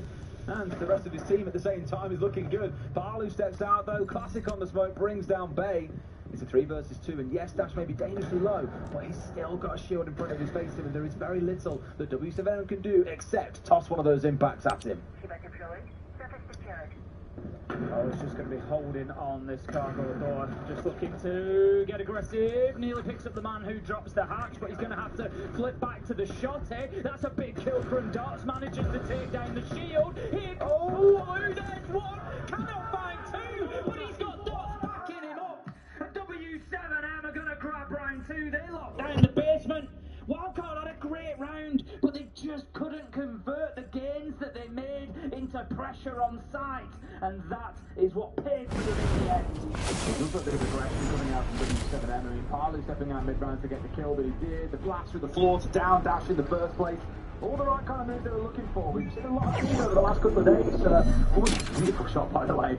Over the last couple of days, been quite scared. I mean, even her coaches step in with timeouts after round 3 saying, guys, you're sitting back, you're sitting back, you're not being challenged. You've got to take the shot. We've now got themselves in the field. I think, because you've mainly seen those with controls. You do a little bit of focus around kitchen window for a plant up on the side counter, but you often get pressure coming in from next door, you get control inside of IT, there's all kinds of magic that can play to the game so far.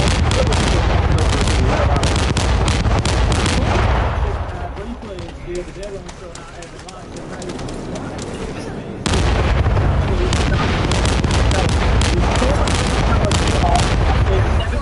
start of this time. All the way up to that.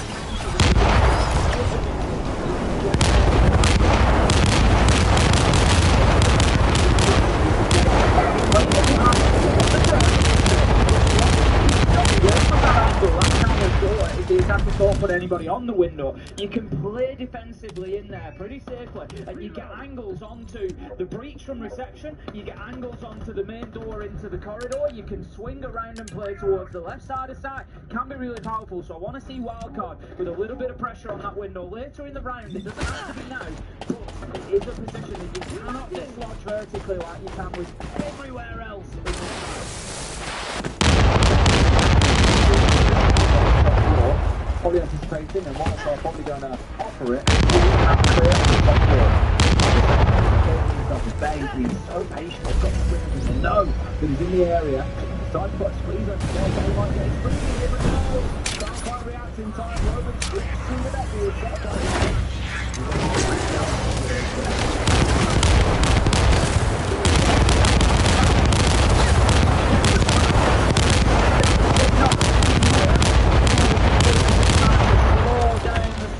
patient push over that on Tanya. Just want to keep an eye at the minute, really. That's rather than get aggressive. Keep them at bay.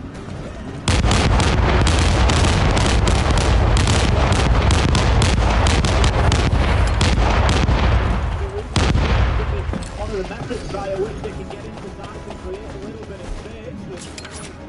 Feel a little bit of a challenge from both these are the vertical angles I was talking about. They're going to use this conditional option almost every single defender in the time, but it's hard in that spot that I talked about. And look at that,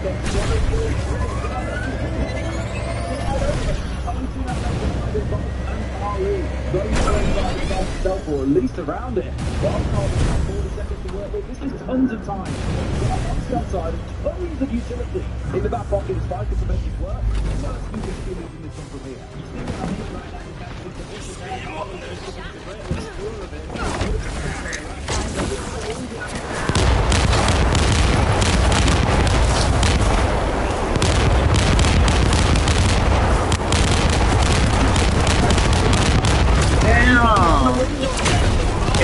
I don't.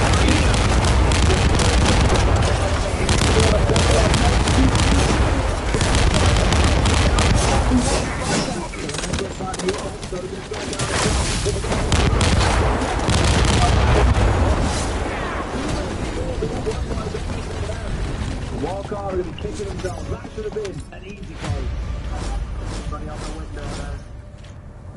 You got to put somebody on the window. Paolo got such an important... It was 2v4, and then Paolo pulls out a double kill. It's 2v2, and all of a sudden it's winnable. You've lost him, and then for the average to push it through the kill door. That would have been avoided by pressure in that kitchen position. Opening up your angles above will not do that. Paolo's fully aware. That's why he's got the Azani there as well, so he can provide those extra little bits of cover that he needs. You know, maybe you don't get the kill from the window, but you at least dislodge it. As soon as we decide that for Wildcard, position of one second, just push this. Like you don't, like you can stay one for kills maybe, but you get this position, don't be too much. Like this is a comparison, right? This position, right? Let's go, throw this position to the bone side, to push. In a place because don't take too long, or play outside the puzzle. Like if you don't issue it, only the 2-1, you guys can keep pushing. It was already 2 times in a row, right? Let's stop losing by this reason, so we can keep pushing. Like don't stop the momentum of the round. Okay, you got the kills. I'm gonna keep it pushing the hallway. Like several bomb sites right now. So like, okay, you got a kill on IT. I'm gonna keep pushing IT. Like. Stop pushing and play for kills in the left round. If necessary, play for kills. We're playing mix. Okay, guys, just correct things in a row. Let's go back to that. What I love about that is like the most Brazilian advice I think I've ever heard. Guys, just play for kills. Just kill. Because back in the old days, that was often how the region was, assessed. Was like it's all about the kills. It's all about being aggressive. But a very fair point. Don't slow it down. Don't give W7 time to recover and get into good positions. Be willing to fight and fight and fight. And you've got this number of advantage. Because as we saw, Parley and Bolt were getting into a wonderful crossfire. Now on the window, you take any kind of back pressure on to make it far too easy for W7M. Just watch it there. There was 3 of them on the single door, and I think in late rounds for attacking teams, I want my damn alpha pack. To find yourself in those positions. They've had a good clearance on the top floor, got a whole bunch of kills, and you kind of have that rush of blood. That rush of blood with 4v2. Get into sight, and everybody's kind of, you know, losing the focus on the bigger picture. And sometimes it just needs that call to say, right, we've got numbers here. They could have had 2 on that door quite easily. Have 2 on the door. Right, somebody, and it's not a million miles. Just go out a meeting window, jump down, get on the kitchen window. Let's fight with Palu. We can then push him from both sides. It was just too one-dimensional from Wildcard. We'll see whether they can switch that up. We're back to the top floor. This is a side that they actually attacked really well. I thought in round 1, by contrast to round 3, they were multi-dimensional in their attack. They pushed from several angles and they made it life difficult for W7M. They didn't allow them to stay in those positions and they dislodged them well. Let's see if they can continue to do that. We've had the Monty band away as the additional attacker band from W7M. Doesn't surprise me. We've seen Dash having reasonable success with that Monty. There's a couple of small tweaks here, like the ones that we've just heard Lagonis propose into the team. That could easily be a 3-0 to Wildcard. They have had they've lost 2-4 versus 2, that's the thing. They're round 2 and 3 with both 4v2s and they lost those situations through being a little bit slow, a bit one-dimensional on the execution itself. And I was looking over the stats actually prior to coming into this game for Wildcard. They're one of our best defensive teams at the tournament right now. I believe ranked number 2. They're also absolutely excellent at getting the diffuser down. 3rd highest rated overall, not yet of course on the attacking side, but where they may find themselves here, an opportunity to come out on top is that their attacks are pretty good. And W7M's defences are frankly awful. They're like the 2nd lowest overall of the competition. This is where Wildcard should be getting rounds on the board. And so if we course correct just those 2 little things that we were speaking about earlier, there's going to be in a good half for them, but they've got to play this a little bit better. Dash with the Candela coming out over the top, ready to eat it in towards side here. Start a push on forward, shotgun at the ready. Also got to cause Baby Shark on the box below, but he's taken down by Bolts. We don't care for your Candelas and your shotguns. He's out there getting himself a kill back to make it a 4v4. I like that teamwork from Wildcard. You could have looked at that and thought, they're sending Candelas in here for nothing. They're not pushing into sight, they're not gaining anything. But they were working with the book from below, and it shows that, you know, that team support, that team play doesn't always have to be one-dimensional. They were hitting it on multiple levels. Here goes the Ying now, trying to push it. Free kill onto the Clash, but runs out of time to get the second. Lobin takes down Dash. Bay manages to find the trade though. Something else that Wildcard have continued to do well. Kansan picks up Volps 2v1. They just need to slow down. They've got time, Des. They don't need to run headlong into a problem here, Wildcard. They handled up the diffuser team, so it's a good time as any to say play for kills, boys. As long as you know where he is and you've heard where the shots are coming from, they are going to know. But this time round, they've got a great little crossfire at the ready. Bay steps across though, just about catches him in time. Much better from Wildcard. They went really aggressive in the mid-round there, Tim. They shut them down. You might look at that Ying play and go, wow, that's high risk, but it paid off. Yeah, it did. Clearing out that Clash was really important. That was the one thing really holding them back. But also, like I said, the trades throughout the round, so important. Every time somebody on Wildcard dropped, there was 1 or 2 kills in response. Great effort from them. Digging deep after a couple of difficult rounds where they maybe cost themselves 1 or 2. They get back in and they grab that top floor. We see the push here coming in from the Ying. I think just ran out of time maybe from those blinding effects. Lobin able to turn around and get that kill, but it didn't matter ultimately. This was really good. You know, I shouted it at the time. You've got 35 seconds. Your 2v1, slow down. But you don't have to go rushing headlong. That's when we see that mixed timing. That's when we see people offering that 1v1, and they lose it out. But no, they didn't. They backed off a little bit. They started thinking about putting the diffuser down. Let's bait them into a play. Let's use those seconds that we've got. But also they were ready for that timed challenge at the same moment. Great stuff from Wildcard. 2-2.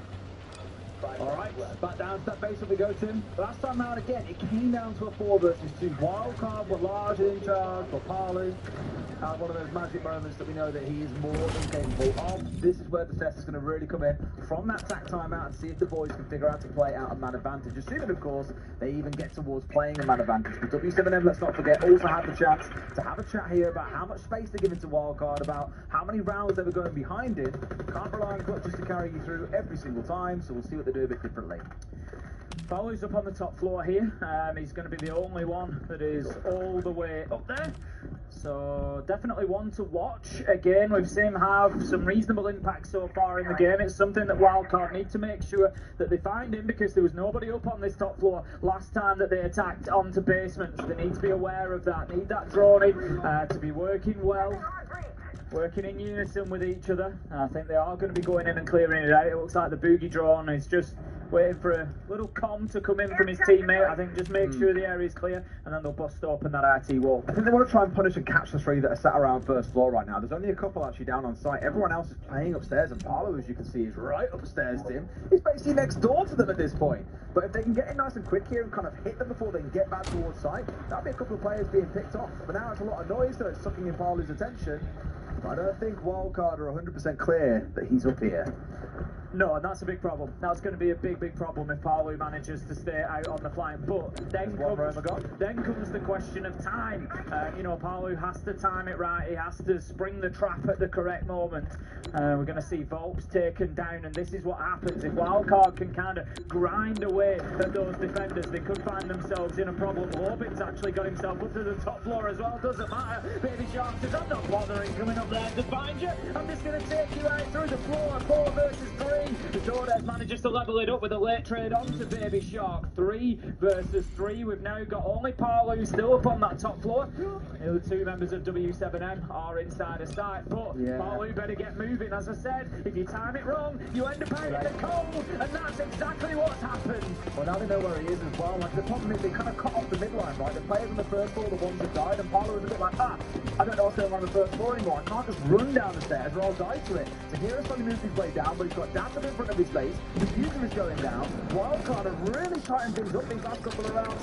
They're looking far better since that tag timeout. Yes, definitely. I think Dash is going to close this out on the blitz almost certainly. There we go. And Paolo, he felt foul. We see it so often from teams, and I said, once you're playing far away from site, absolutely fine, but you've got to make sure that you have that impact. You've got to make sure that you move at the right time, and Siege is a fast game. It's not even down to, you know, yourself. It's not necessarily that Paolo did anything wrong, but the game just moves quickly, and all of a sudden he's the only one left, and he's 2 floors away. Big problem.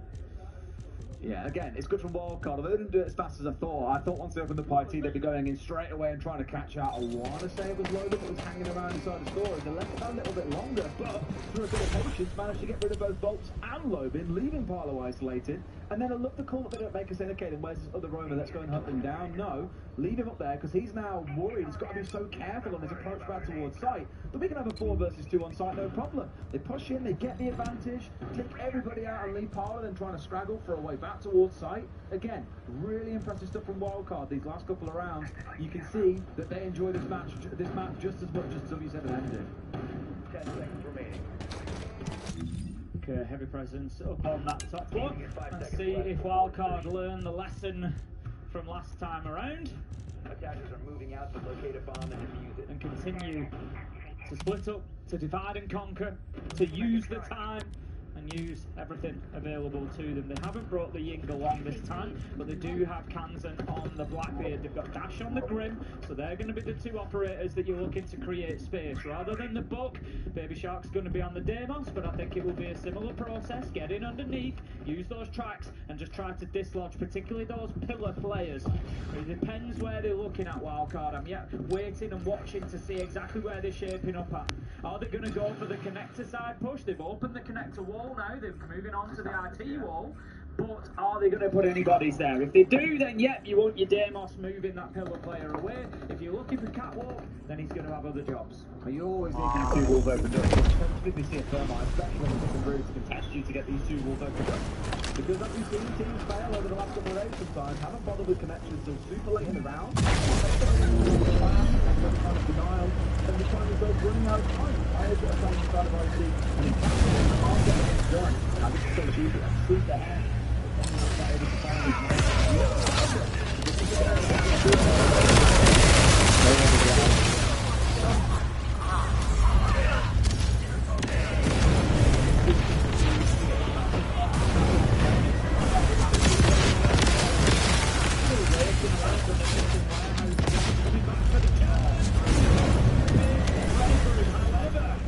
There's a trade there, Bob goes down, Camden picks up Jordan.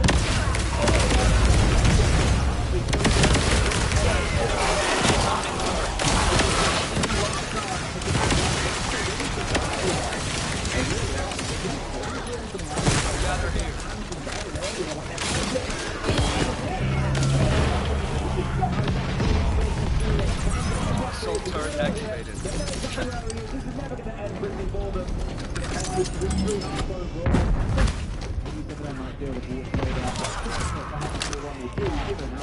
Feel the difference. Yeah, it was an interesting round for Wildcard there. Just getting those two players on that backside. He kind of boxed in.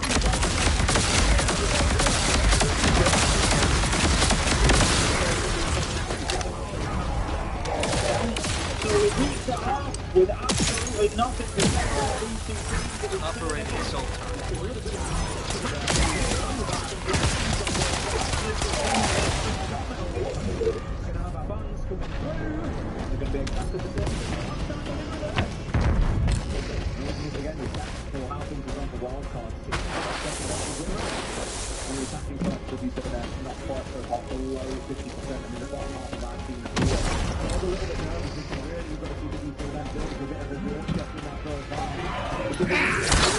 Turret activated.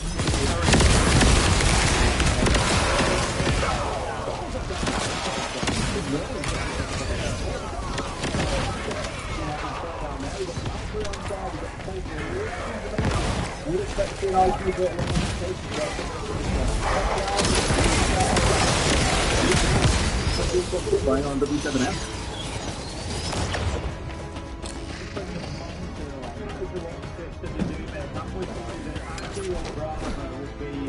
A fantastic switch out at this point. You know, moving on an action. You know, I think that they're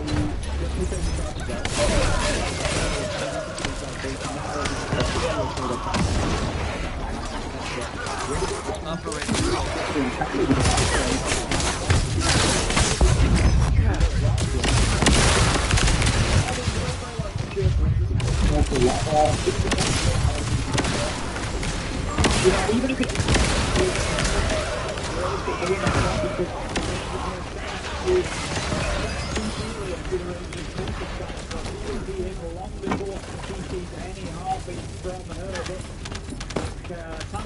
whether that becomes a problem or not, if W7 struggles to keep getting hit by natural, start getting everything you need to know that they haven't brought in on the one to deal with those electronics. For the time being, can't get themselves inside of the building. They've only got themselves there that have pushed in with the monkeys, taking a bunch of damage along the way, so W7M needs to be cautious here. They don't want to be losing. I don't think so. Definitely as well, same shot. Still feeling cheeky, might get a weapon, might get a retrieved after that. Wanted to the shelter, I bet he ripped himself for a second there, Tim.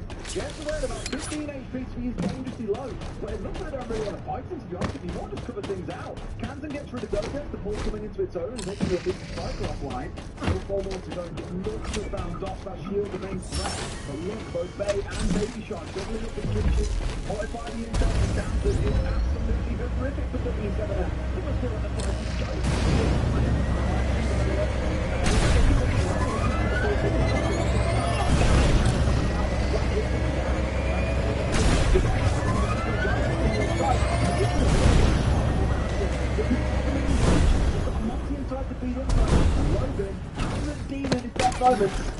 Yeah, shield up for fantastically, and then his weapon continues to go down. 2v5 in a position that he's a big kill, but Kansan manages to swing around the corner.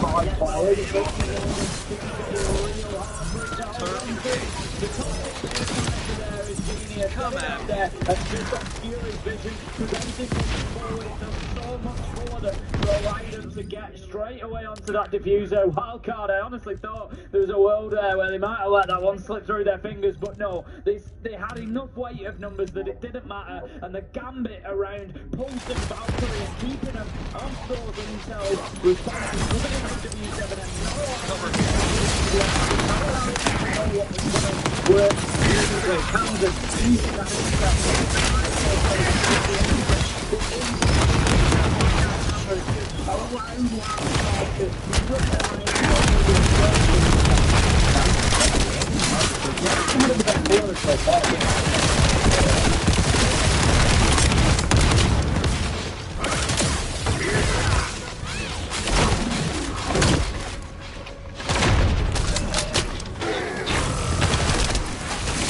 What happened?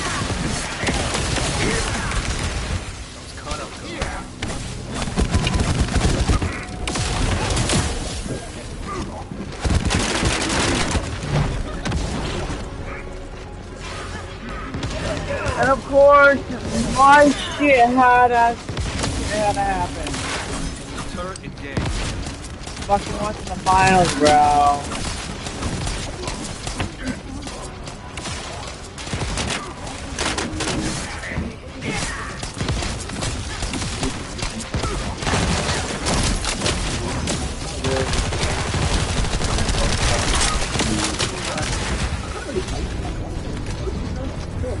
Wildcard in the first half, possibly in that situation.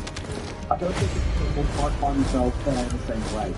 Because although we've spoken a lot about the performance of Joe against them, for me at least, one of the best players over the last few years. He's very quietly going about his business, but we always see him right near the top of overall EPS and kill rankings, you name it. He's always up there. You look at these things, half should be low, and you think, wow, these are some real great entry players here. They can do a lot of damage in the right position, but you never quite seem to always get it clicking the way they need to. How did you get so far in this competition anyway? Maybe this is the moment then.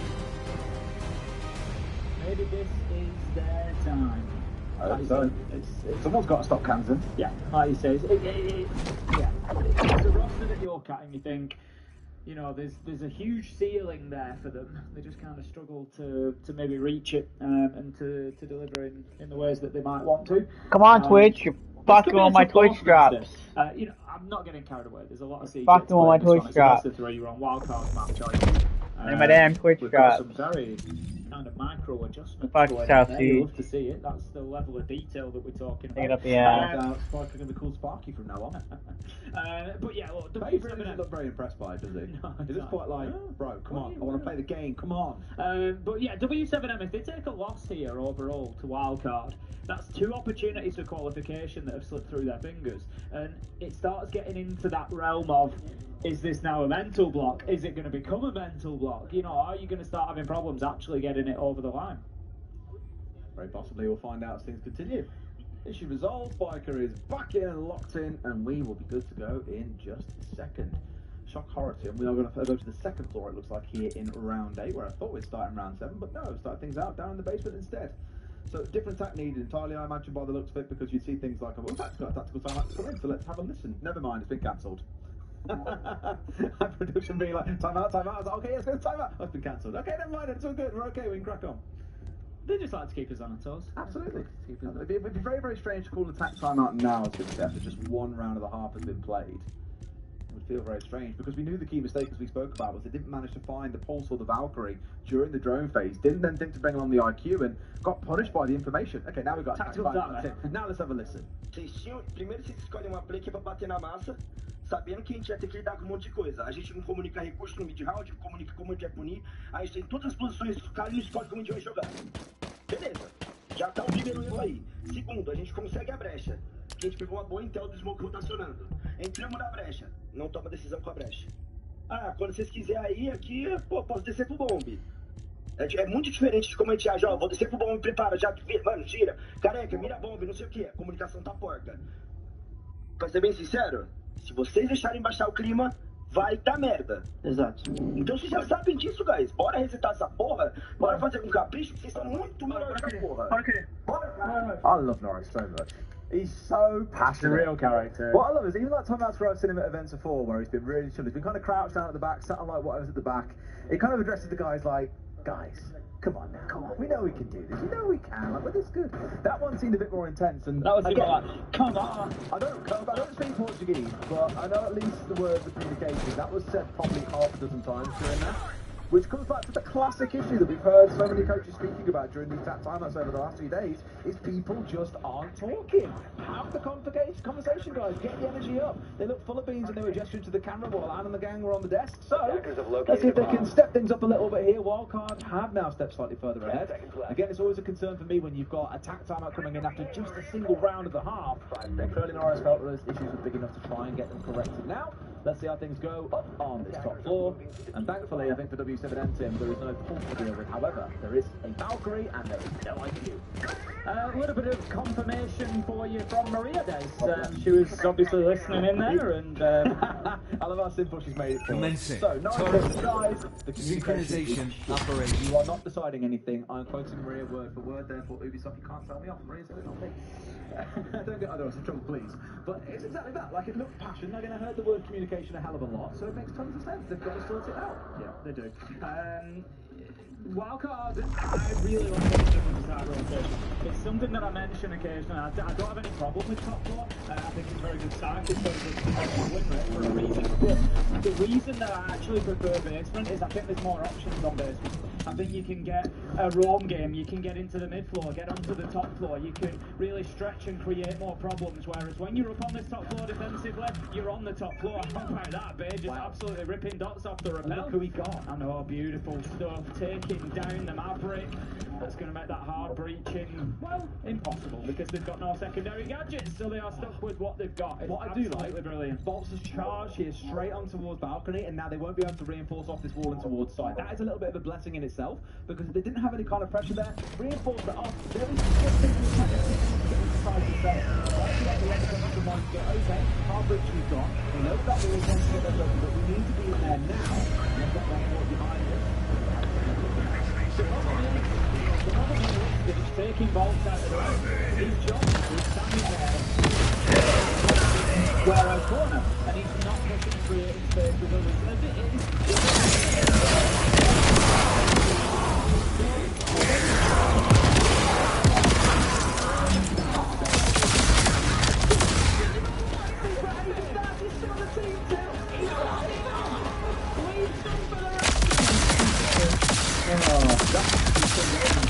Lots of things. The old two are coming back together. But I don't even that is going to help them out here. It looks like it's too easy. Descendant there bringing down Paul in a very comfortable round.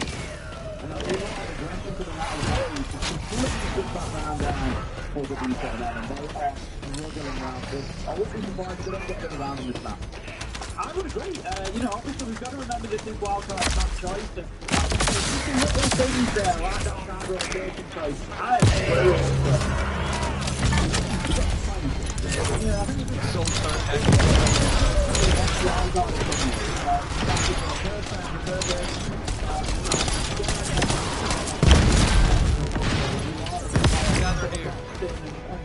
it didn't matter, they were ready to fight out of that box. Being having a great round, but as soon as you don't get to pick your answers all of the time, but if you get the Maverick and it's the only breaching option,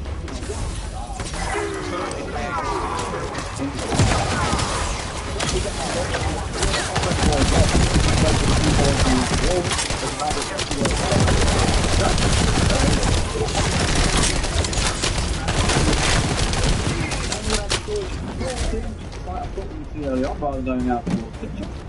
By the way, pretty classic rotation for wildcard. It's something really good about it to look at and say, what considering should be like quick. Hey, you're in the ground, you've got to find somewhere, and there's been rush on the two final night. Second place. I'm a little bit early for me. I think the rest of them are going to be getting 2 rounds right now. These are the step up, is the reality. If you always say you can't rely on you,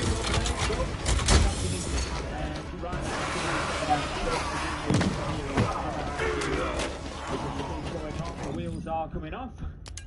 This time Wildcard are going to be defending storage rather than W7M, who chose their tertiary site over in kitchen. We're going to see a more standard approach here, and we're going to have Spiker on the pulse. I'm interested to see whether he plays above or below. He's just opened up the hatch, so I would guess he's probably going to drop down into basement.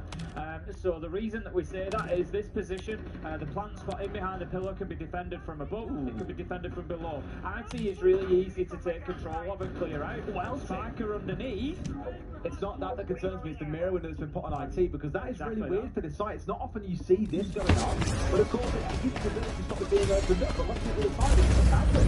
There's no thermite, for example, they want to get onto the wall, which means the C4 is absolutely We've got a stay up this routine, we've got that C4 and we've got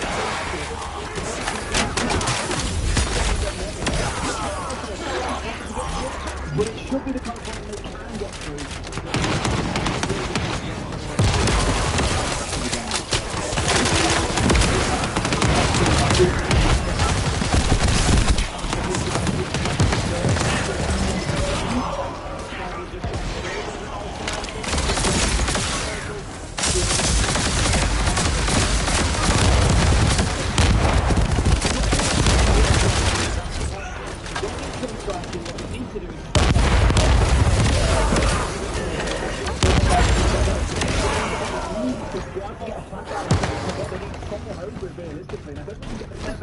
would not let us die. And look at it, they're still here. Being a massive headache and they haven't fully cleared IC out. We're over halfway through the round. This is not looking good. Only in the ball.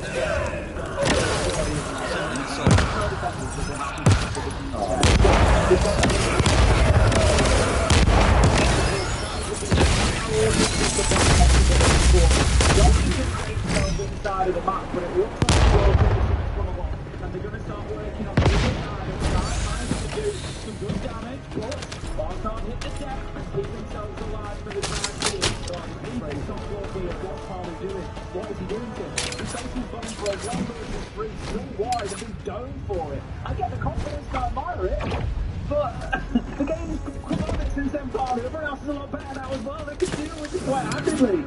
Really clean engagement from him, and the two players again to be sitting there aren't quite putting their hands. They're letting these rounds go away and just really from their own creation. We're 2 minutes 30 in, and they've only just about managed to get top 4 control, because Wildcard has got.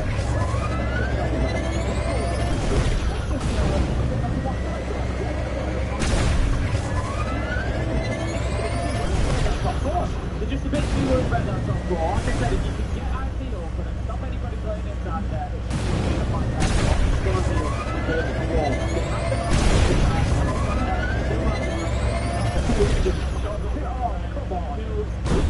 Nice and easy for that.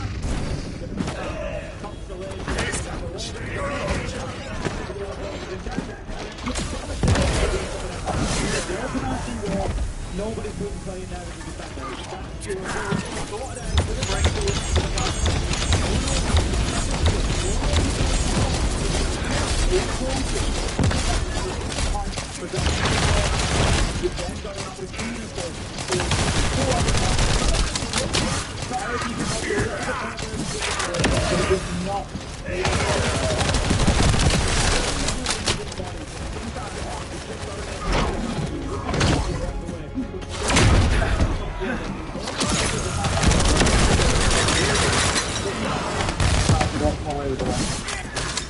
against this Wildcard thing, because I feel that's what the decent energy is.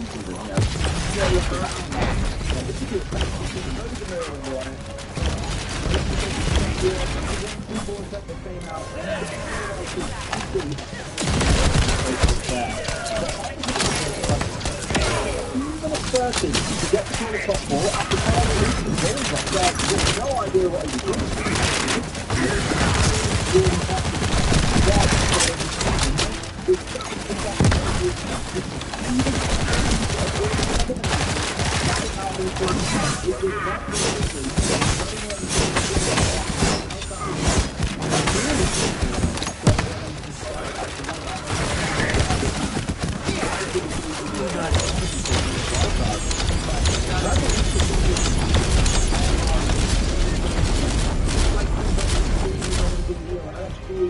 Are they really going to make it that deep? So far, yeah, they're being the upset for a number of teams, and I think W7M are about to do challenges are about to do that too. Again, Bolt being forced out, your route was now flying. One of your main operators to make this execute work. Juniper's back down. I don't know what's going on in W7M land right now, Tim, but it is not good. Norwich is going to be huge. It also creates some serious freedom for Wildcard, you know. They've got man advantage. They can push themselves out into the map. They can hold those positions a little longer than they might have done otherwise. They can really start kind of playing with that freedom that they might have like this. You can go and have a look at the window. Kansan takes down Palu. You don't do that necessarily in a 4v4. You don't want to give yourself away in that challenge, but they've got the breathing space to do that. 5 versus 3, W7M, they're rattled there, so it looks like the heads have gone. And yeah, I think we're heading for map 2 very quickly. Yeah, and again, Scottish Red Front feel very nervous for them because of their attacking record and Wildcard's defensive one being as strong as it is. Either way, let's see if they can turn it around, the 3 versus 5, but I'm not optimistic. They've already got the shots from down below. Josh doing his best. Sure enough, gets rid of Canada. I believe had a C4 going skyward then, but didn't have time to pull the trigger for it. Was finished off by the pistol. 3 versus 4. And also, frankly, Tim, bringing an IQ now feels a little bit late. A little bit redundant at this point. The damage is done. You know, just kind of closing the barn door after the horse has bolted. Look, we're gonna. find now that most people have headed back. There's only Bay really that's committed to this roam still, so there's 3 of Wildcard that have got themselves back. Logan is going to take down Baby Shark though. That's a problem because Bay is out, and so it leaves Spiker and Dash on their own inside a side. So W7M continue to at least keep themselves active here. Bay manages to get Dora 2 versus 3, and unfortunately can't reload, but it's not going to be a problem for Dots, who manages to find 2. Dash tried to back Bay up whilst he was blinded, but couldn't find a kill onto the blitz, and all of a sudden, this is a 2v1 and it's winnable for W7M. It is, Tim. The first time ever we've seen them turn around. It's looking like it could be theirs to go. There's a shield bearing down on it. And finally, we see W7M piece around together. Can't help but feel that's a bit of a wild card giveaway. 5v3, you should not be losing those kind of rounds. We spoke about this back in the first half when Wildcard did this for a couple of rounds in a row that let W7M start to build a bit of a war chest on that defensive half. However, still 2 more rounds they've got to find, Tim, and we've still got to do that rotate back through 2 other sites before we can say that W7M have taken us to overtime. Yeah, Wildcard has just got to shake that off. No, they shouldn't really be losing that round, but it was a great round from Dots. He's managed to get a triple K on the blitz, and that's really elevated W7M, and it's thrown them back into the round. So, you know, it was good stuff from him in order to do that. But Wildcard, they wanted to commit to that roam. They've got the 5v4, Camden took the risk on the window, got Palu, 5v3, brilliant. You kind of think at that point, maybe dip back to side.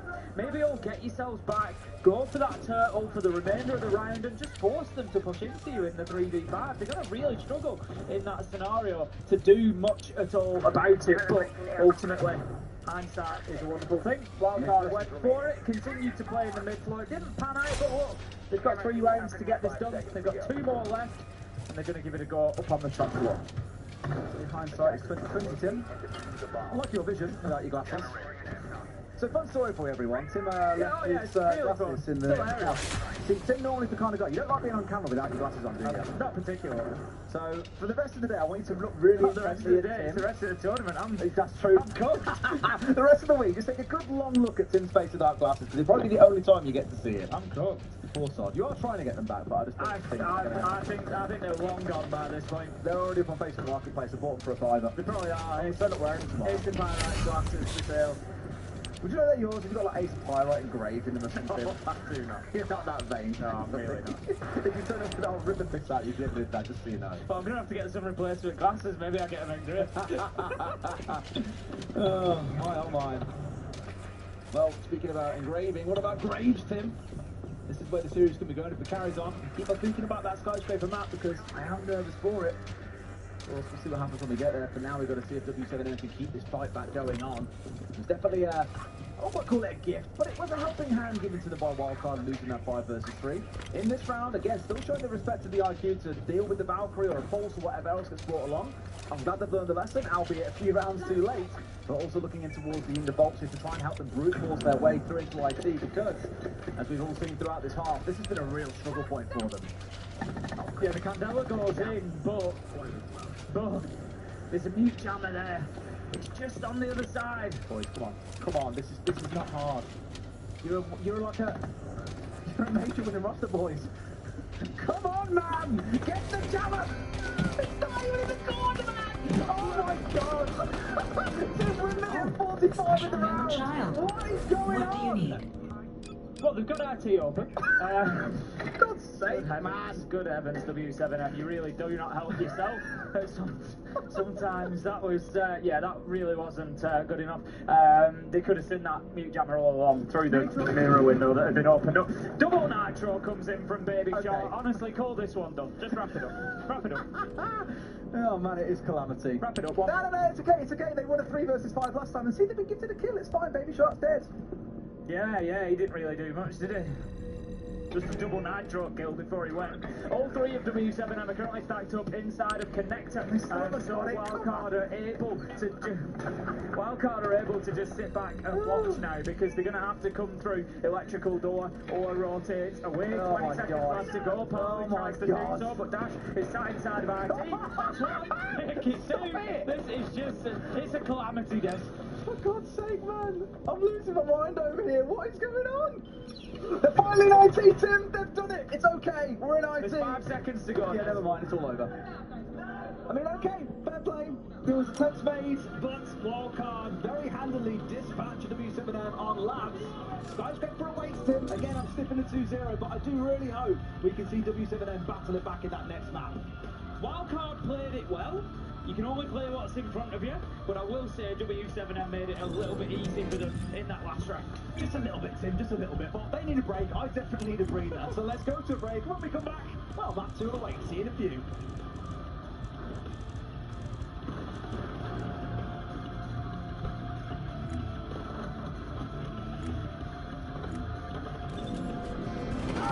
Now what do you want? Go on, I'm waiting.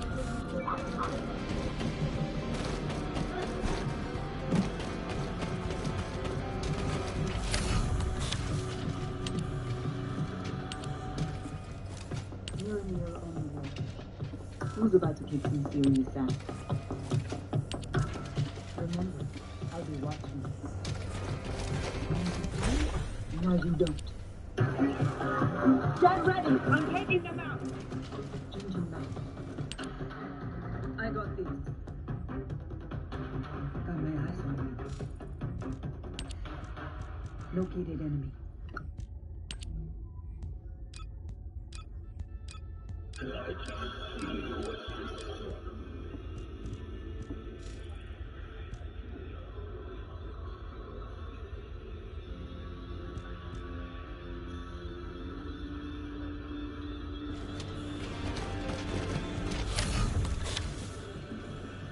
Experience a new level of access with unlimited rights and free time together. I'll take all of this as a card. Is Cartel skin vitamin C, E, and ferulic serum. Effective 15% vitamin C formula. Lethal. But you still need to pay for this. I didn't play for this. No, that's not what I said. Security! Okay, her face card's insane. Apply now for a face card that never declines. Can you email these to me?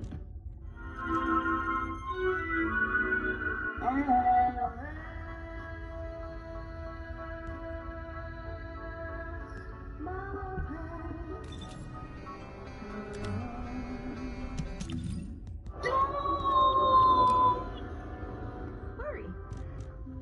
Scott 1000 lasts 2 times longer, so you can use as many sheets as you want. Get more with Scott.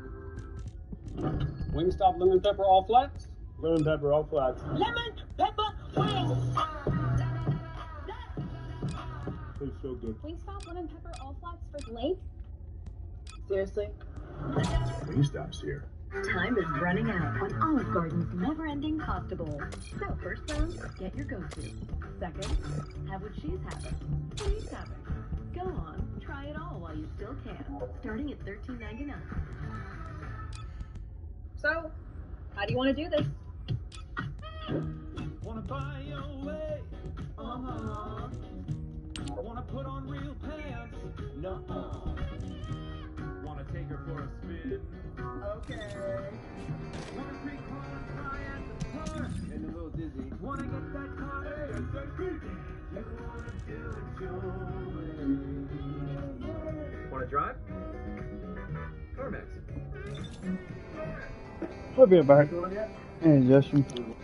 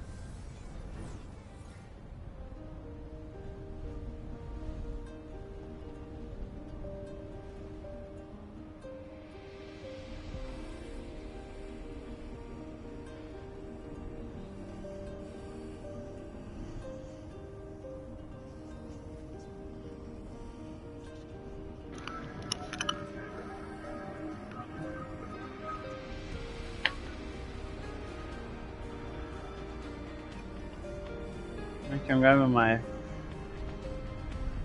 packs.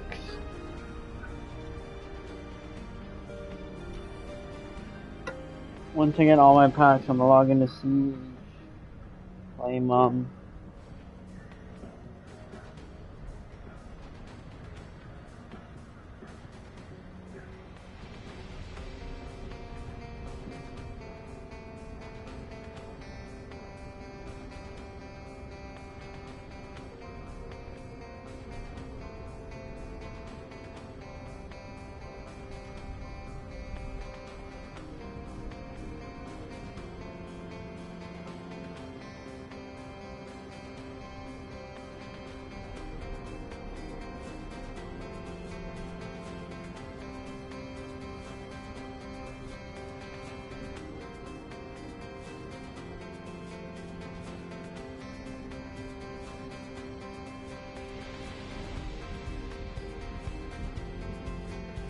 I'm at 77% for 5 hours.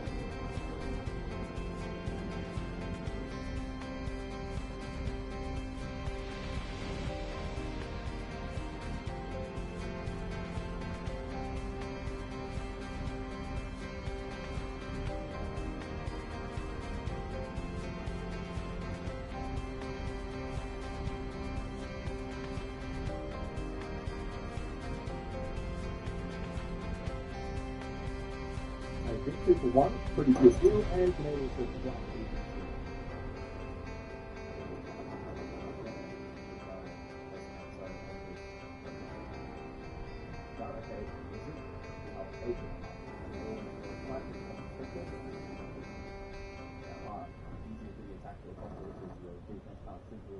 Let's watch a B team.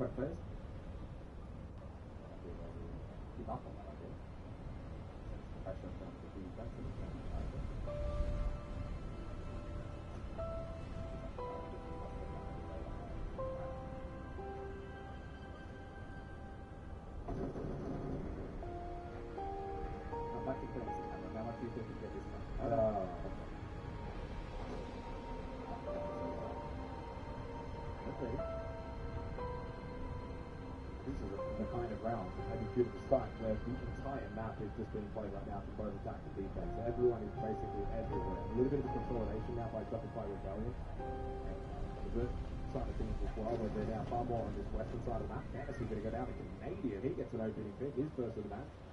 A third now acquired for Shopify Rebellion in that department. He's 9-3 now. Man is locked in. He doesn't want to go home just yet. And I think he's starting to get a little stalled out. This would be a huge round win for Shopify Rebellion. If they could acquire a third defensive round, boy, the tune of this match changes massively.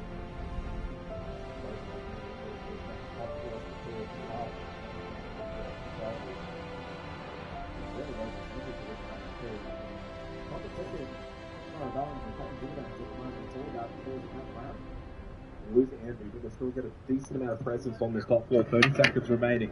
Boyd is still just trying to play the vert. Wary of the fact, though, that he may get pushed in.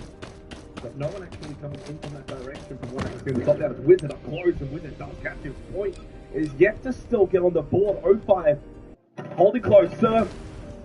Shot a little too early. Now gives his position away. The flash will force him back over towards main lobby. Wants to slip in towards Custom. And Cons has the kit. Now down on the floor. We're into red time, guys, and there's no kit in here for NIP. The Canadian and Surf clocked up. Canadian won his fight. Needs to hide. But Hayes got on the kit. At the last second, a Canadian needs to deny. But has no vision. Post plant. But no, loses out to Hayes. It was so close. For Shopify Rebellion, but NIP will steal the round! And that was close. NIP again clutch up. The pocket pick from Shopify Rebellion goes begging. They did so much hard work. A lot of these rounds have been winnable for both teams. You think about the opening round, straight up 1v1. Second round, 2 alive. Third round, another 1v1. And that round in particular, Canadian with a 3K, 1v2, what was it, 3-4 seconds on the clock when Hayes was able to get that kit very quickly, get it onto the floor. No angle found for Canadian. By the way, 11 and 4 now.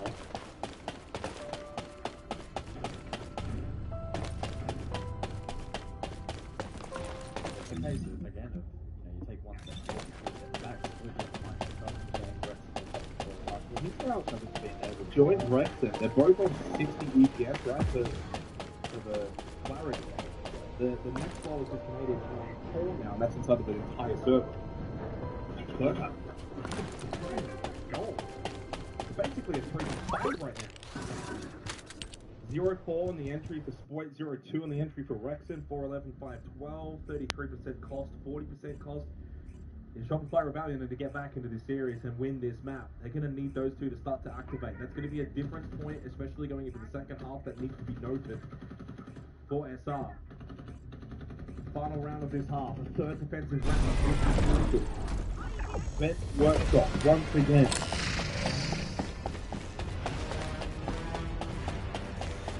Launching Void Vessel Exploration Operation. The hot heavy frying power.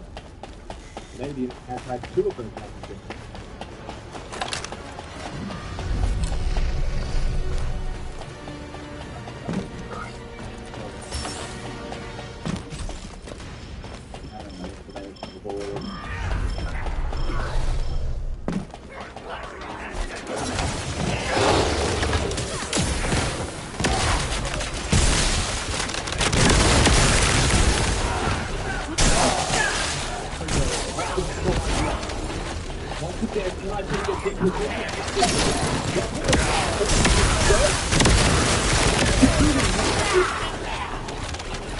For the rest of the time, and poor old Canadian is wondering where is the help?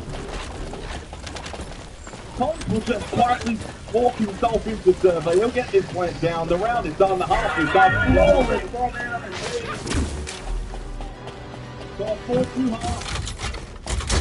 For all intents and purposes, this scoreline now, and switching sides, it's that decided map.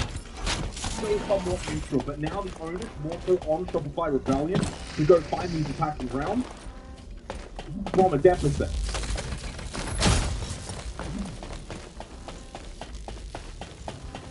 Shopify Rebellion goes back now against the wall and needs to fight themselves out of this position. That stay at the office, NIP is firing. I'll tell you what, they end up winning this. I'll forward for them to be very, very interesting here in minutes.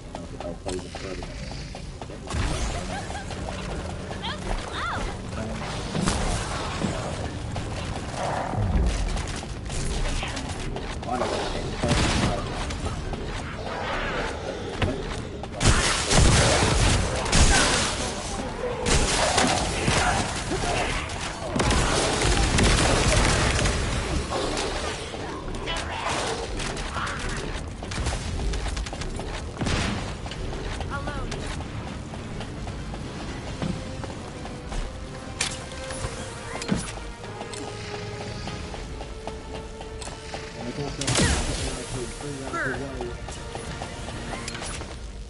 Knocking out Shopify Rebellion here at the Major. Getting to then fight for their play in finals tomorrow.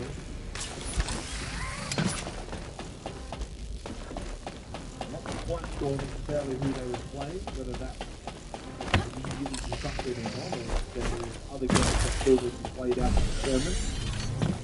But regardless of that,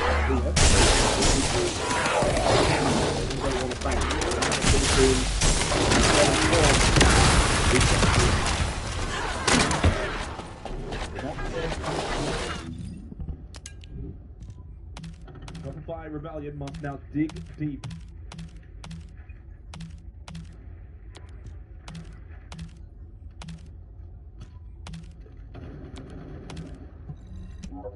Something to keep in mind as well this round is that frosting play, particularly prevalent here on border. Rebellion needs to ensure that they reference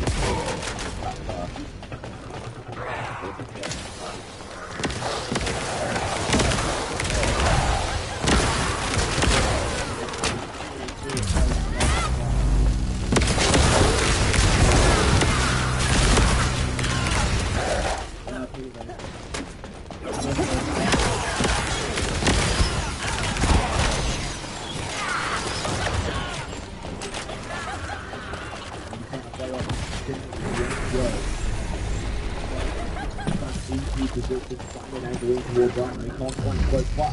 Does find the kill onto Wizard.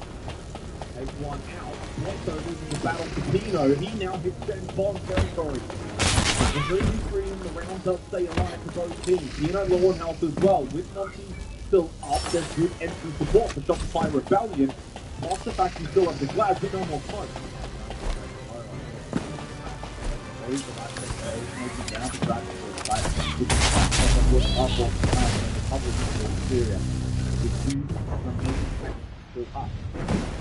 There's still one more nitrous cell available, but he is low on health. Over towards Fountain, now Archives, he has rotated. Energy actually by the about maybe trying to get things stuck out. He's crawling up, really and Envy. Fantasy by himself coming for break. Shopify Rebellion able to break down this site. Into Archives, the plant will go down, and Envy gets another one. The young gunner, high 19 speed capabilities. Canadians set him up, and Envy was able to get the slam dunk.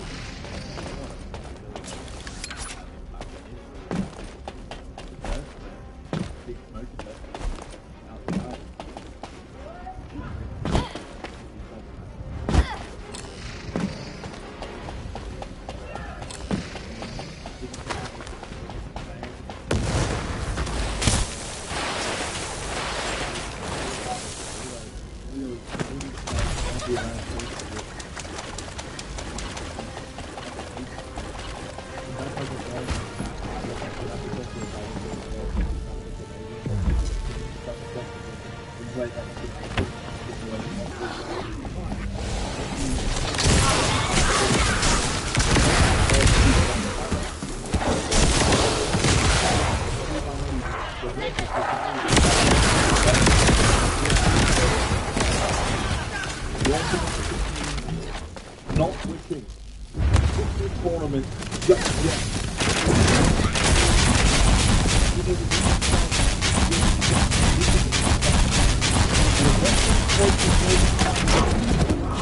Celebrating border.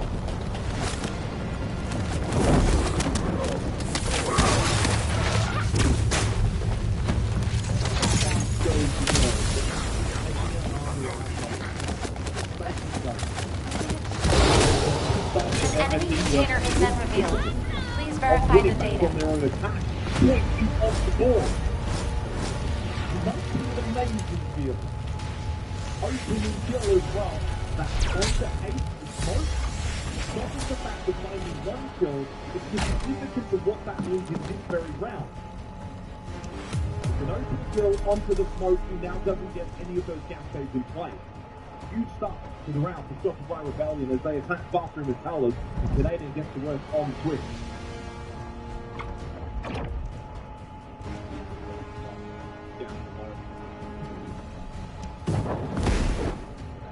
Clear from others.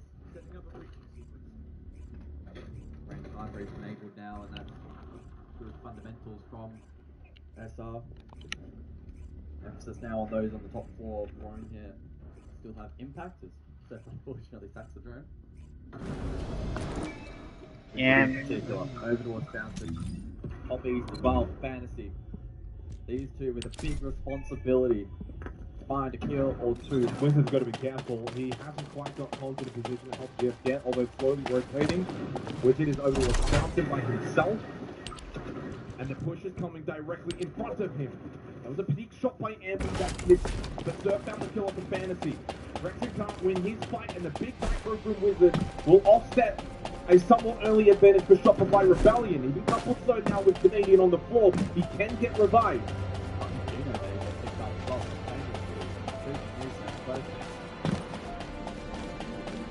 Magisters are probably humanity's real hope, don't you think? Still up on that clash.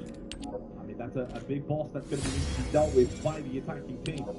Still double impact here from Exploit, so look at that as direct counterplay onto the clash. No explosives though, which could compromise their ability to Wizard playing by himself. Big fight. They need to try and push this together, but Shopify Rebellion actually are going to push away from Wizard. They want to go more so towards the side. Admittedly, there's only 20 seconds remaining. Thinking about a hatch drop, Canadian posturing. Collins sitting inside of towers. They've got Pino over towards workshop, so they've got this surrounded. This is exactly what NIP wants. Boycott in the hallway. Canadian there for falls. Rather than going for the clear, Shopify Rebellion went direct, but the trap had already been set by the Brazilians. They now have a 2-round lead. They are now 2 rounds away from knocking out Shopify Rebellion. It is timeout. And boy, is it needed.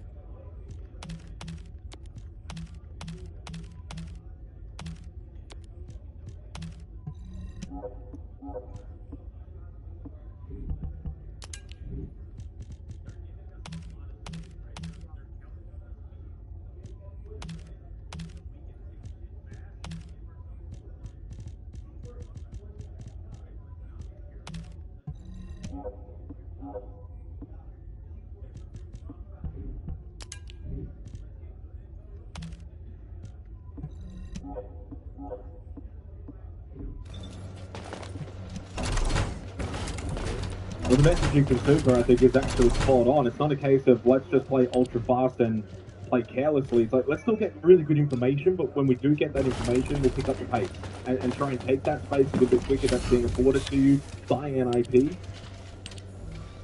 And the major goal in that is that, as we just saw in that last round, they only had 20 seconds left. You move a little bit earlier, a little bit faster early into the round, you might have had 40 seconds left. And maybe you play that round out a little bit differently. Maybe you do have the time to actually push Armory and clear out Wizard.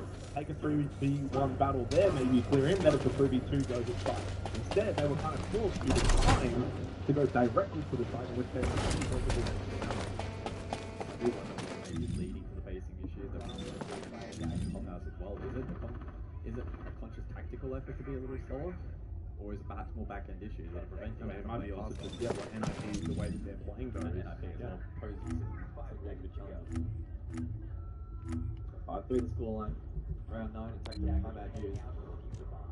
Shopify Rebellion need a conversion here. See what they have to offer. Monty in play here.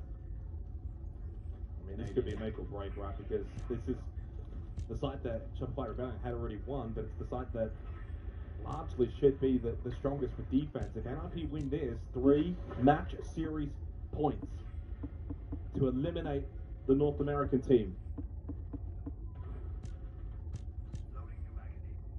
But if Shopify Rebellion win this, it's almost like a little statement to say that main site, you can't win it. You're going to have to win it elsewhere, and then it's 5-4, and it really opens up the map. This night's round, guys, it feels like the most pivotal. Canadian forced back by the gas phase thrown out by Fantasy. Goes for a double for more damage, and it does do a little bit of damage, but it does mean now the smoke is only done down to 1 bay. Maybe brings the Nitro now a little bit more into play as well for the 90. Still tight margin. A well placed one could find Canadian, and that really turns the tide of the round. Kind of like Bruce Bruce now on the ground. Still has a shotgun as well that he'll be looking to get value from. Aggressive from Hayes, is considering there's a lot of players posturing here from the attack. Logic Bomb as well. Canadian, gotta be careful here with his positioning. Fantasy, though, just overwhelmed him. He got the guard break. Pino gets rid of Spoit. It's falling apart for the Rebellion. It's out of ammo for Fantasy, and MP will then oblige. He'll take the free kill. 2 in the round for the young gunner, and still lots of time remaining. Double DMR into 2 defenders who have already taken a hit. That's very winnable. It's still an okay position here for Shopify Rebellion, provided they have a decent amount of information, and if NOP don't set up these correct crosses... Well, NOP should, at this point, just be playing sight. Oh! Okay. Huge angle foul from Ampy, who still has a Logic Bomb available. And there's actually still a shot drone available for Surf. So in terms of information gathering availability for Shopify Rebellion, they've got it in space. That's why humans need us so And a desperately. 2v2 here at the Major to try and stay alive. They found where both Cons and Wizard is located. There is that Logic Bomb and the push that now follows. Big moments like this in a major where you need to step up, but Cons finds Surf and Ambi is in a 1v2, also falls. NIP farming the North American. Ooh, the pressure just gets to SR, and that moment, they did so much right. They set themselves up and fall short. The push through Falcon squashed immediately, along maybe with the hope for this roster. 6-3. 3 match points for NIP. Shopify Rebellion now facing elimination from the major. NIP sending home 2 teams from NA. It's not What a run for NIP. They sent home FSG, now looking to send home another North American team. Bent Workshop. And this is where it's real for Shopify Rebellion. Facing this reality, the pressure that would be there for them. It's also the pressure for NIP to close out. They would know that, but they're also 1-0 up in the series. It's not like it's map 3. Far and away, more pressure on Shopify Rebellion. And this is not the way that Spoit and Rexid would have wanted to end their tournament. 2-7-1-9. And imagine the far-reaching implications of this if in a few months' time. More on Andy, by the way, 20 and 15. He's the only one that's positive EPS-wise in the series for the Rebellion. Surf's played well as well, considering his role. But again, you look forward to the next couple of months. If Shopify Rebellion get knocked out here, are absolutely critical for SI. There's still no guarantee. Dropped down a 67% chance to make SI, no guarantee. They'll be looking at regional finals. Yeah. Well, they must win the next 3 rounds to stay alive. Not just to stay alive at the major, but to give themselves the best possible chance to make 6 Invitational. Of course, losing here doesn't mean they're unlikely to actually win. They're still likely as like that. They did drop percentage-wise quite heavily.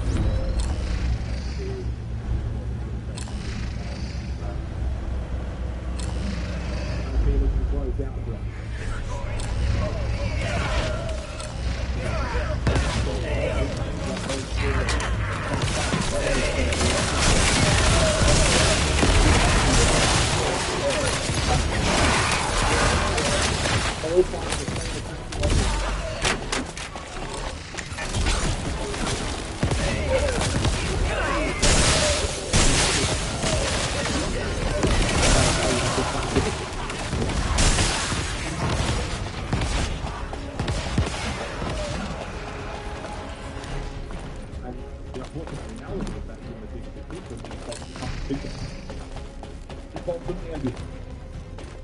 They want to try and catch out with the overall security.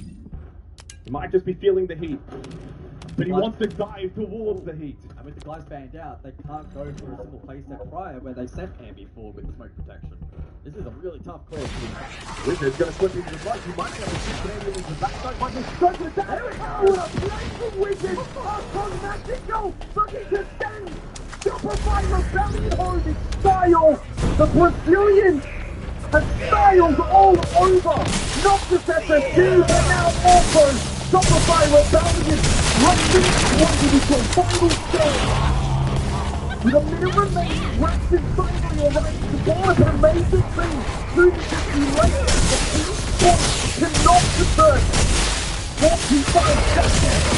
And from 2v5 to 2v3, one last minute remains to beat the North American roster. 30 seconds on the clock. This is it, boys. It has to be your moment. It's been a quiet one, but make it your moment. Keep alive a little longer. It can change dramatically.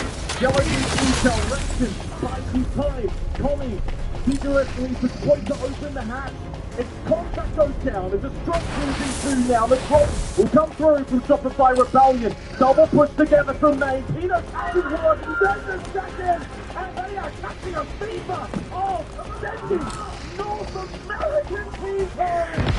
Back to North America for Shopify Rebellion. To the 2-2 at the Munich major. Yeah.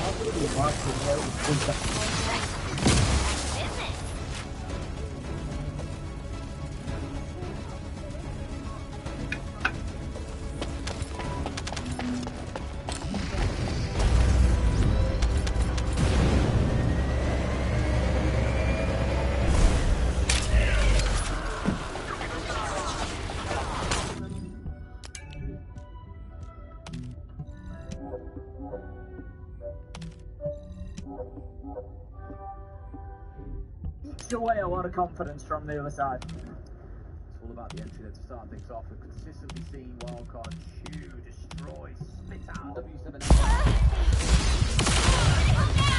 Dog, I'm...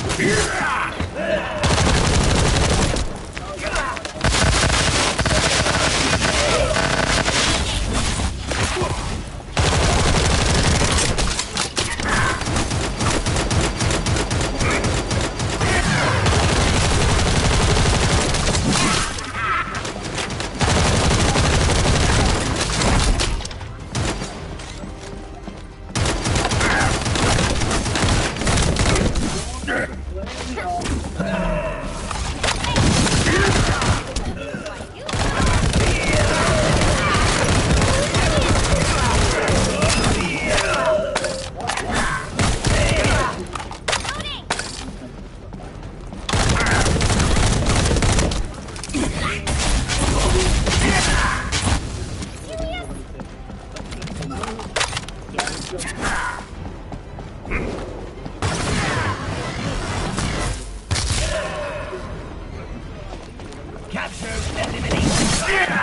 elimination target. Invader location. Battle all will commence.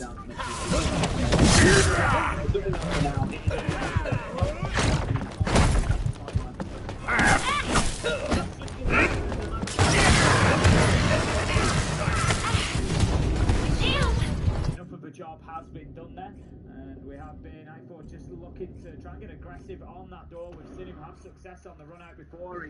Dude, it's fucking glitch. You gotta be fucking kidding me. After being hit by that concussive mine from Dordes, who retreats back around the corner for the time being. It's going to be a challenge here from Kansas. He was playing in Dragon last time around. He did have some success, got 1 kill out of the 2 players that pushed him.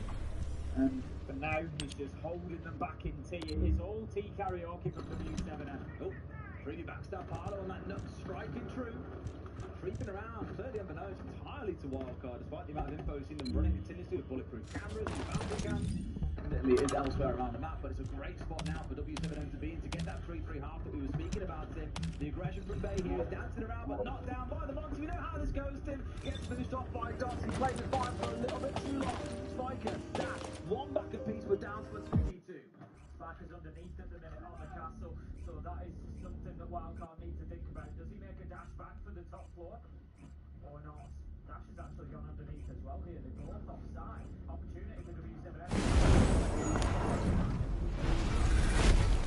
Difficult to be sure that you know where this is going down. This is an important moment. Dash. I should have bagged a lot.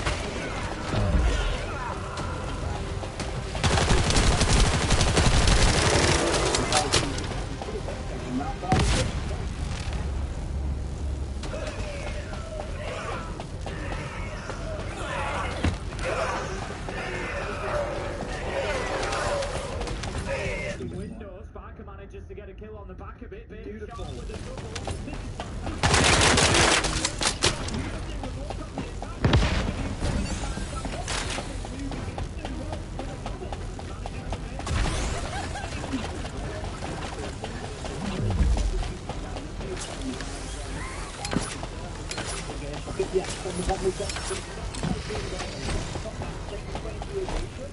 second kill on the player. That means he is second in the team alone. That means all the attackers damage to coordinate around this bay. Trying to be deleted by Dom. One of the shots, but this is very great. We're able to double it down. Oh, there it is as well. The shotgun is towards that.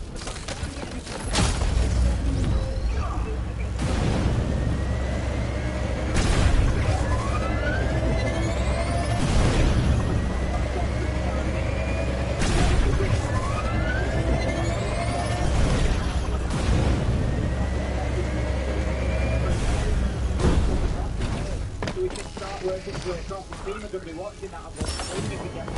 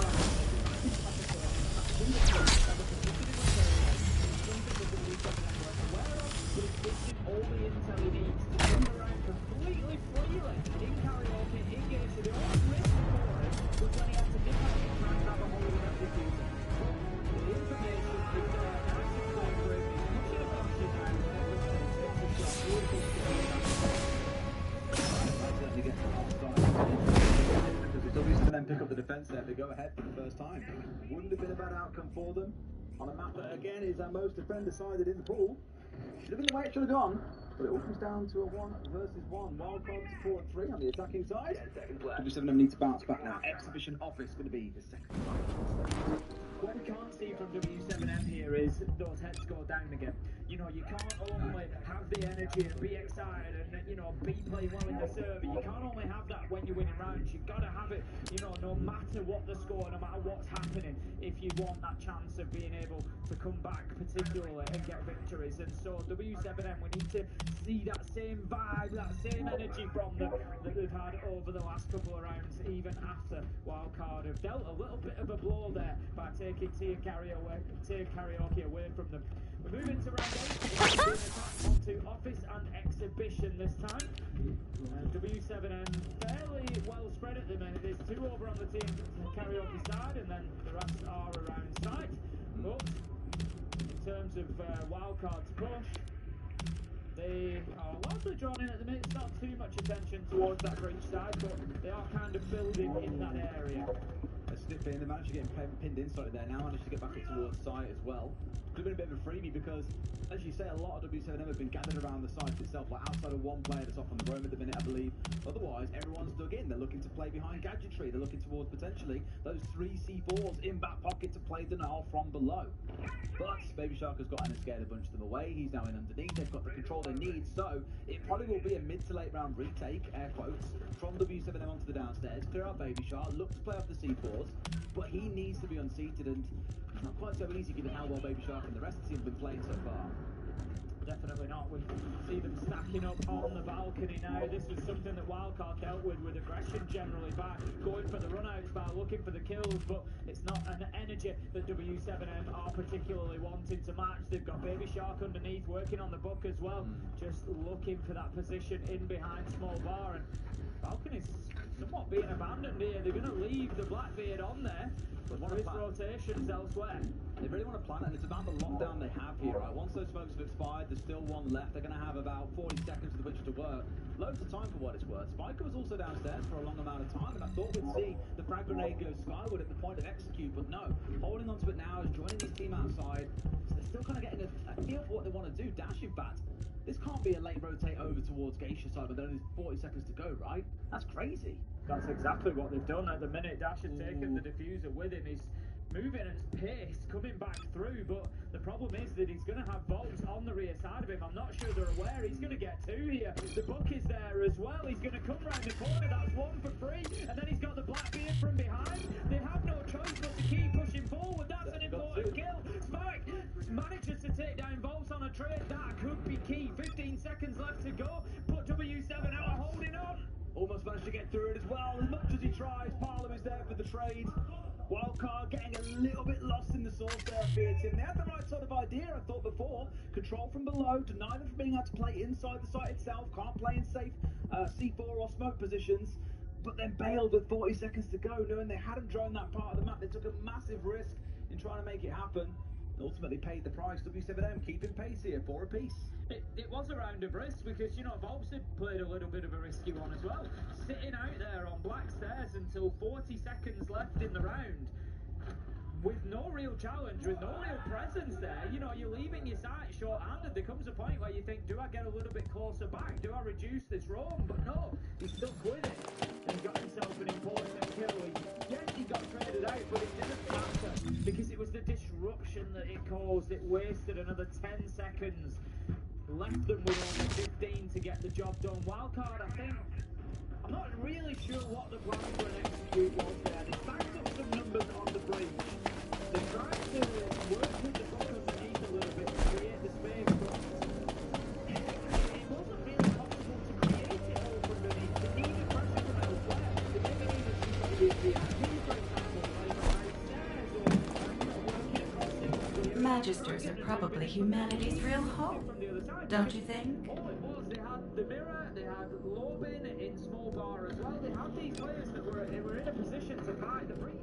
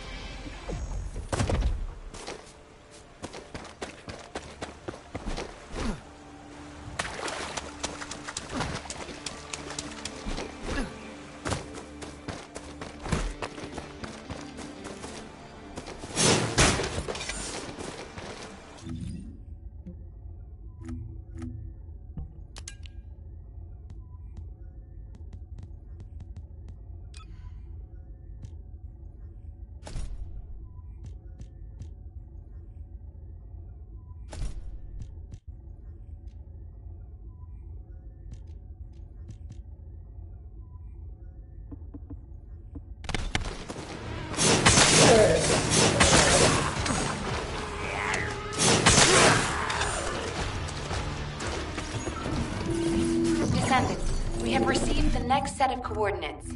To ensure safety of the ruins area, we're commencing an operation to annihilate the enemy. Our goal is to completely eliminate all enemies in the ruins area. We have detected Vulgus signals indicating an ambush near your location.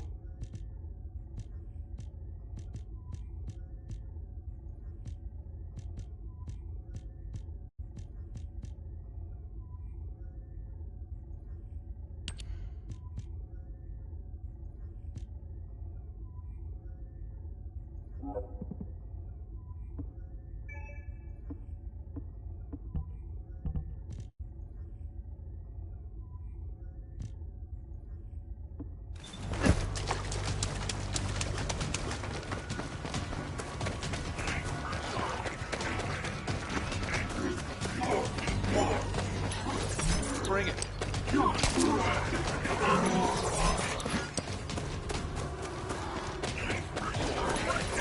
Turret engaged.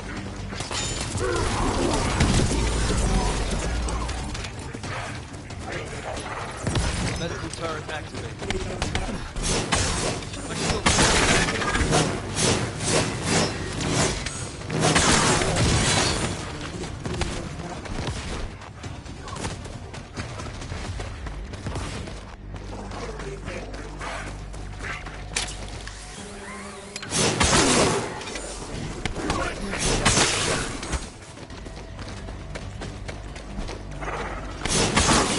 Towards the ruins entrance while eliminating any remaining enemies.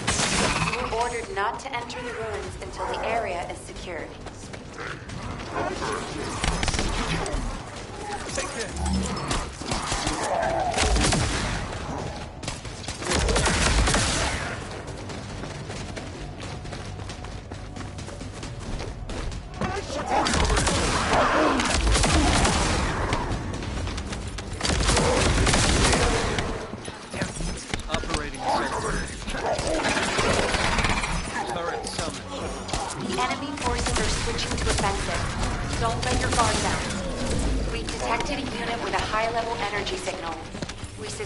Vulgus with a massive amount of firepower.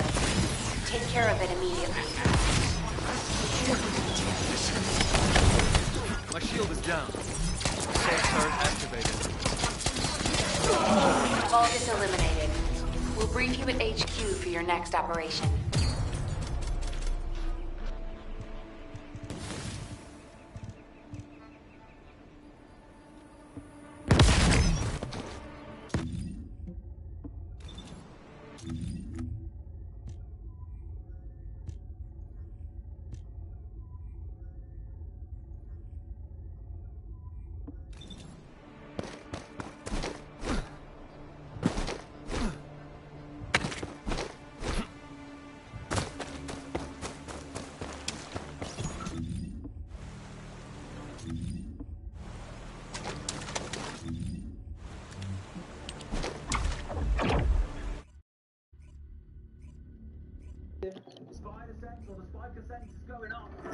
Juice was going down, and that now springs the last two W7 players into very cautious action. Robert's pretty close around this corner. Sparker knows now he can pre-fire out. It's not rotating there. He's going to fire him straight. Gets his man. Opportunity to put the user down possibly and just try and he's going to bring him in. The decision has been made. He's going to go for it. He's not going to find him in time, I don't think. 3 seconds left to go. So nail biting for half a second in it. That was a real back and forth round, so it was right at times. Excellent start coming out from Wild Fans before them to well pulled back by W7M, and they keep themselves in the series. To round 12 we go. They have a chance to send us to overtime, but we'll have to win that as well to send us into match 3. See if they can do it.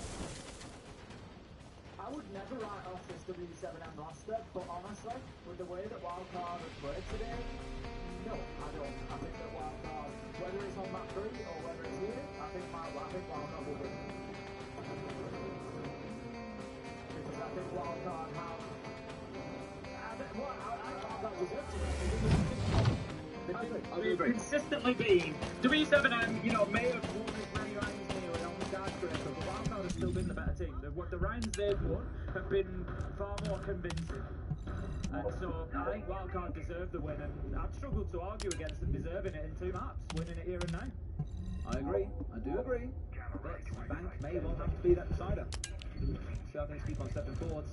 Exhibition office where W7M are going to establish their last line of defense, their last chance.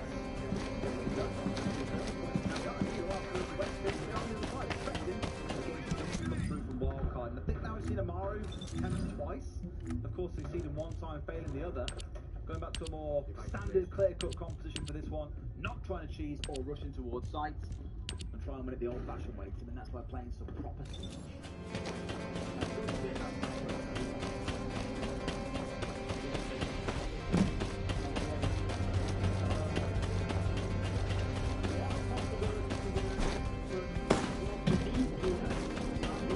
Humanity is very weak. That's why humans need us so desperately. Exactly where that is played. We've got a presence from W7M. I see them both in office and exhibition and over to the opposite side of the map as well. So lots of ground for Wildcard to cover here. They need to make sure that they can get around the box and don't let things get away from them. Baby Shark is in underneath just to try and deal with any of those difficult positions. They not effective, but they managed to get that wall open into the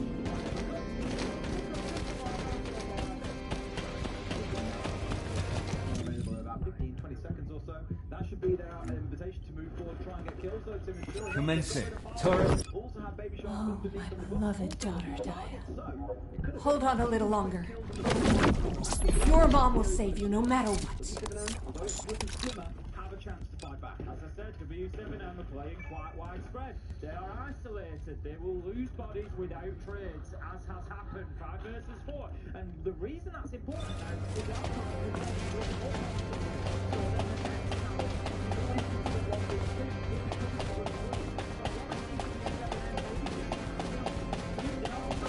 is drop back a little bit, play a little bit deeper, but particularly play together.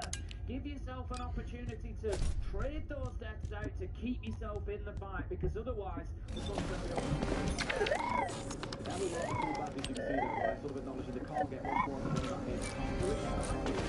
They've done their actions, they can't keep Wildcard back forever, so you do have to looking to be is they've got a couple of players scattering around.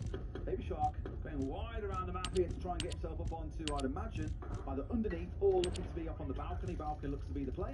Still have someone providing that backstab through display window or directly in towards the site itself. But for now, main bridge is electrified, so it's not that easy to step through. Camden gets one, Logan trades it back with a C4 elsewhere.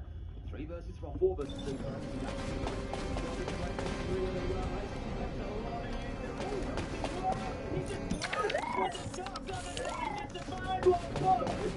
Still on top, 9 seconds, but it doesn't matter. Camden picks up the final kill, and the North American side will qualify for the Christmas of Munich, and they did it in style. Oh, my beloved daughter died. Commencing. Turret. Synchronization operation. And now here, before we've even hit the final day of our first stage, they're one of our teams in playoffs. Very well deserved. And as said, I can't wait to see them play because their style of siege has been so fun to watch today. Yeah, back to the drawing board for W7M, unfortunately. It's been a rough day for them. Another shot, they are now 2-2, so they will have that final match. This operation. That will decide their fate. That will be played tomorrow. I am analyzing the void paradox. This should really struggle. Labs definitely stung them. It could have been a different story if not for Labs. However, this is the one that we've got. It is a 2-0, and of course, former teammates here as well. Of course, can't forget that is the first time that Dash has come up and played against his old team. So it must have been a lot. And I'm loving that Lawrence, of course, giving him all smiles as well, which is a usual thing. We'll go to a break. When we come back, our desk, I'll break this down for you.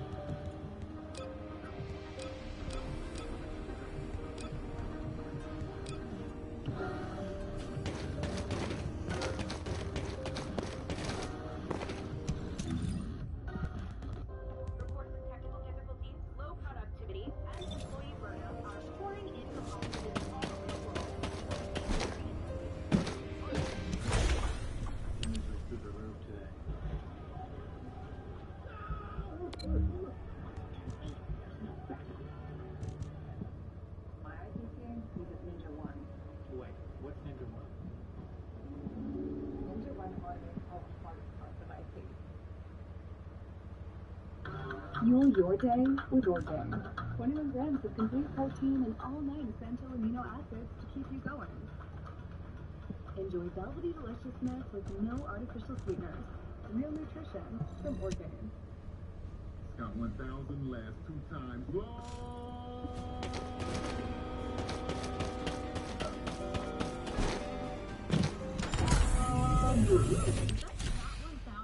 Yes, get more with Scott. Have you told him yet? Told me what? We only accept certain forms of payment? Like, some of those movie quick TV stations. Sure, we can all agree. Come on, let's be real. Your currency's not just old, it's not working for you anymore. What do you want? You want a robot? You want a robot? Dad, I'm not saying we have to change who we are. I'm just saying it could be a lot easier if we bank your like cash apps. Yeah. Give me my fucking pack. History has taught us anything. It's not to root against the underdog.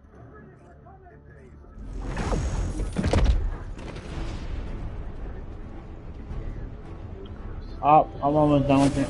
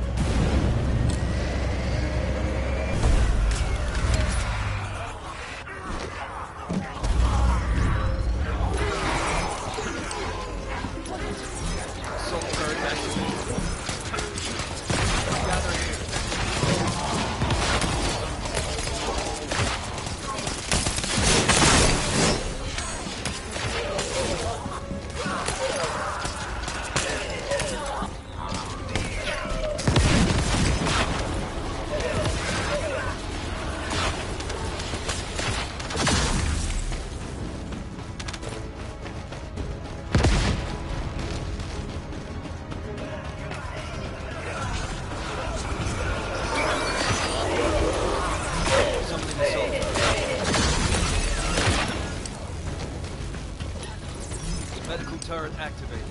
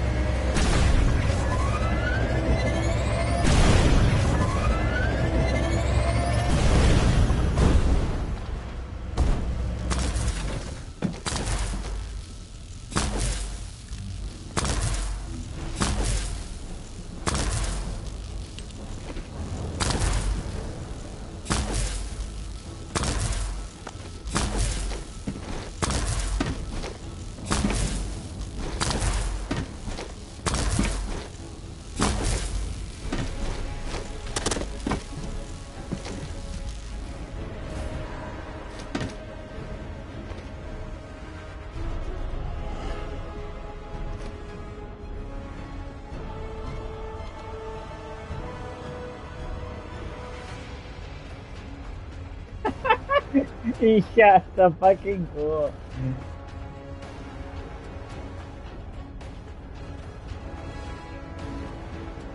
That's fucking cool.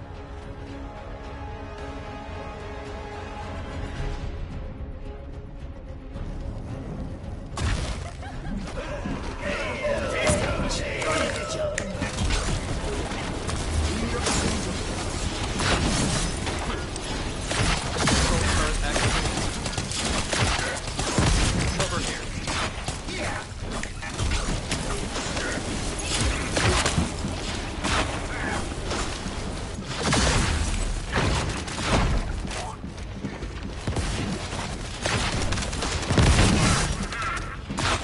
The music of my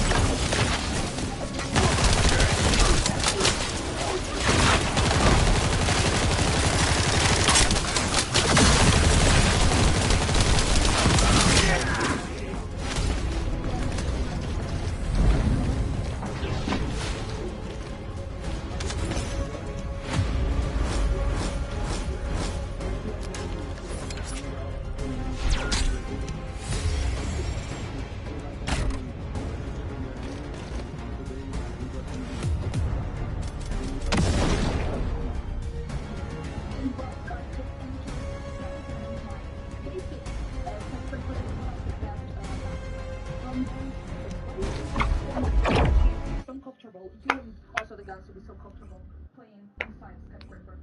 I think the first map gave us the confidence we needed for the second map. I mean, Skyscraper is a map that we are still improving. We are not like very strong in this map. So the first map, like the way we played, the way it was, I think and like we started the Skyscraper like very confident, like our effects, the basics, we're playing this map, and I don't know, it's just everything was perfectly today. Now you're outside. What about now? Commemoration? Drinking something at the hotel? You know, party? I think we have some day off to, I think 1 or 2 days off to drink something. I think we're gonna have some fun there too. So let's have some fun. Thank you so much for that. And there you have it. Dash beating his former team, the one that he won the Montreal Major with, to make it to the playoffs of this week. You can see it here, hugging his former coach. A Cinderella story. Absolutely beautiful moment between these two. We heard about it in the interview as well, but amazing stuff from Wildcard. I mean, making it to the playoffs, and I feel like the emotions that we saw from them after this game really showcased how much this means for them. Yeah, absolutely. Again, you know, Wildcard really had to fight tooth and nail to be able to make it here, and then to fight their way in this matchup. Came here, really prepared, displayed that in the first match, and as Dash said, they needed that confidence, what came from that Nighthaven Labs, to display what we saw on Skyscraper, and man, was it beautiful, because what we saw was them actually back on their back heels, where hope was being instilled from W7M, but then once they swapped that attacking half, immediately shut down that hope. Same story for the two maps. I think we really see the gap between the two teams in the attacks. I think that's really where you see the cohesion come to fruition, and I think that's really what we saw from Wildcard. And I want to mention once again, one example of that is that one round on Skyscrapers where they're rushing. I thought that they understand this is a full room on the other side, and they decided then afterwards to go crazy. I think that Bay, for example, also on defense went completely crazy on that room. He was one of those players that you've mentioned before, like going completely crazy, and I think that obviously he stepped up once again in that game. I was also mentioning also when they stepped to attack and they went for the rush. I think that one was especially, look, they see that on the east side of the map, everyone is roaming, and they come up with the glass, with the double smokes, the Avaris coming in. That's a preset counter strike. What a great rush. She goes for the plant, and I will say this, what comes afterwards is amazing. They set up Sophia downstairs with the bird on the diffuser and get 3 kills in a span of 5 seconds. That's the adaptation that we were missing from W7M, and that is brought by Wildcard. And not even just that, in that round we saw that when it came down to that 1v4, Volps just looked so lost, discombobulated, not understanding what even happened in that round, how it fell apart so fast, but it was really off the backing of Wildcard, making the quick adaptation, understanding where the execution come from, and they executed and delivered perfectly.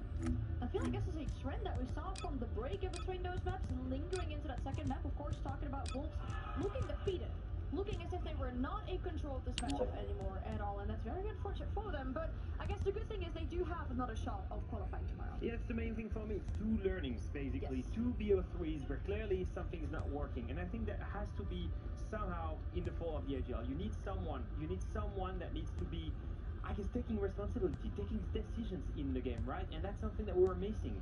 And I think after two BO3s of just missing the mark, that needs to be a bigger wake-up call. No, absolutely. And I just also think Volk's actually performing better on this skyscraper. Granted, they did lose here. That should instill the confidence back into him that when they go into their matchup tomorrow, they can feel far better. He can feel far more confident. And then maybe we won't see the lack of communication and the discombobulation, the disjointedness in their attacks. Now, this was, of course, our second game here on the A stream. There's one more that we have to do.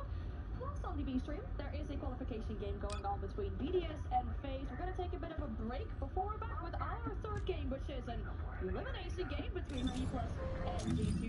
You can go watch the game on the B stream in the meanwhile. And also, we got something ready for you here on the A stream. We're going to play a game with Ace, and there's about who said this. And without trying to spoil too much, there's going to be someone in there with a line of someone who could find 20,000 euros.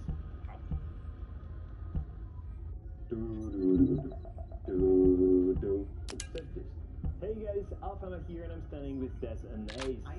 This iconic casting duo, and today we're gonna play Who Said This. The idea is that you're gonna have to find who said this famous and iconic quote. You can be a Siege player, can be a Siege coach, can be a Siege caster. I'm gonna be really, really bad at it. Yeah, I mean, we're gonna start with an easy one. Surely that one is a modern one. For 3 minutes, I'm asking to put one on long bar. No one on turn. No one at this time. A little fast, let's enjoy the music.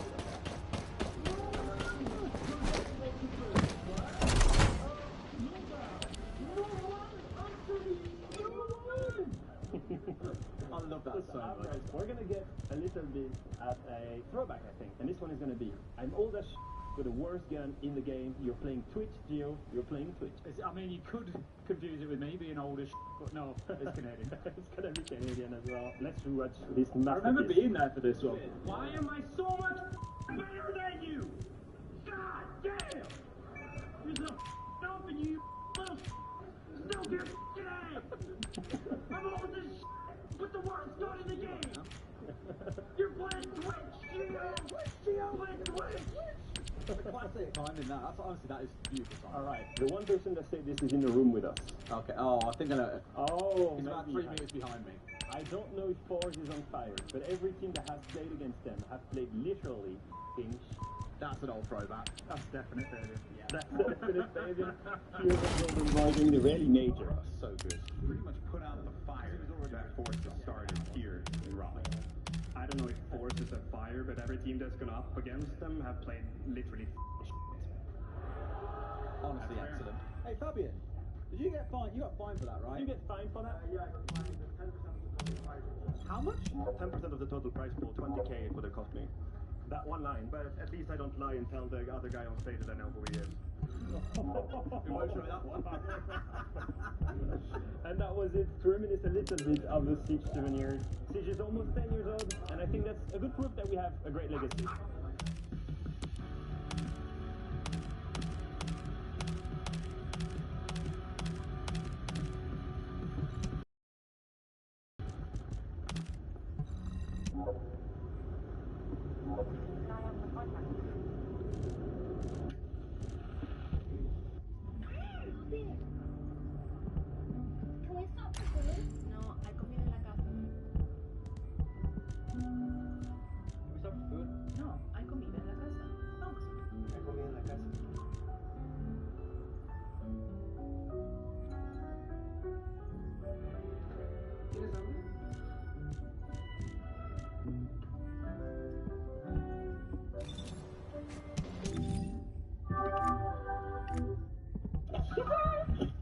Hi, I'm Joy.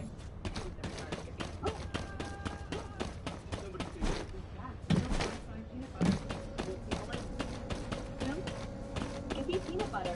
Where there's a jar, there's Joy.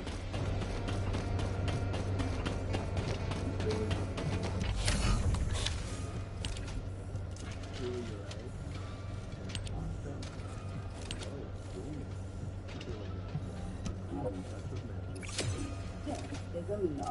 We're talking tender steak. We're talking cheesy. We're talking dipping in a dip size soup.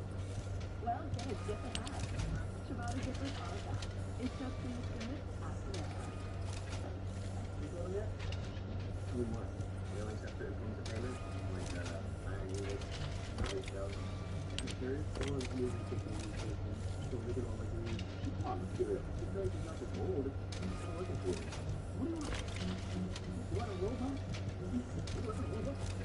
I'm not saying we have to change who we are. I'm just saying it could be a lot easier if we went through like cash app instead of not like this.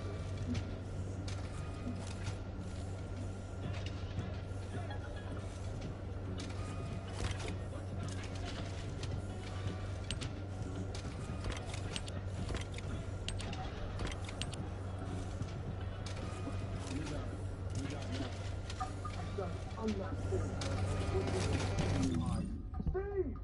How are those steaks doing? You tell me, Mr. Ramsey. It's Chef Ramsey. Donut. Great to see him, by the way. I am the grill master. Fact. Nearly half of Americans don't get the recommended daily intake of magnesium. But this essential mineral is great for your heart, bones, nerves, and muscles. Life Extension's magnesium glycinate delivers this popular form equal to 105 milligrams of elemental magnesium. And because it's a well-absorbed form, different parts of your body can make the best use of it. So get the magnesium your body needs with magnesium glycinate, and you'll say, OMG.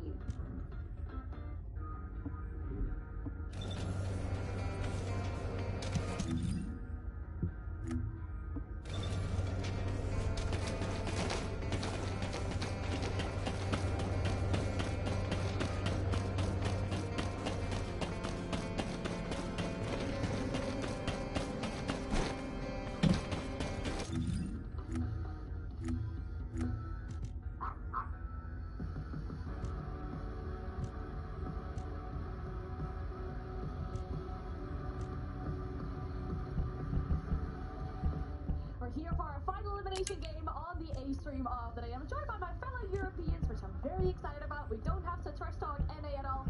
There's no NA in this game even to begin with. That's a really good thing. I'm still gonna do it. I still find a way. We'll find a way. We're gonna talk about G2 and Deepless though in the elimination game as our final one for the day. And now talking about these two rosters though, I feel like G2 they just haven't made it easy for themselves for able to find Deepless.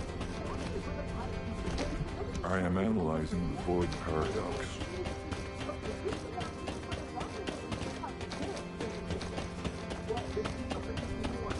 Have you completed preparations?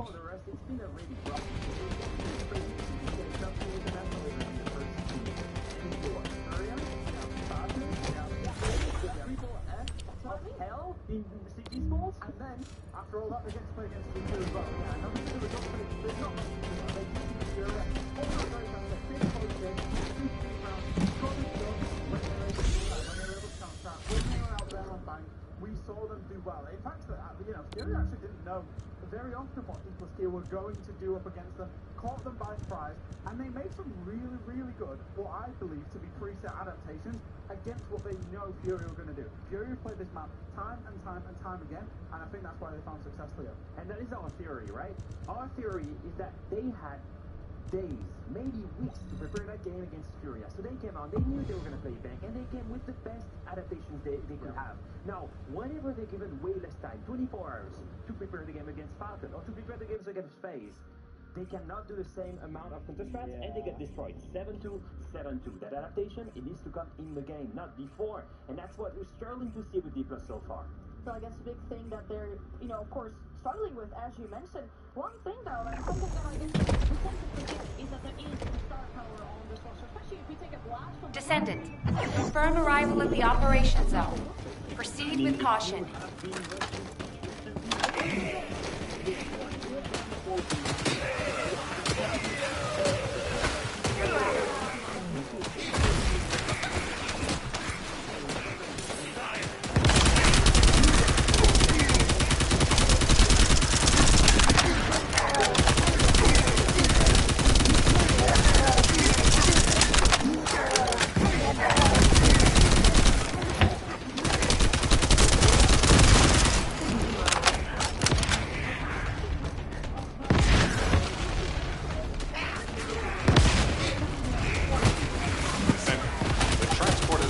wide-range shaping charge on the ground.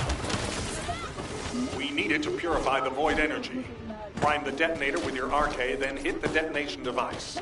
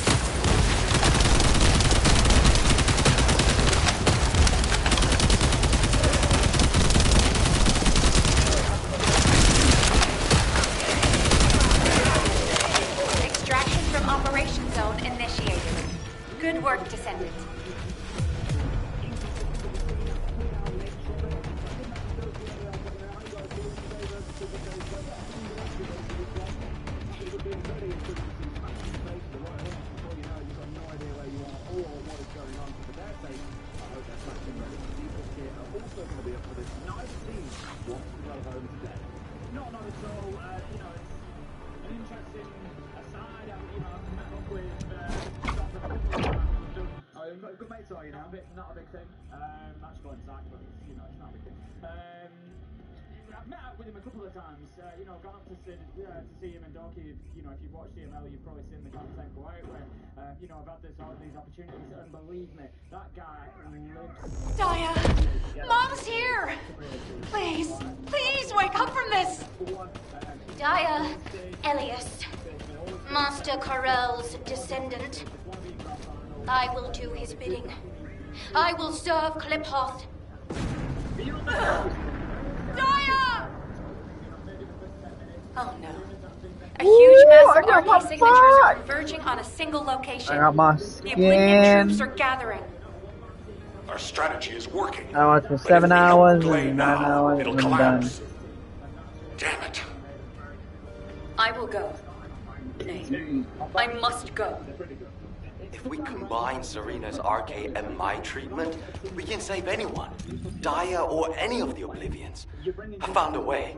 Because you feel you have the answers to be able to counter them. They've seen G2 play it 10 times over the last 6 months. There's a lot to look back on. They played it yesterday against BDS is a great example of this period. That game they had against Fury was to win 4D plus 4 early on with that map. So, never knows which way it builds out, but to start things off, Alamar is charging down on this blitz. Can't quite find his man though. He is just managing to slip away through the nets. Yeah, he's done well then. As army to survive, you don't want to be losing that operator too early. Keep a barricades going with them, of course. But Alamo maybe missing a little bit of an opportunity for an early start there. Doki has got himself in at top square as well. Stompin joining him sort of underneath on lower square. So G2 taking good quick control of the match. If we have a look across the positions of the here, they are all back in the basement now. So G2 Descendant. in a minute, full map control, and can start working on those hatches and on softening up the sides. Really had Alamar be the one to step forward and put pressure on there too. And use the bomb working relatively solo. Of course, assisted by the team as far as by Bones go. But did put enough pressure on to force them back. Which was just as you mentioned, a lot of time to work with here. So get hatches opened up. Start looking at what's going on downstairs. Back at this point because Actually, you know what? behind all this utility. C4s are going back on them. There's two of them. More smoke, they've got oil canisters sat on site. There's no Twitch on the side of G2 to go through and start clearing out those Vulcan canisters. So there's still a lot for them to do. You might look at it and go 75 seconds, loads of time. It really ain't that much on back basement, Tim. The problem that Bowles has got here is way behind those toxic bay canisters, but he's got no other support. There you go, dies quite easily. And there's no user, there's no mobile, there's nothing to help him stay on those stairs. No deployable shield. We see that done sometimes, but it does make it easier to clear. A nice double win into G2. Great start for them. 5 versus 3 now. They've got 45 seconds. Both hatches are open. This really should be a G2 round now. They just need to get themselves into position. Blast has the fuser in hand, down in server, work it in, get that plant down on the ground, make sure you don't get hit on the main stairs. The player is sat there. Oh, really use this. They might be able to actually. I'm sure they're really go down behind it. There are still 2 C4s in that pocket, but they're trying to make it happen. C4, no, expecting it to get ripped, but Stompin is on a tear. Mighty had the C4 in hand, ready to go, but has been picked off. Levy can do almost nothing here. This one's going to get finished off by the looks of it, Tim, and there is very little the D+ gear can do to fight back. Speaking of fighting, it feels like they really haven't offered any of it in this first round. Someone's managed to get Okafor. I think he's been allowed because Lawyer was elsewhere. Troop drop-off is complete. The transport is en route to standby position. Multiple Volga signals detected on the ground. Stay sharp. Once our enemies secure their front lines, they will be nigh impossible to break. Our crusade 100 years ago is evidence enough of this.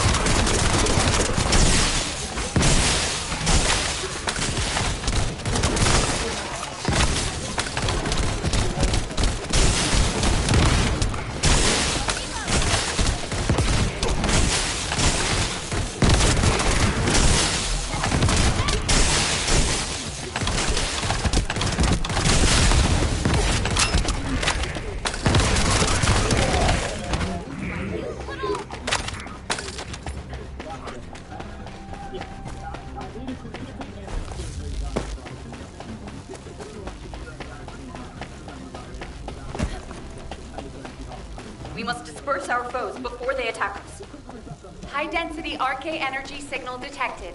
Approaching at high speed. The Oblivion Commander. We think it's Daya. Ugh. Curses. Serena, what happened? The enemy wounded me with a giant weapon.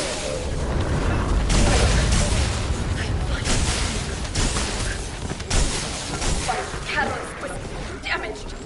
Curse it! Abort operation. All units retreat to the transport. Don't give up. I still have my spiral catalyst. Play! Sorry, I was taking cover. Daya always was strong.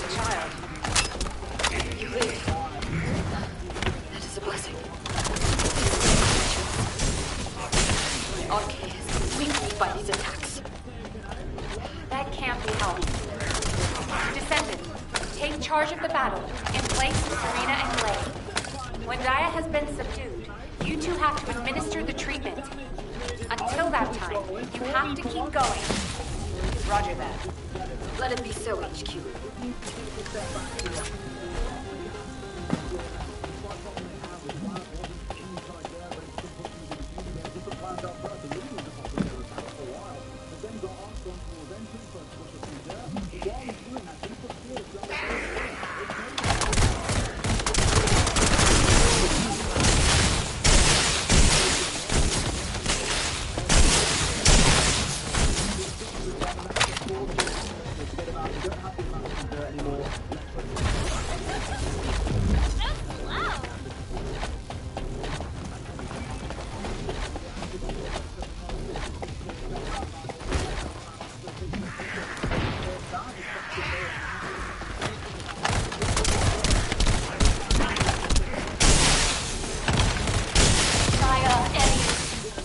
Master Corral's Descendant.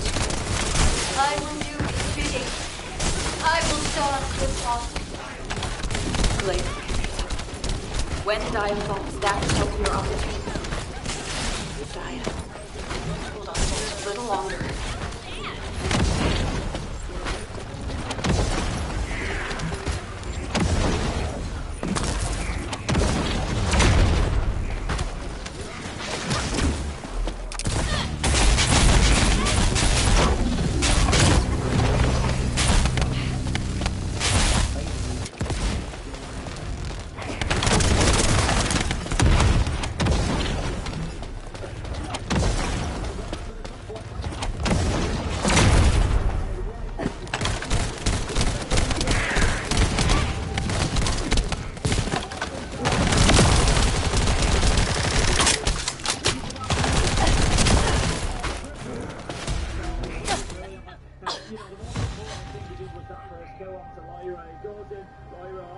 Manages to get the kill across sides, and then could have been a real nuisance going into the rest of that round, but yesterday really gave a lot of space for the midfield,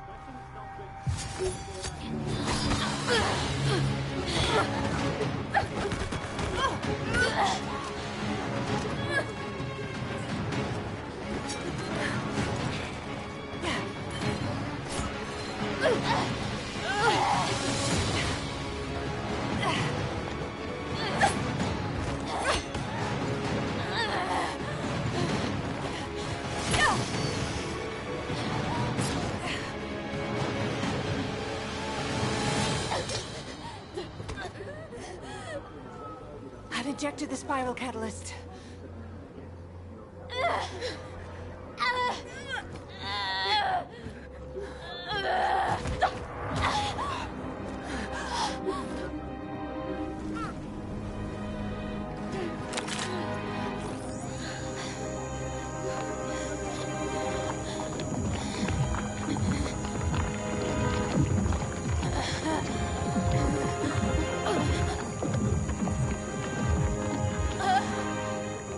Hold her with all of your strength. I shall begin.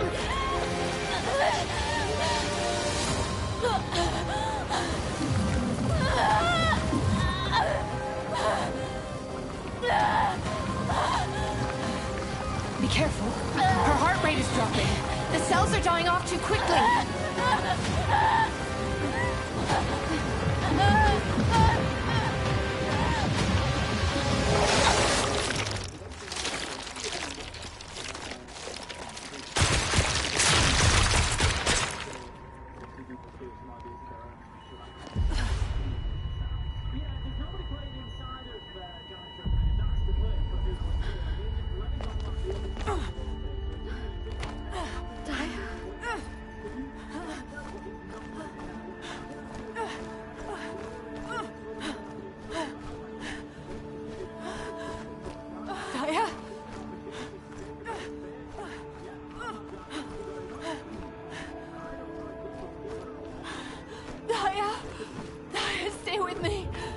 So close.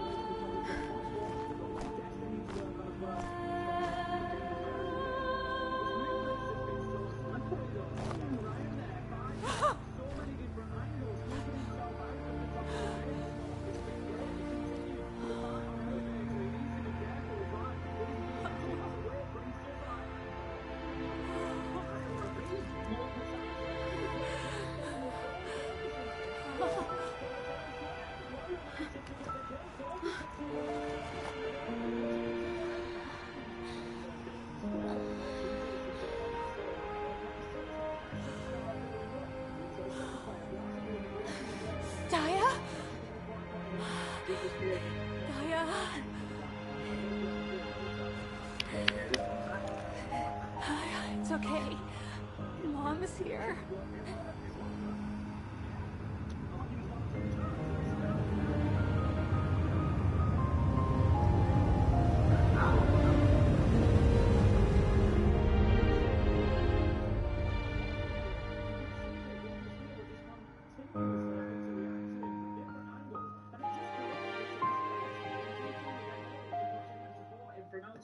It works. It's great stuff. Very good stuff. They look great on that top floor. Let's keep the stream open and watch it. You might as well, you know, listening to the finals. See how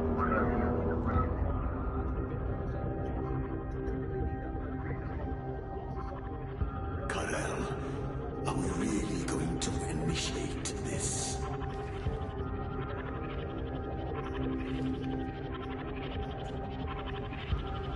Initiate.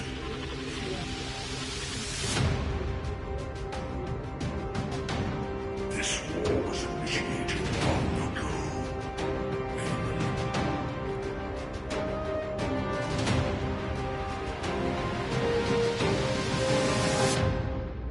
The electrical wall opened up. That's also going to detonate one of those Vulcan canisters.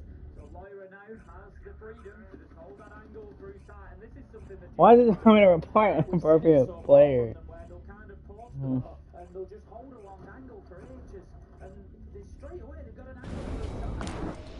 It's not rotate anywhere. And it's to pick a bullet. And Lyra will pick somebody up in a second. And they just carve inside so fantastically. I want to say he is off towards the wings. I think his ball is close. Yeah, he's getting shot from elsewhere at this point. He's like, God, where the hell are they coming from? Where are the bullets arriving from? They're upstairs, to my left, everywhere. Manages to get stopping, but is caught out a second later. Trade back and forth, ball still on his backside. A 3 versus 2 breaking out for G2 here in rapid time. Not quite finishing the man off. Gonna win that one, Durkee, and sure enough he does. Makes it 4 in the round. Another huge multi-kill for G2. Puts them quite far in the lead, Tim. 4-1. That last kill from Durkee was fantastic. Straight through into our guys. Just picked up the head of the man next to one of them. Shelters firing, vehicle working. Now this vehicle working, coming in around, and that's going to be G2 going 4-1. The success of this operation. You've all done an incredible. Who wants to go see Daya? Are you a friend of Daya's? She's still in a critical condition, you know? But Daya is my friend! Oh, right. I'm surprised you're a friend of hers. But no means no. Family only. No other visitors. We're all part of one big family called humankind, Eugen. Come on, what's wrong with everyone? I said no visitors. It's okay, Jin. Let them in.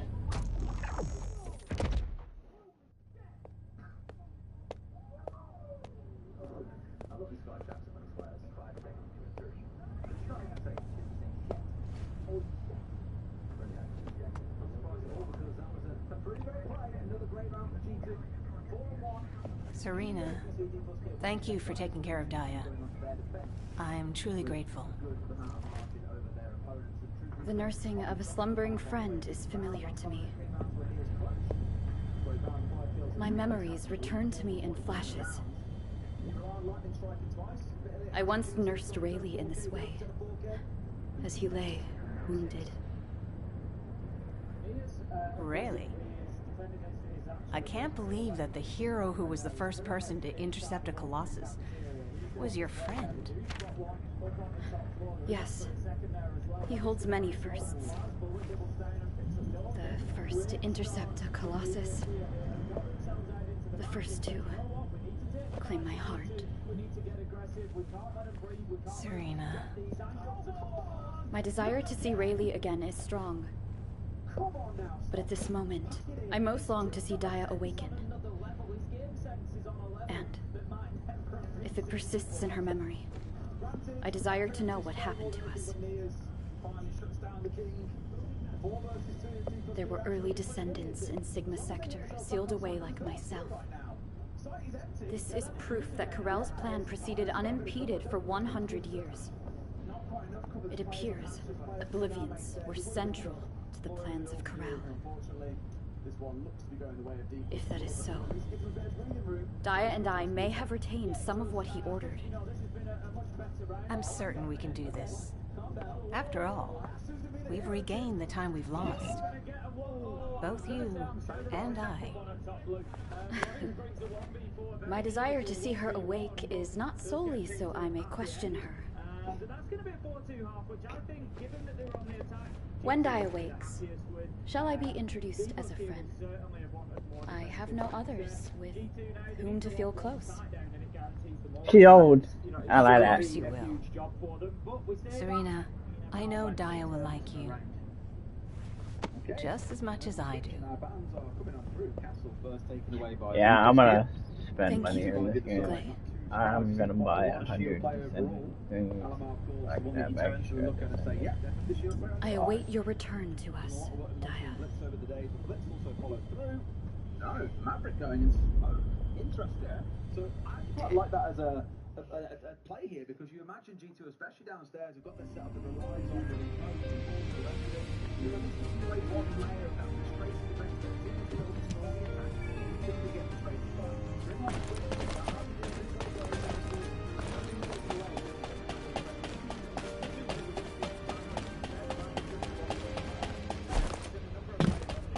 the bound. Hey, come on in. I've just the mission. This Translate. While we're you can do more damage quicker than smoke, but the big problem is this whole defense needs to focus around keeping Tachanka safe. And for example, you know, he doesn't have a deployable shield. They haven't brought one along. So already that's going to be Blaz being exposed. If he wants to put those Shumiko launcher canisters into the default pop spot, it's going to be difficult for him to do that with a great degree of safety. So there's a lot of work to be done by G2 here to make sure that Blaz stays safe in the core of this defense. Team absolutely loves talking about this, so we'll see how it goes. One of the cool mighty as well playing on the Railroad is seen the last few days. They can open up the supply wall, put up the doorway, Thermic on the left hand side, it opens up the wall on the other side of things. We've seen a couple of attempts on execute using the Railroad. I'd say it's very, very limited there.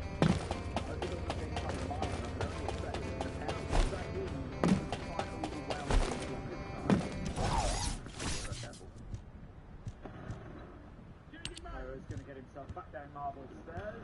Is he going to go all the way? Not for the time being. He's being chased, so needs to be careful because Mitty's looking to get down there behind him and get aggressive. Lawyer is only half health, so at this point would be easy pickings potentially. But the challenge is not going to come. Mitty is backed off. Nears is with him. I think Deeples here at this point are happy that they've got that top floor control and they can start working their way down towards square. I think the pressure is going to look towards server, which G2 have given them. So, you know, I think that would be a smart play, really. Get yourself blue stairs, get yourself server. It's been given to you. You don't need to expect anything for it.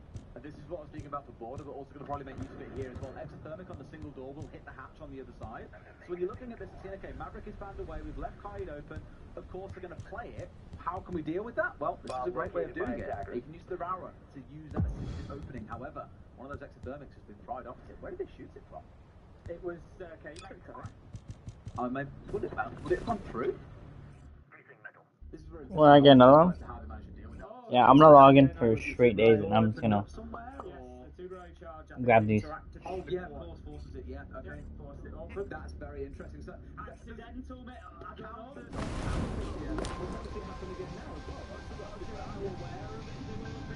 This is HQ. Troops are on the ground. Transport is en route to standby position. Best of luck, Descendants.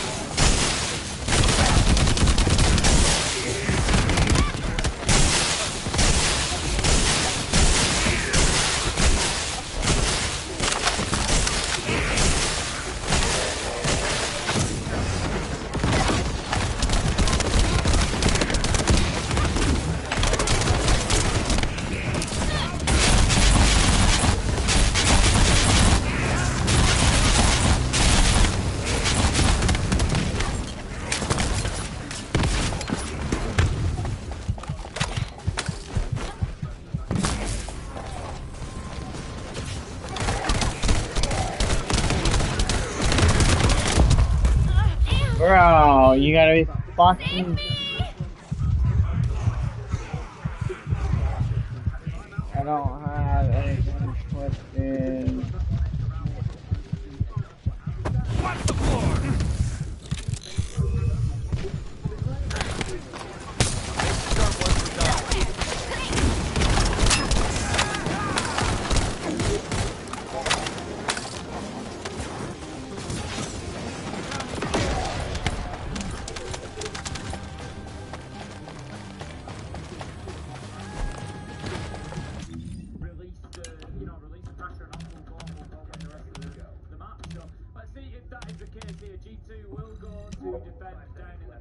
I have the Tachanka, but I think they were very close to this last time. To go and plant on the rotation like that, Doku leaps over the top of him. There was a lot of weird and wonderful things happening.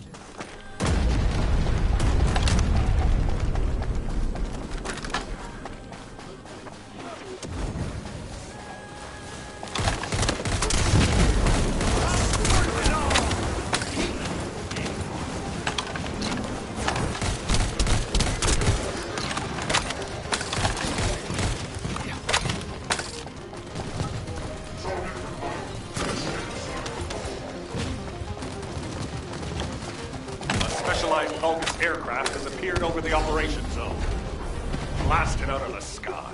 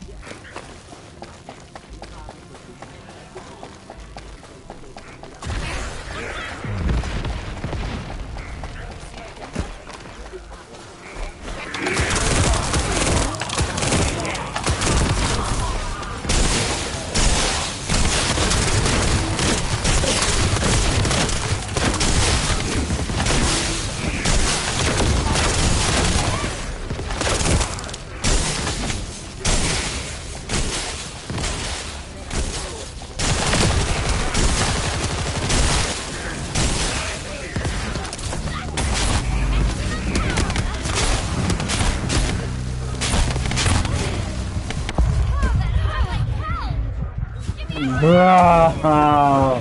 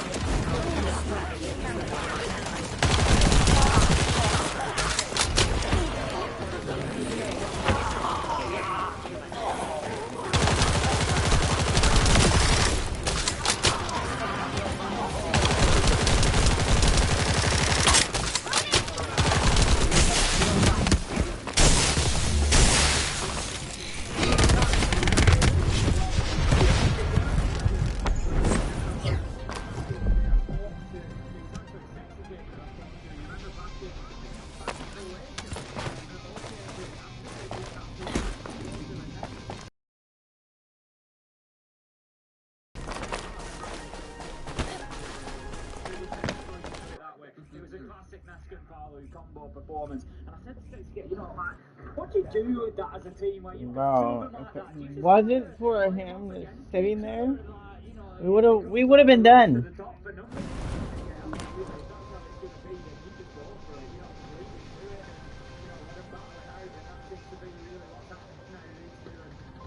Descendant, confirm arrival at the operation zone. Proceed with caution.